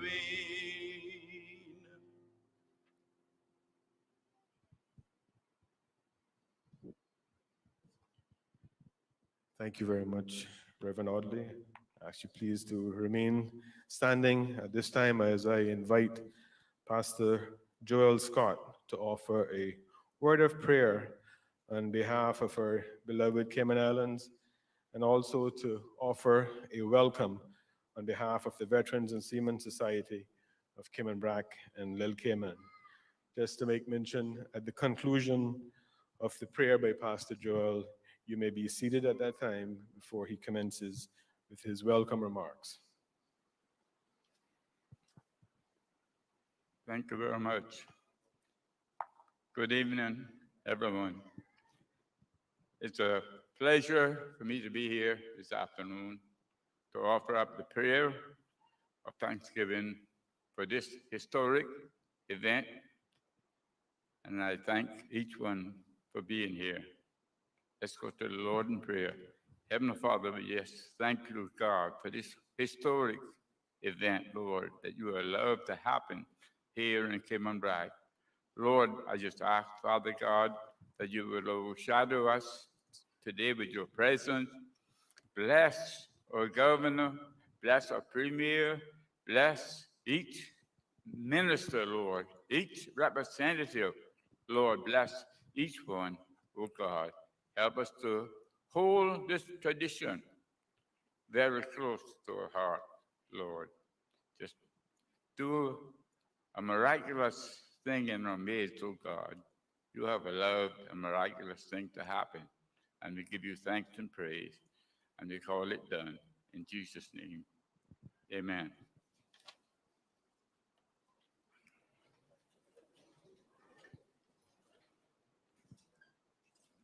Good afternoon, friends, ladies, and gentlemen.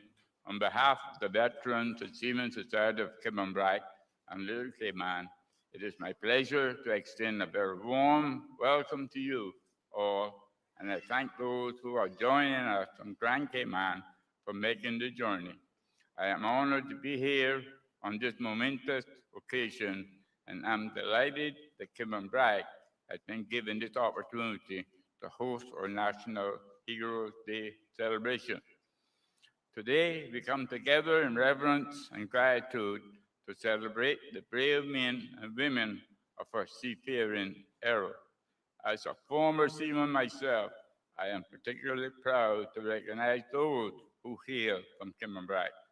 Throughout today's event, we will hear more about our island's seafaring heritage, which I am very much looking forward to and hope you will enjoy. So without any further ado, I thank you all for being here, and I wish you a wonderful National Heroes Day Seafarer celebration. God bless.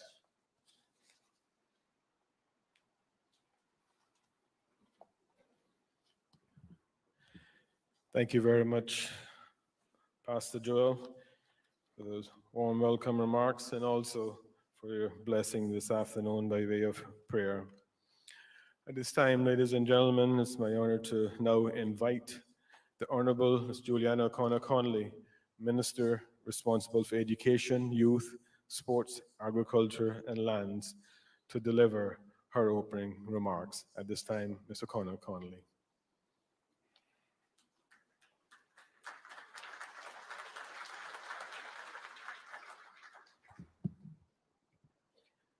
Good afternoon.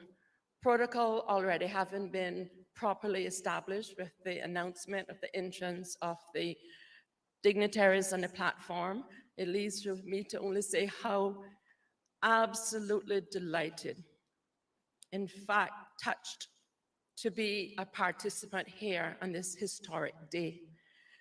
Being the granddaughter, the great-granddaughter, and in fact, the daughter of a seaman and a niece of some outstanding seamen, lest we forget, we remember here today. How do we remember? We remember by knowing. How do we know? We know by going. How do we preserve this marvelous maritime history? These iron men of wooden ships and the iron women who remain to keep our country going. They were the economists, they were the teachers, they were the pastors, they were the ones who disciplined the children. They're the ones who climbed the bluff before we had an island, asphalt roads, and planted the ground provision. Indeed, it is a privilege to be a beneficiary of a rich maritime heritage. There will be some names that perhaps may not be called today, but lest we forget, we remember. And as United Coalition Government, and indeed the members of the entire Legislative Assembly, now known as Parliament, thought it important, significant enough to not only have one day, but 3 days, and commencing with Cayman tomorrow, Bordentown covering the eastern districts, and then Georgetown and West Bay. But you know, no matter how many days we have, the colossal debt and depth of gratitude that we owe to our seamen. And yes, in the BRAC we did have some sea women, Miss Abby Walton, and some younger ones. My sister Jerrine sailed on the Carly as a cook. And then we had Roy Tatum's mother, Magdalene, my Aunt Annalie, who sailed with their husbands to Texas, Miss Pam Eldermeyer, another woman who sailed with the Eldermeyers. And as I sat on the platform and I thought, how do I open the memory of all and sundry here today to take us back down to that glorious time that we as Caymanians, many who did not have that privilege or indeed that opportunity to complete even grade 4 in primary schools. But yet, when an opportunity arose, those men not only worked assiduously, but had that Caymanian DNA deeply, deeply encoded into the deepest fabric of their being, and rode the high seas throughout the entire world and made a name for themselves. People like Dave Lee Tibbetts, now not able to be here today because of age and infirmities, but was one of the youngest ever Caymanian engineers. I remember he telling me the story so many, many times, how he had to study late, late at night. But because a European captain saw that he had the potential, he allowed them the ability to maximize that potential, and he rose to the top, taking his examinations in New York. And then in Little Watching Place, we had a woman that we call Lily, most of you know as Miss Solomon, who played a magnificent role in the lives of her seamen. In fact, she resided in New York, and many seamen here today would fondly remember having her residence as a place of comfort and safety and to give directions. In fact, there's a joke about Mr. Nady that I won't say today about giving directions in New York and how he lost his way. Some of you remember, I see. But the second part of that role was that she knew we never had Macy's or Walmart or Kmart. So she established there in Watching Place a little, almost 2x4 store. And when you heard that Lily was in town, everybody gravitated towards that little store to get their little Sunday dress so that they could wear it to Sunday school. And Miss Laurel, you would remember, I think I saw you somewhere earlier, she would always pick out the prettiest little one for Miss Laurel, who was her niece. And those are some of the memories that we have. And then we have those who were the turtlers, my great-grandfather Eli Scott, my grandfather Papa Lou and Uncle Lauren, who actually made their own boats and went to Mesquite, Bluefields, Nicaragua. No person to guide them except the great I am and the stars above. And so the significance of that horn brought tears to my eye, Mr. Walton, because it was not just something that was passed on, but it meant that my father, my grandfather, my uncles, my relatives had made it safely back. In addition, those little catboats were filled with turtle. And you know, there were no refrigeration. We didn't have black power light. So we went on the bay into the rock holes and got the salt and salted the turtle and got corn turtle. And those were the days when you could still eat the eggs. You would make the coconut milk and get coconut dinner before our cultural terminology changed to rundown. It was coconut dinner and it ought still to be coconut dinner. And then we had the Eldermeyer boys. We had the dry coconut limb, and word would come that George Eldermeyer, Philip Eldermeyer, was nearing our territorial waters, and we would gather along the shore to watch and place a bite in the creek and wave the dry coconut limb to make them know that we were alive and well. And then a little dory would go out and meet them, not just to say hello, but bring the prog. That's some homework for you younger people, and some provision to share with their families and friends alike. And then right next door, we had Bussy and Glendale, Selva, Weldon, Edley, a number of them from Watering Place. I speak of that because that's what means I've come. Some of them didn't come back. I remember as a little girl, we got the word that Mr. Ron Orion didn't make it because his ship had exploded off the west coast of Africa.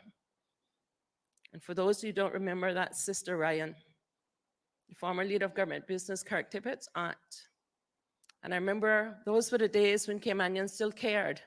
We didn't have taxis, we didn't have cars, but we all walked to Miss Winnie Walton or Abba Walton's house, where I can almost see it now. She lying down in a hammock, and you could hear the screams and the cries before you got to her, because she knew that her husband would not be coming back. And she had one single daughter, Taryn, to raise on her own. That's the heritage that we come from. And we ought to pause and remember, lest we forget. We ought to be in the know. We ought to communicate the know, so that we can not only consecrate it into our mind, but we can dedicate those memories and make sure that it's passed on to the next generation. You see, had it not been for those seamen who sent their allotments, remember that terminology, home, so that we could survive and we could make sure that our children would be better and could go to university. And there are many of us here today, as I look around, are the first in our generation who had that opportunity to get tertiary education. And we grew up with our seamen saying, I want to make sure that you have a better life than I have and a better opportunity. And then we had Elmon Scott, an Iron Man. I was merely 5, 6 years old going to the Creek Primary School. Francine, my cousin, still my lifelong friend, we would stop there on the way. And Elman, known to us as Elman, Fred officially, who will be getting his award in Cayman, he taught me logarithms from that tender age of 5 and 6 that up until today is still not taught until high school. No college education, but he climbed to the ranks of captain. And in fact, when we had finally moved on from that maritime heritage to cruise ships, he was the pilot that docked him up for many, many years for the Bodden family. And that was a proud moment for me as a Cayman Bracker, driving down Harbor Street and knowing that that same gentleman who taught me logarithms was now docking up those ships in Georgetown. And you talk about passing on, Mr. Walton, there came a time that Elman had to retire. But another Cayman Bracker filled his big shoes, Mr. Banks. Sitting up there are several Banks, but the sea captain hat that he wears proudly, not only today, but often. For many years, he did the same. Not one accident, no opportunity for tertiary education. But you see, when you give Caymanians, and I say this without apology, an opportunity, you never know what is going to happen. We had the hills, the Berwick Hills, the Harry Hills, the Hurlstone. I see Miss Leeler's husband, Albert, sitting in the back there, Mr. Vernon. So many. So lest we forget, and lest your name somehow does not get called today, do not feel diminished in any way whatsoever, but rest assured that the government has set aside this entire year to celebrate seamen, and there will be district days. You will have your time and opportunity. And I'll close my opening memories and tantalizing stories with these two. My father, the late Charles Clemens Connor. Name perhaps will be called on those district days. But when the Kirk trader was en route from Jamaica to Cayman Brac to Tampa, there were documents that Mr. Dennis Foster had in Stake Bay that needed to go for them to get the requisite clearance in Tampa. And they came ashore at the creek when Ratio had the pontoons and we didn't have the fantastic port authority that we now have. There was inclement weather as they came around the Northeast Bay Point. The crowds gathered. The tension began to escalate, and persons wondered how they would get the document. And then someone shouted, "Somebody's jumped overboard." And every now and again, you could see a little round head, if you remember him, bobbing up and down in the waves. And eventually he got ashore at the creek. And we discovered that he had taken the documents that needed to be signed by Dennis Foster, the district commissioner, wrapped it around his torso, his abdomen, his waist with plastic and tied it. Got Mr. Dennis to sign it at the landing place, we used to call it, and swam back into those tumultuous waves to get it. And we could wave the coconut palms after we heard the conch shell, and they were on their way to Tampa. That is just but one example. And then we had Uncle Arnold Jervis, a veteran. Most of you would remember by Arnold. He was torpedoed off Little Cayman, out to sea for 12 days. There were 3 of them. He alone made it to shores. The other 2 were taken by sharks. That's the sacrifice our Cayman Brac men made. And finally, Uncle Ashbert, he was to sea. The boom fell while he was working on the deck. He lost half of his leg, and he had to come back home. But he didn't give up. He worked for many, many years with Kirk Tibbetts and Darwin Tibbetts gas station down in front of Dixie Cemetery and made a living, had 9 children. He obviously didn't give up. That's the seamen. Those are the ones. Lest we forget, let us pause to remember. I thank you.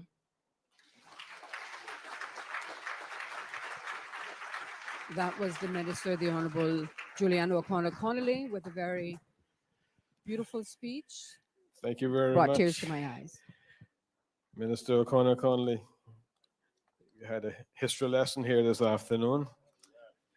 Thank you very, very much, ma'am, for those very, very inspiring remarks here as well. At this time, ladies and gentlemen, it's also my honor to now invite the Deputy Premier, the Honorable Mr. Moses Kirkconnell, to the podium at this time to share his remarks. Mr. Kirkconnell.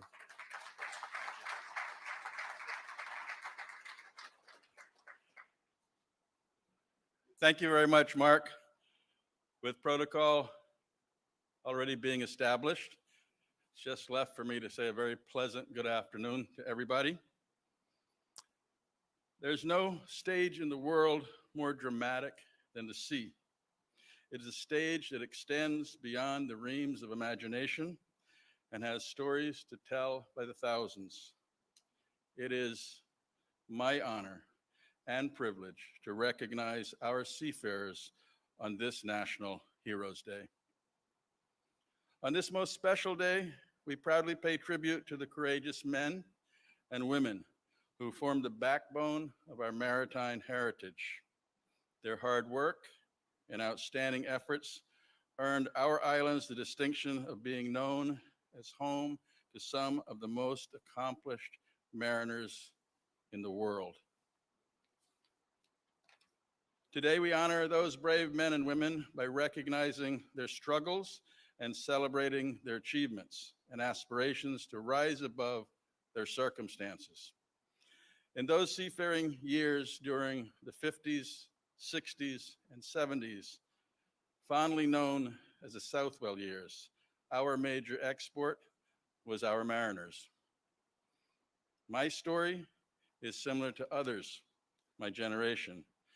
It provides an example of what we all experienced.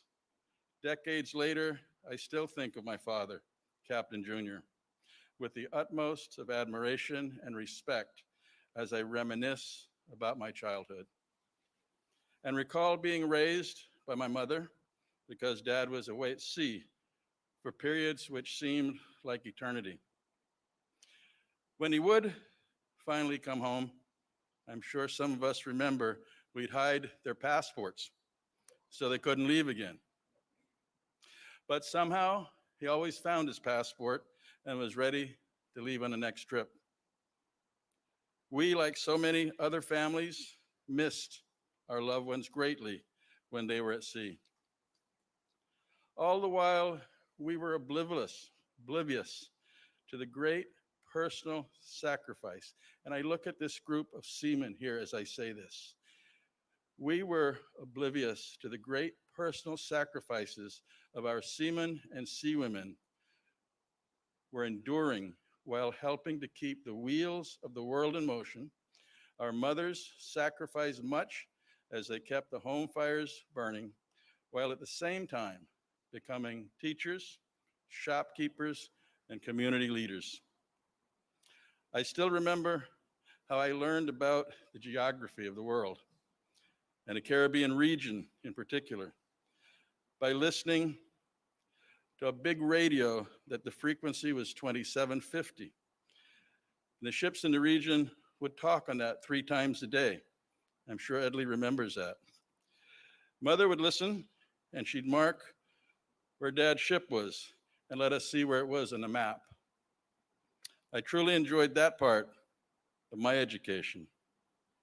But it was those who sailed on the ships who were our real heroes, like the captains, the engineers, the seamen, the Banks, the Grants, the O'Connors, the Scotts, the Fosters, the Bodens, the Waltons, the Hurlstons, the Martins, the Hills, the Tatums, to name a few last names.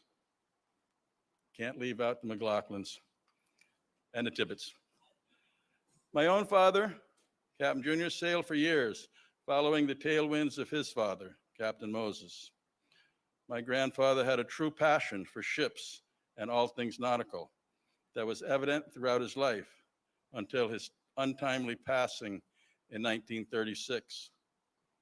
Sailing the 7 seas was magnificent, but also unpredictable. And while mariners could enjoy a calm, uneventful voyage, the sea could harbor many perils as well. On July 4th, 1936, the 110-foot motor ship Nunoko, which grandfather captained between Grand Cayman and Tampa, became lost at sea. The vessel was only 4 years old and by all accounts very well built. Although the U.S. Coast Guard authorized cutters to search well beyond their jurisdiction, all 22 persons on board were lost, including 3 crew members from Cayman Brac, Merrill Scott, Howard E. Banks, Sedley Rich. Other crew members from Grand Cayman, Hopkins Ebanks, Harold Bodden, Oliver Taylor. Passengers included Lewis Warren, Lee and John Borden, Harold Eden, Lee Hunter, Durbin Tibbetts, Lorraine Henning, son Loxley Henning, Ray Foster, and Byron Bush.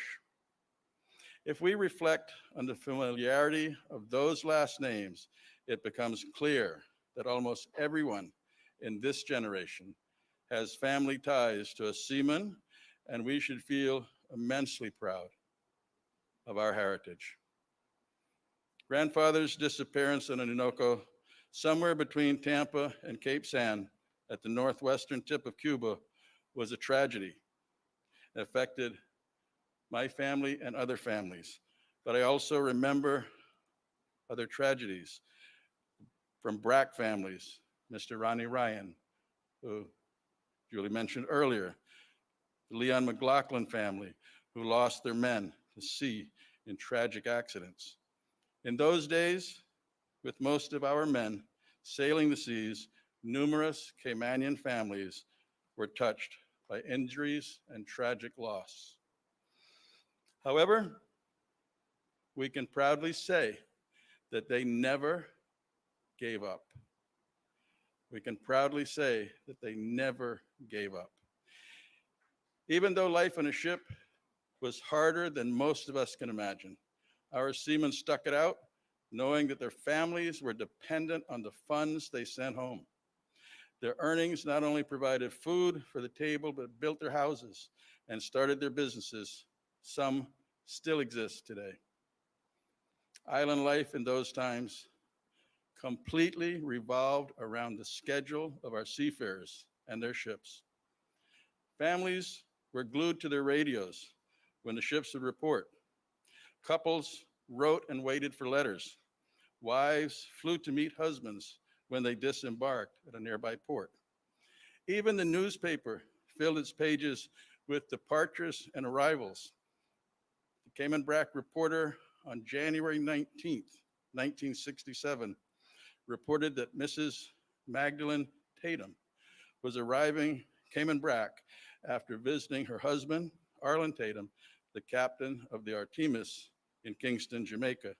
The Artemis was owned by Captain Ashton Reed. Sorry, Billy. Caymanian seafarers were highly sought after by the largest shipping companies of the day to serve as captains, engineers, and crew for their vessels, which delivered cargo to and from every corner of the globe. This generation of seafarers learned about the world geography and world events firsthand. They experienced life in other countries, but they were always eager and thankful to come home to their beloved islands. Close to 1,000 Caymanians were employed by national bulk carriers between 1950 and 1970. More than 50 of them obtained master's or chief engineer's certificates.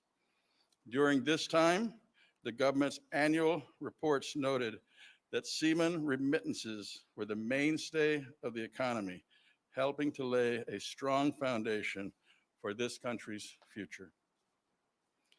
As well as being expert mariners, our forefathers were all recognized as master shipbuilders, constructing vessels such as the Simboco, the Lady Slater, the Goldfield, right on our shores. I still recall watching tribulations of Captain Keith building the trial in Water in Place. As recorded in the Tradewinds newspaper, Captain Keith Tibbetts began building the trial in 1966.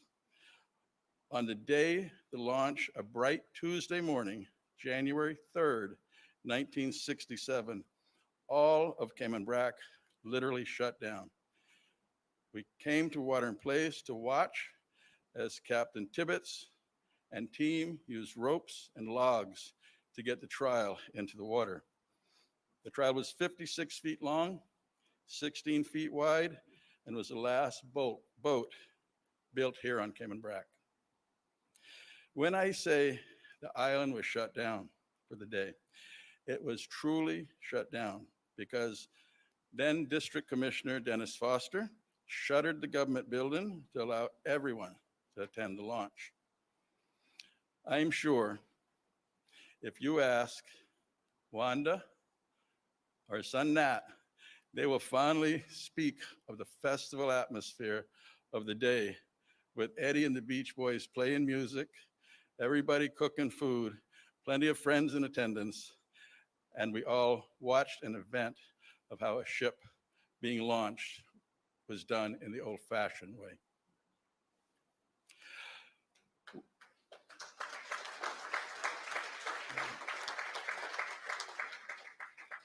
When Captain Charlie built the Kirksons in Stake Bay, its launch included similar festivities and celebrations, which was typical of the ship launch back in those days. To date, the Kirksons holds the distinction of being the largest ship built in the Cayman Islands, 320 tons. On a smaller scale, the design of the Cayman catboat was first developed in Cayman Brac by Dan Jervis and was later adopted by fishermen in Little Cayman and Grand Cayman. A boat built by Uncle Joe Grizel, Little Cayman's most notable boat builder, remains on display at the museum in Little Cayman. In Cayman Brac, in front of the museum, is a catboat reconditioned by seaman and boat builder Japheth Walton. Today, when children leave for university, a parent typically goes with them to settle them in a dorm and look for comforts of home. But in our seafaring days, it was not uncommon for boys to leave home at the tender age of 13 or 14, travel to distant lands all alone. We owe them all a debt of gratitude, for were it not for our seamen, the Cayman Islands might indeed have remained as the islands that time forgot, instead of the global financial services center and premier tourism destination we have become. This is why it is so important to recall and record our seamen's stories so that future generations can understand how significant their contribution has been in building this nation. We must therefore continue to preserve their legacy to ensure that their bravery, achievements, and sacrifices are never forgotten. While our maritime heritage lies at the very heart of our national identity, the celebration of National Heroes Day is not just focused on the past. Rather, it is an opportunity to be inspired by the values and qualities of those that we honor, so that we too may be encouraged to leave a positive legacy for generations to come. To all our seafarers and their family and friends who are here today, as well as those who have gone before, I extend the thanks of the people of this nation for your outstanding examples of fortitude and commitment. I also thank the Cayman Brac and Little Cayman Seamen's and Veterans Association for their role in hosting today, with a special thanks to Liz Thompson, Shavela Burke, and Ventisha Conley. I can stand here today with great pride and instilled with confidence that the spirit of independence, resilience, and perseverance that has been etched across our history has also well equipped us this great age of change. I believe we are a formidable people, and just like our seafarers of old, we are willing and able to boldly venture out rather than staying in harbor. In keeping with our nation's motto, which reminds us that we were founded upon the seas, I will end today with Psalm 107, verse 23 and 24. They that go down to the sea in ships, that do business in great waters, these see the works of the Lord and his wonders in the deep. Thank you. Was remarks there by the Deputy Premier, the Honorable Moses Kirkconnell. Thank you very much, Minister Kirkconnell. There you had Maritime History Lesson number 2 for today, ladies and gentlemen. Thank you very much, Mr. Kirkconnell, again, for those very inspiring remarks as well. At this time, ladies and gentlemen, it's now my honor and privilege as well to invite the Acting Chief Officer in the Ministry of Health, Environment, Culture, and Housing, Ms. Nellie Pucci. She's going to be coming forward to deliver remarks on behalf of Minister Seymour. Please do make her welcome, Ms. Pucci.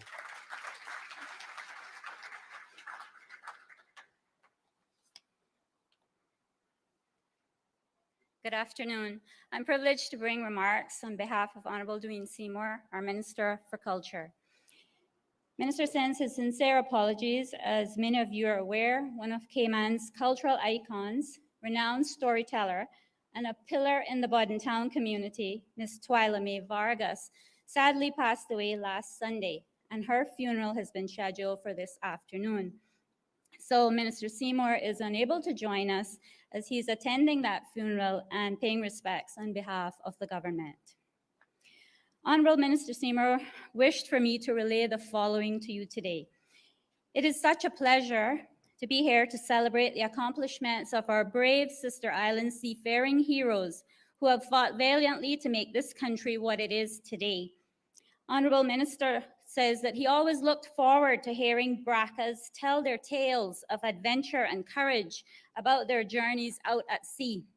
For not only are we surrounded by skilled sailors here today, but truly some of the best storytellers in the world are right here amongst us. BRACAs are famous for being shipbuilders and using them for turtling and hauling freight, amongst other things. In turtle fishing, or fishing, I should say, BRACAs were also especially known for their skilled use of trap nets. It has been Minister Seymour's privilege to serve as the Minister of Culture over these past 3.5 years, and he's especially humbled to be Culture Minister right now as we recognize and honor on this Heroes Day our seafarers, both those who are still with us and those who have gone before. We thank God that as the pandemic still rages all around us, we have been blessed to safely come together to celebrate your acts of valor and heroism in one or more of the many aspects of seafaring. As Caymanians, we had to depend on the sea as a necessity, so our history and culture are firmly tethered to the sea. We can but imagine a time when these waters were filled with gorgeous, locally built sailing vessels coming and going.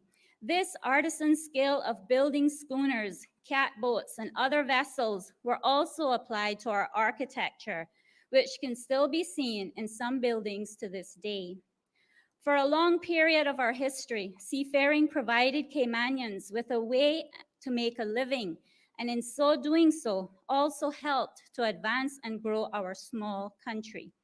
By venturing to other lands, whether throughout the Caribbean, South and Central America, the USA, or the countries on the other side of the globe, our seafarers also expanded their own horizons.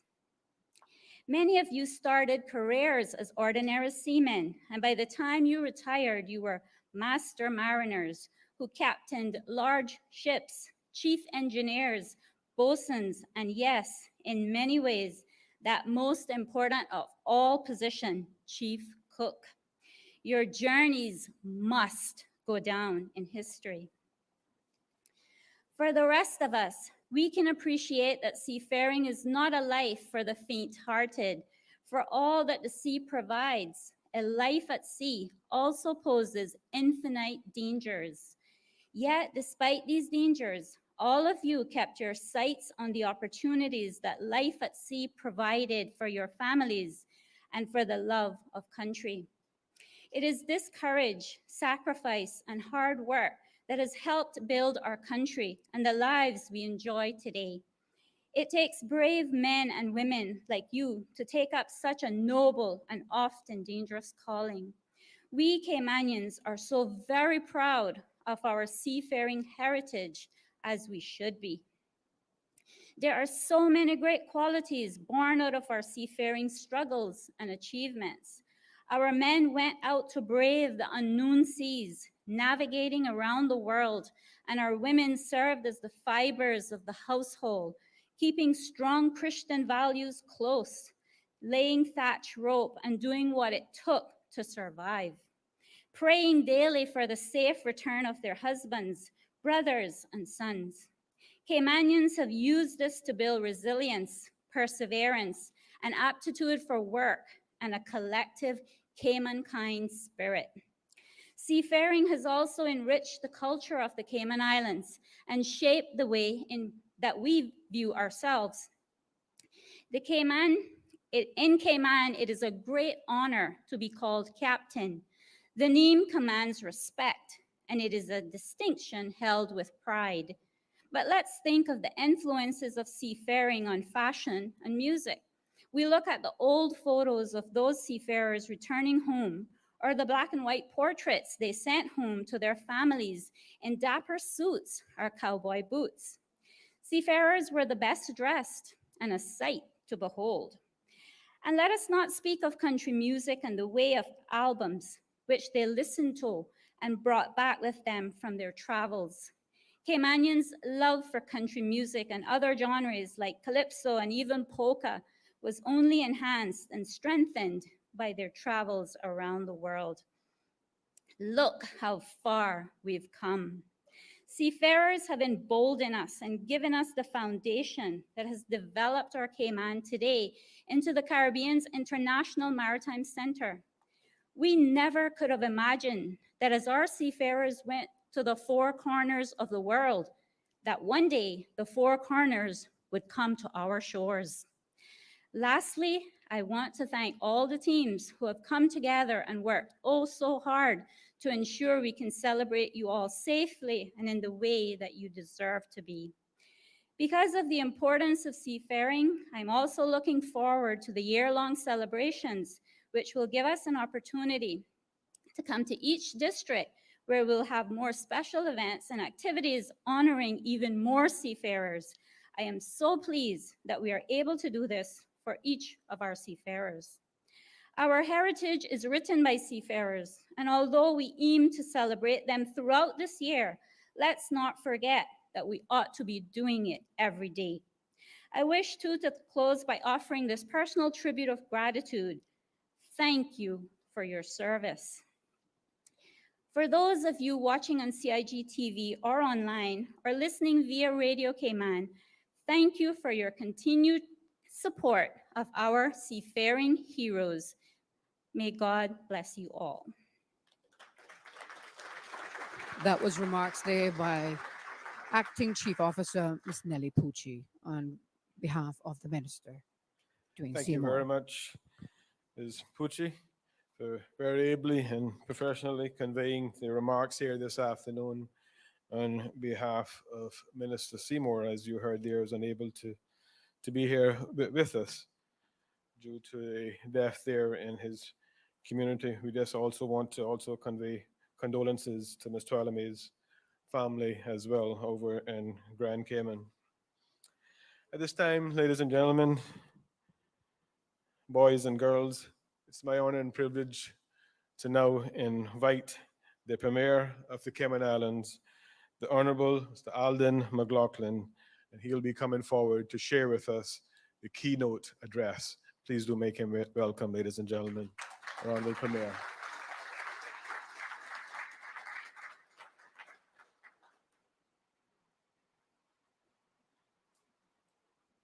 Thank you, Mr. Master of Ceremonies, Your Excellency, my colleagues in the Cabinet and the Parliament, District Commissioner, distinguished guests, boys and girls, ladies and gentlemen, and most importantly, seafarers, good afternoon. It is a distinct honor and privilege to be with you this afternoon. Even though by having to speak last, there's not much left that I can say that you haven't already heard. But they say it's an ill wind that blows no one any good. And I think I can say that in this context, because of the COVID-19 pandemic, Cayman Brac gets to have its own Heroes Day celebration.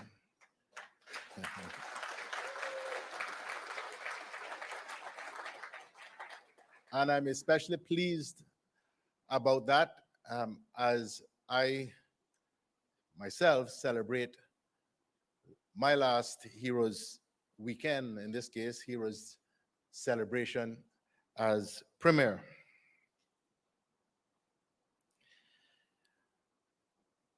Given the importance of our seafaring heritage, these celebrations will not end when we conclude on Monday, but as others have indicated, will continue throughout the year. There is just so much to talk about, so much to celebrate as a once seafaring nation, that we believe we need to spend the entire year going from district to district to make sure that all of the heroes who played a significant role in the development of these islands through their contributions in seafaring have the opportunity to be properly celebrated. There was a time when every Caymanian male was expected to go to sea.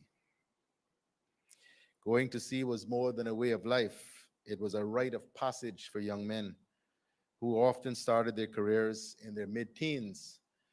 Indeed, there are some stories told by many, and some of which I believe I have to take credibly, because my mother told me of them, of conspiracies by various people, even in government, to do what was necessary to allow young men or young boys to be able to leave even before they were 18.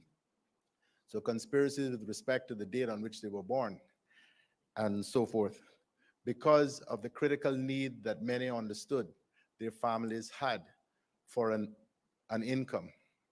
So many young boys left at 16. Being called to join a ship was a time for leaving boyhood behind and starting the journey to become accepted as an adult, making an honest living and helping provide for your family. It was also an opportunity to make something meaningful of your life. When I graduated from high school in the late 70s, I too wanted to go to sea. Indeed, I think about 10 of my schoolmates left, but the industry was then waning in Cayman. And I had a most difficult and uncomfortable conversation with my father about this, because he had gone to sea and sailed for 10 years. My father was not one who was given much to crying, but when I told him this was what I wanted to do, he did cry. And when I saw you, former seafarers, marching down the aisle, I remembered that occasion. And he looked at me and he said, "My son, I did that so you wouldn't have to go back to school."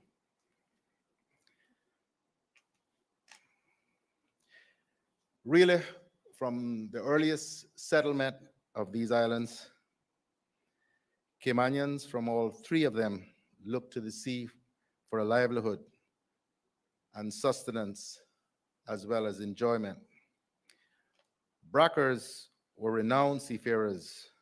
Indeed, for its size and population, which I don't think ever exceeded 2,000 people in its history, Cayman Brac had an incredibly large number of officers, particularly sea captains. The monument outside the Veterans and Seamen's Hall just down the road from here lists over 200 sea captains and over 200 seamen of different ranks. That is an extraordinary accomplishment, and I believe must be some kind of world record. In addition to sailing the seas, as we have heard, Brackers were active and inventive boat builders, using native hardwoods to build magnificent schooners and boats of various sizes. As we all know, it was here in Cayman Brac that the distinctive and renowned Caymanian catboat was first created, when Captain Daniel Jervis designed and built a short, wide plank boat that was much more maneuverable than a canoe. In no time at all, turtle rangers on all three islands were using the distinctive catboat, and the vessel was so prevalent that over time it became recognized throughout the Western Caribbean as a symbol of Caymanian ingenuity and boat building craftsmanship. High praise indeed, and it started right here in Cayman Brac. Not only was the Brac famous for its catboats, but there were also a dozen or so locally built and owned schooners, some of them three-masted. Others who have spoken before me this afternoon have mentioned some of them. And of course, as the sloops, schooners, and ships were built, they had to be launched. And as the Deputy Premier has said, I am sure many of you in this company will remember the launch of the Trial in 1967 at Watering Place. This was the last of the ships built by Captain Keith Tibbets, and indeed the last ship launched in Cayman Brac. After the end of World War II, fewer Caymanian ships were built, and our seamen took to working on board foreign ships. In the late 40s, 50s, 60s, and the early 70s, hundreds of Caymanian men left home for better pay on merchant ships, particularly on the large bulk carriers and tankers owned by national bulk carriers. The increased income earned on these vessels not only supported the needs of families at home, but also greatly improved their lives, and in so doing, boosted the development of Cayman Brac as a whole. Of course, our seamen will also have seen their fair share of storms and challenges while at sea. And the Honorable Juliana O'Connor Connolly, as well as the Deputy Premier, have spoken about some of those tragedies. So we, as a people, have known the heartbreak caused when a ship is lost at sea and loved ones do not return. One of those lost at sea was Talbot Smith Tatum, whose ship, the SS Tunisia, was destroyed by a German bomber in World War II off the coast of Ireland in 1941. His name, alongside many others, is engraved on the Tower Hill Merchant Seamen's Memorial in London. I've been there and I've seen it, as well as the names of a significant number of other Caymanians. His name, alongside many others, I just said that, he is being remembered here today with a memorial scroll. Talbot's sons, Cardell, Don, and Arlen, all went on to become seafarers with their own distinguished careers.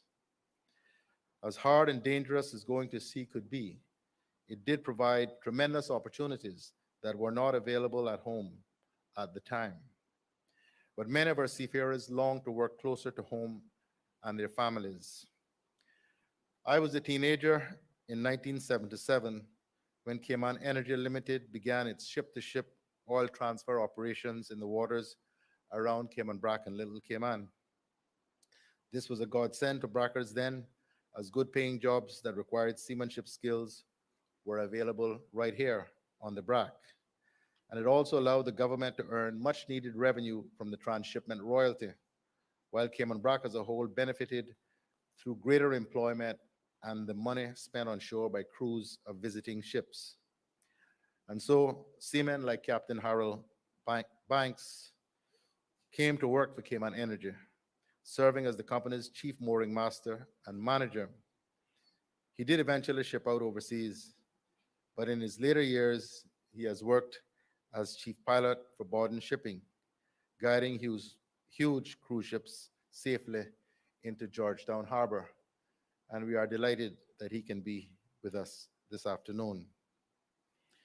Captain Radley Scott also worked with Cayman Energy, and today he is still plying the waters, working out of the United States. Captain Radley is the oldest and only captain from the BRAC still at sea. Our youngest active seafarer is Gentry Tatum, who is sailing on articulated tug barges in the United States.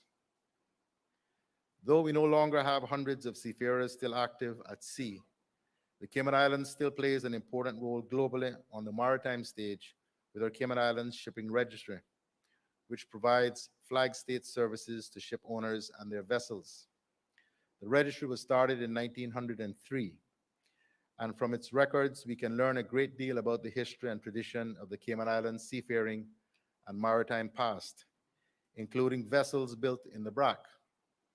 These include the early schooners such as the Explicit, built and owned by Joseph Taylor Rich of Cayman BRAC in 1916, and the Armistice, built in 1918, and others that were involved in the turtle trade alongside thatch rope, two of our first real means of international commerce. Turtles and thatch rope were for many years our chief exports. Those boats, alongside the names of the Nanoka, Simboko, Lady Slater, the Arbutus, the Clara C. Scott, and many others found in our shipping register, remind us not only of the incredible number of boats built in our islands, but also how significant they were to our commerce, including the vital link for transporting people and freight between our three islands, Jamaica, Central and South America, and Florida, as well as other parts of the southern United States.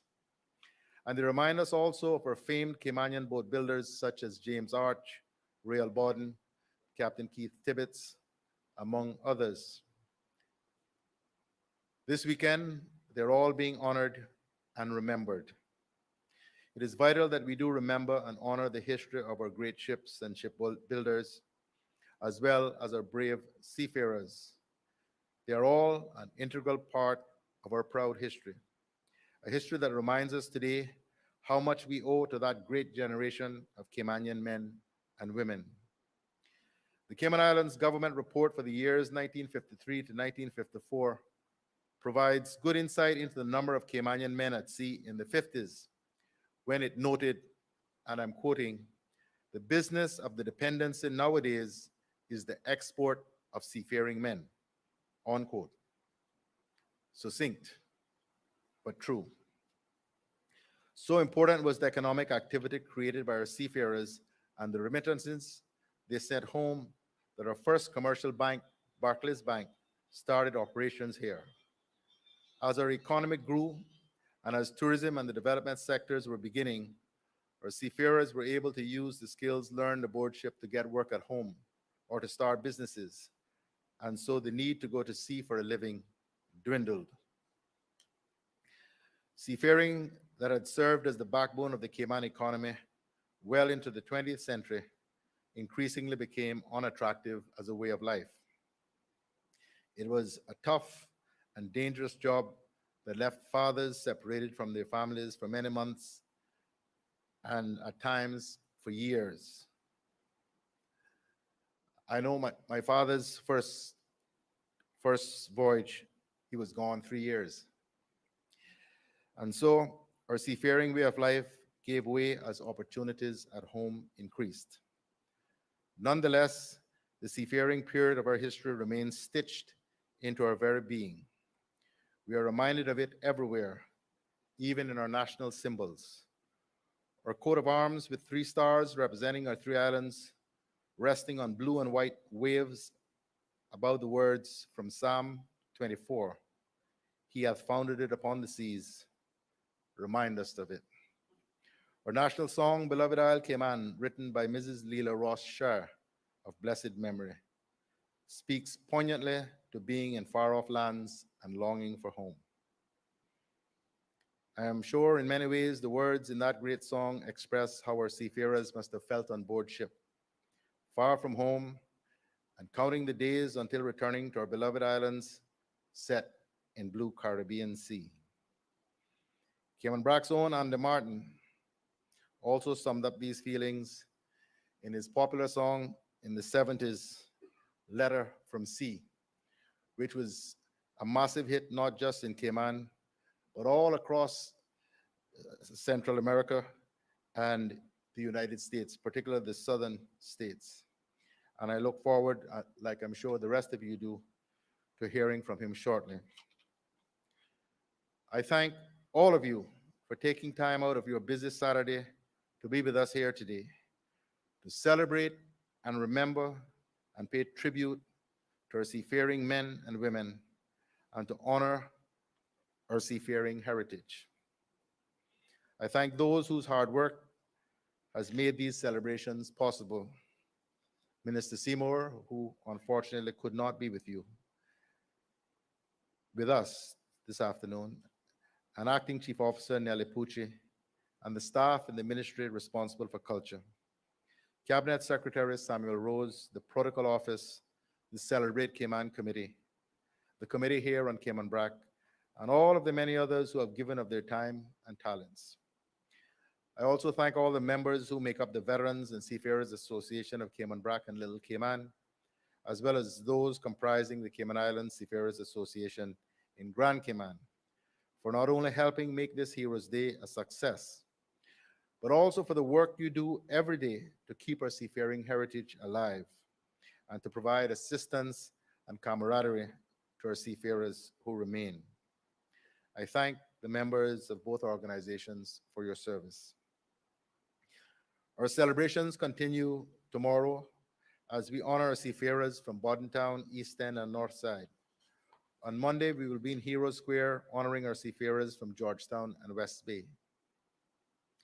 On Monday, I will also have some exciting news to announce with regards to important plans that will, I hope, permanently cement in this nation's psyche the importance of seafarers and seafaring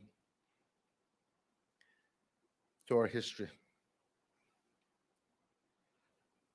As we honor and celebrate the efforts and achievements of those who have gone before us, and those still with us contributing to the well-being of our islands, let us also acknowledge the blessings of the present and look to the promise of the future with excitement, expectation, and optimism. May God bless all of us, and may He continue to bless these Cayman Islands that He hath founded upon the seas and established upon the floods. Applause there for the Premier, the Honorable Alden McLaughlin, as he just delivered the keynote address here. Thank you very much there, Mr. Premier, Honorable Mr. Alden McLaughlin. And yes, definitely the history lesson definitely continues here this afternoon, ladies and gentlemen. In fact, it's been quite a beautiful variety of snapshots here this afternoon as we're reflecting back on the history of these islands, as where these islands have come from, and also we as a people as well. In fact, having said that, let's ask you to join with me once again. Another big hand of applause for all our speakers thus far this afternoon.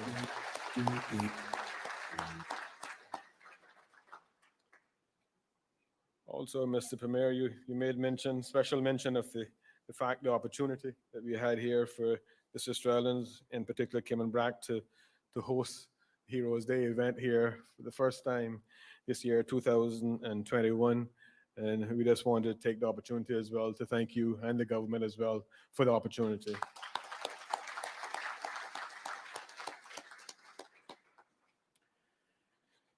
Ladies and gentlemen, boys and girls, at this time we'll now have a special musical tribute by the one and only Mr. Andy Martin with his special song, Letter from Sea. Please do make him welcome, our very own Mr. Andy Martin.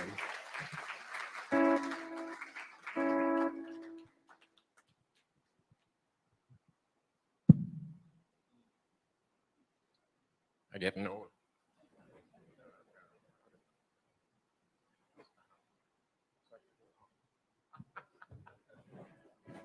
We're just awaiting the song to be rendered here by Mr. Andy Martin. Well-loved song by the Cayman Islands Seafarers. It's entitled Letter from Sea.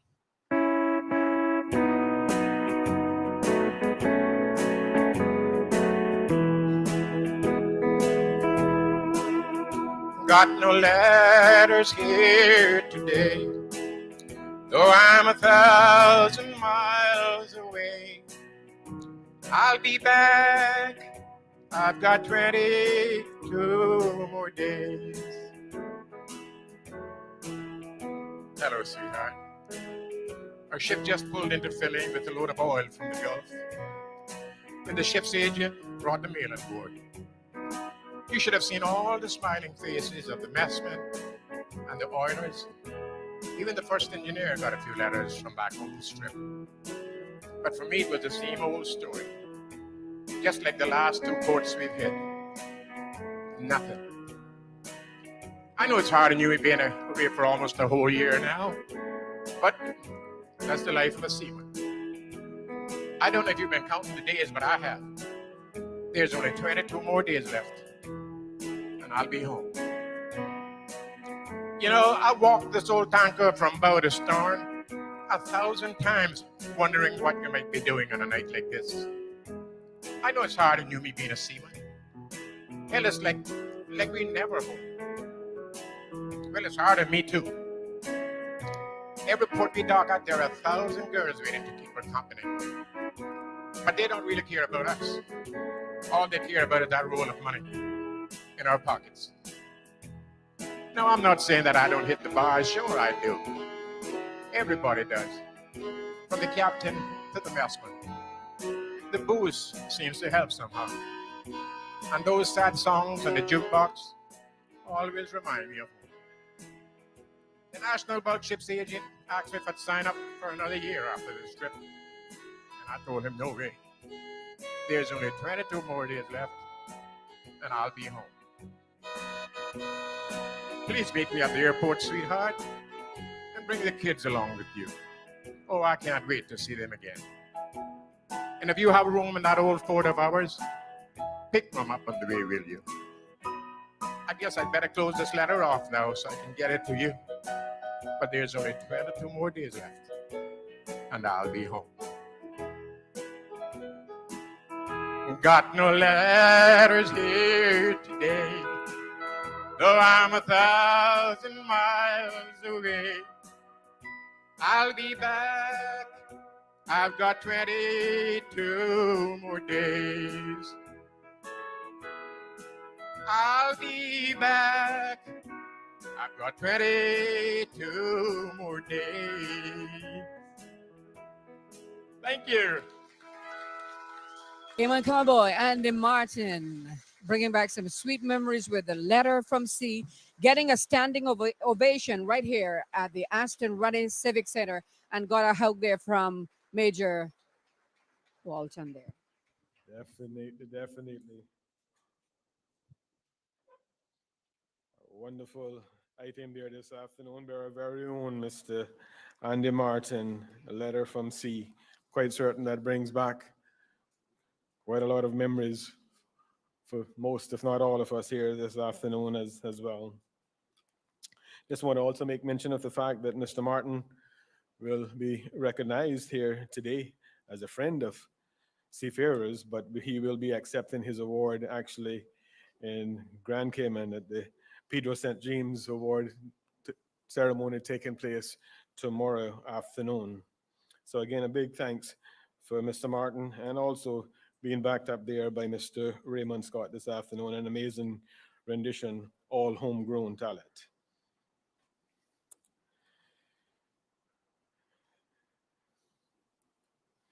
Ladies and gentlemen, for decades, thousands of Caymanians depended on the sea for their livelihood, and through their heroic